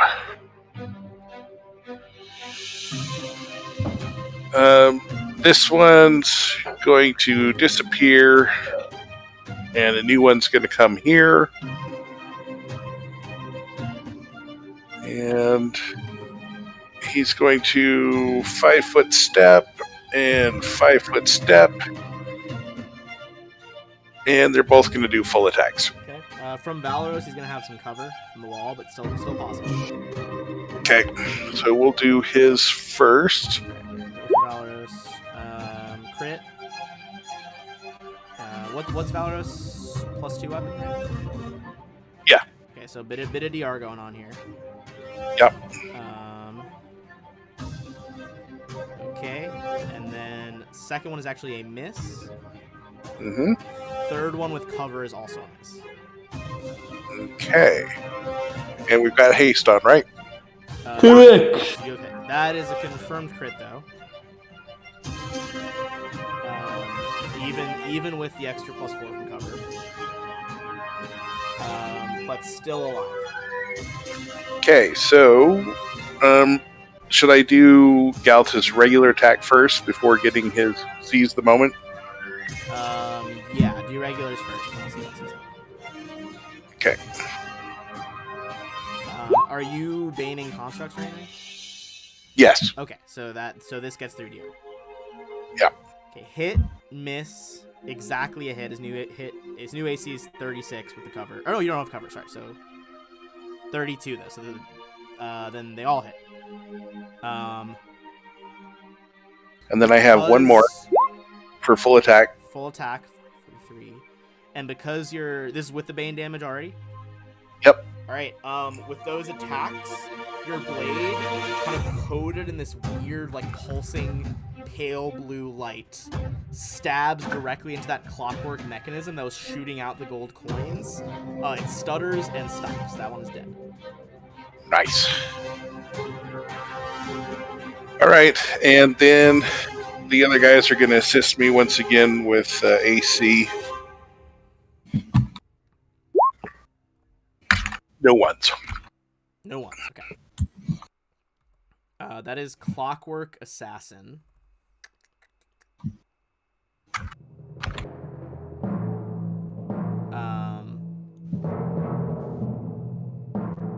It is going to move down to Real Galatus, like dropping from the ceiling. Mm-hmm. Get acrobatics to avoid falling through your threatened areas. You're gonna get an off attack though, real shit. Okay, thankfully I get to do those again. And this is So still with when- Bane. Oh, also this goes through Seraph's one as well. Seraph doesn't have a threat him. Okay. Still with Bane, 43, 49. It's +4 weapons, so it gets through DR. It is still standing, however, and it is going to attempt to like extend a rapier from one hand and stab with it. Harry. Alright, potential crit. Okay, you're going for parry. Go for your parry. Not that hot. That is not going to parry it. Crit confirms. On 34. Yeah. They have a +25 on their full BAB attack. Yikes. Yeah, fucking construct robots, real good at hitting stuff. Don't worry, you're still alive. You're gonna take 19 damage as the rapier like stabs through your stomach. Okay, is that before or after DR? That was before, so 14. 14. Okay. Sentinels are all dead except for the remaining Templar. Templar is going to 5-foot step in. Holy shit. Let's see if I need more types of things in this fight. Okay, so that's out. Guardian of Coin is out. Okay. So first of all, he is baning the Galatus right now.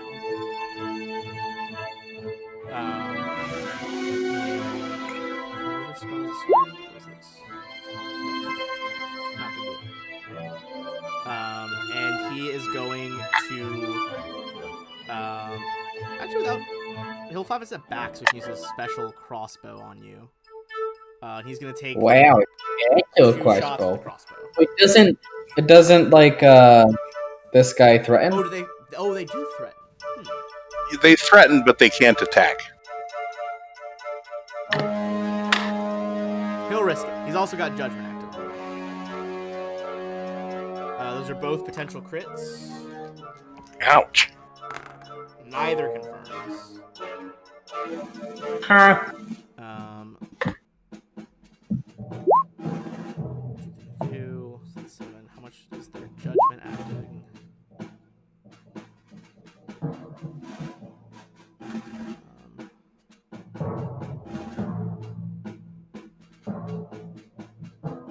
Okay, you're gonna take some extra damage from the Judgment. On the first shot, you are going to take 16, so reduced to 11. And second shot is 18, reduced to 9. Or, wait. 18 reduced to 3.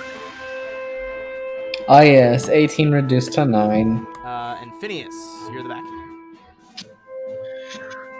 I will normal walk over and do vampiric touch on this guy. Vampiric touch on him, okay. Go for a go against his touch AC. Give him that good suck. That does give touch AC, and the vampire goes into his negatives, right? His con. Yeah, so 20 total is what I got. 20 total. Okay, so first he had 6 health left. So already from the punch is 11 down from that, so he's at -5. And then let me just double check his con. You're gonna get 11 temp HP from the 11 con he had left before death. So Templar goes down. All right. Guardian of Coin is out of fight. Maxlar is stable on the back of his horse. The horse is gonna just 5-foot whinny forward and attempt to kick the shit out of Galatus again. I think I'll attempt to parry. Okay. Parry the. And I don't have Bane on anymore, but I do have flanking from Olivia. Yes, So, Olivia's flanking. You parry the first one, no problem. all right. I'm not going to riposte. I'm running low on panache. Okay. You want to parry the other 2? Or? Yep. Parry. And one more. Okay, you just ting, ting, ting, kind of like fencing his like metal snout and like horseshoes away from you.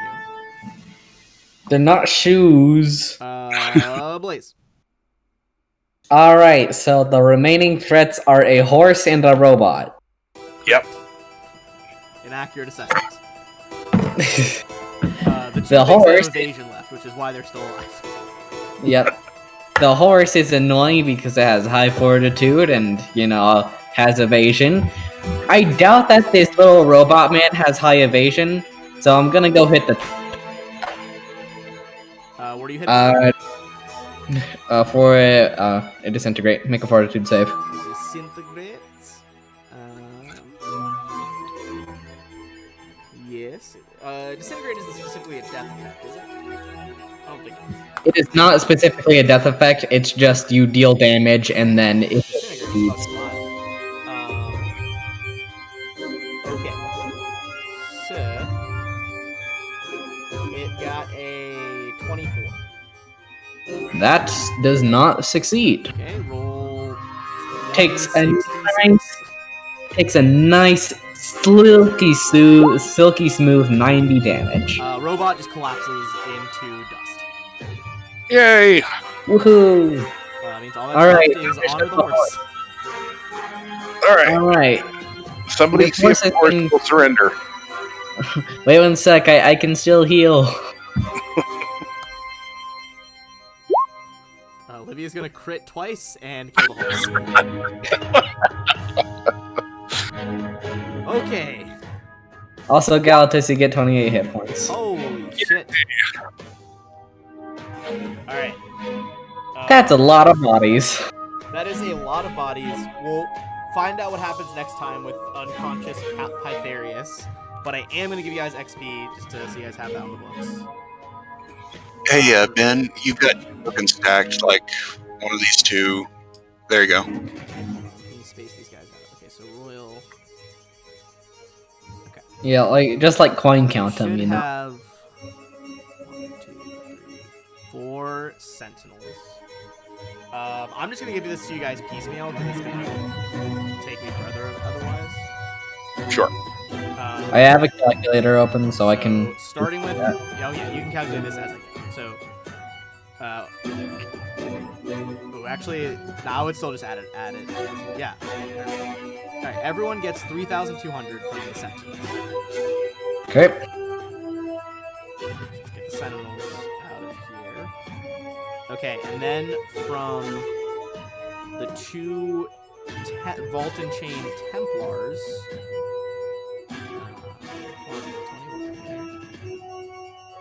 Everyone's gonna get 3,200 from the Templars. Okay. Pytharius and Honor kind of come as one single unit. So. But we took care of both. Yeah. So that's gonna be another 6,400. Okay. So done them. Next is Clockwork Assassin. Is another 6,400. Okay. Next is 4 Royal Guards. That's 4,800. Okay. Then is who the fuck's left? The coin boy. No, I said the coin one, didn't I? Or did I not? You said assassin. I don't know said if you the meant. assassin one. I know. I did not mean the coin one. I haven't done the coin one. Okay, coin. Guardian of Coin is gonna be. Let's see. 9,600. Okay. And then last but not least, Queen Lena, the Diviner. She is 3,000. All right. And that means we have a total of 36,800 XP. Very nice. Excellent. Alright, and there will be story awards next time, but it's not until you do some stuff. Okay. And there will be loot, right? There will Loot. be lots of loot, yes. Excellent. Is it possible for us to get exactly 250? 250 XP. Are you only 250 away? No. We have much more. I just wanted to get the funny number. Oh, okay. I was like, there's no way you're that close. Wait, how close are you? Because you're going to get a shit ton of story XP. We have 68,250 left. To go. You prepare your level ups, because after you finish this book, you're going to get a story award that is all. Chunky. All right. Okay. Can't wait to get me some nice chunky 7th level spells. Alright, holy hell. That went longer than I thought, but that was an epic fight where you now have captured the main political opponent of Eutropia. So we'll see what happens next. Woohoo! And next time, we will be starting Book 5 as well. Once you guys finish, you guys will definitely finish up Book 4 in that session. So we'll be starting Book 5, also known as The Reaper's Right Hand. Mm. Alright, running ads, but I'll see you guys later. Thanks, everyone.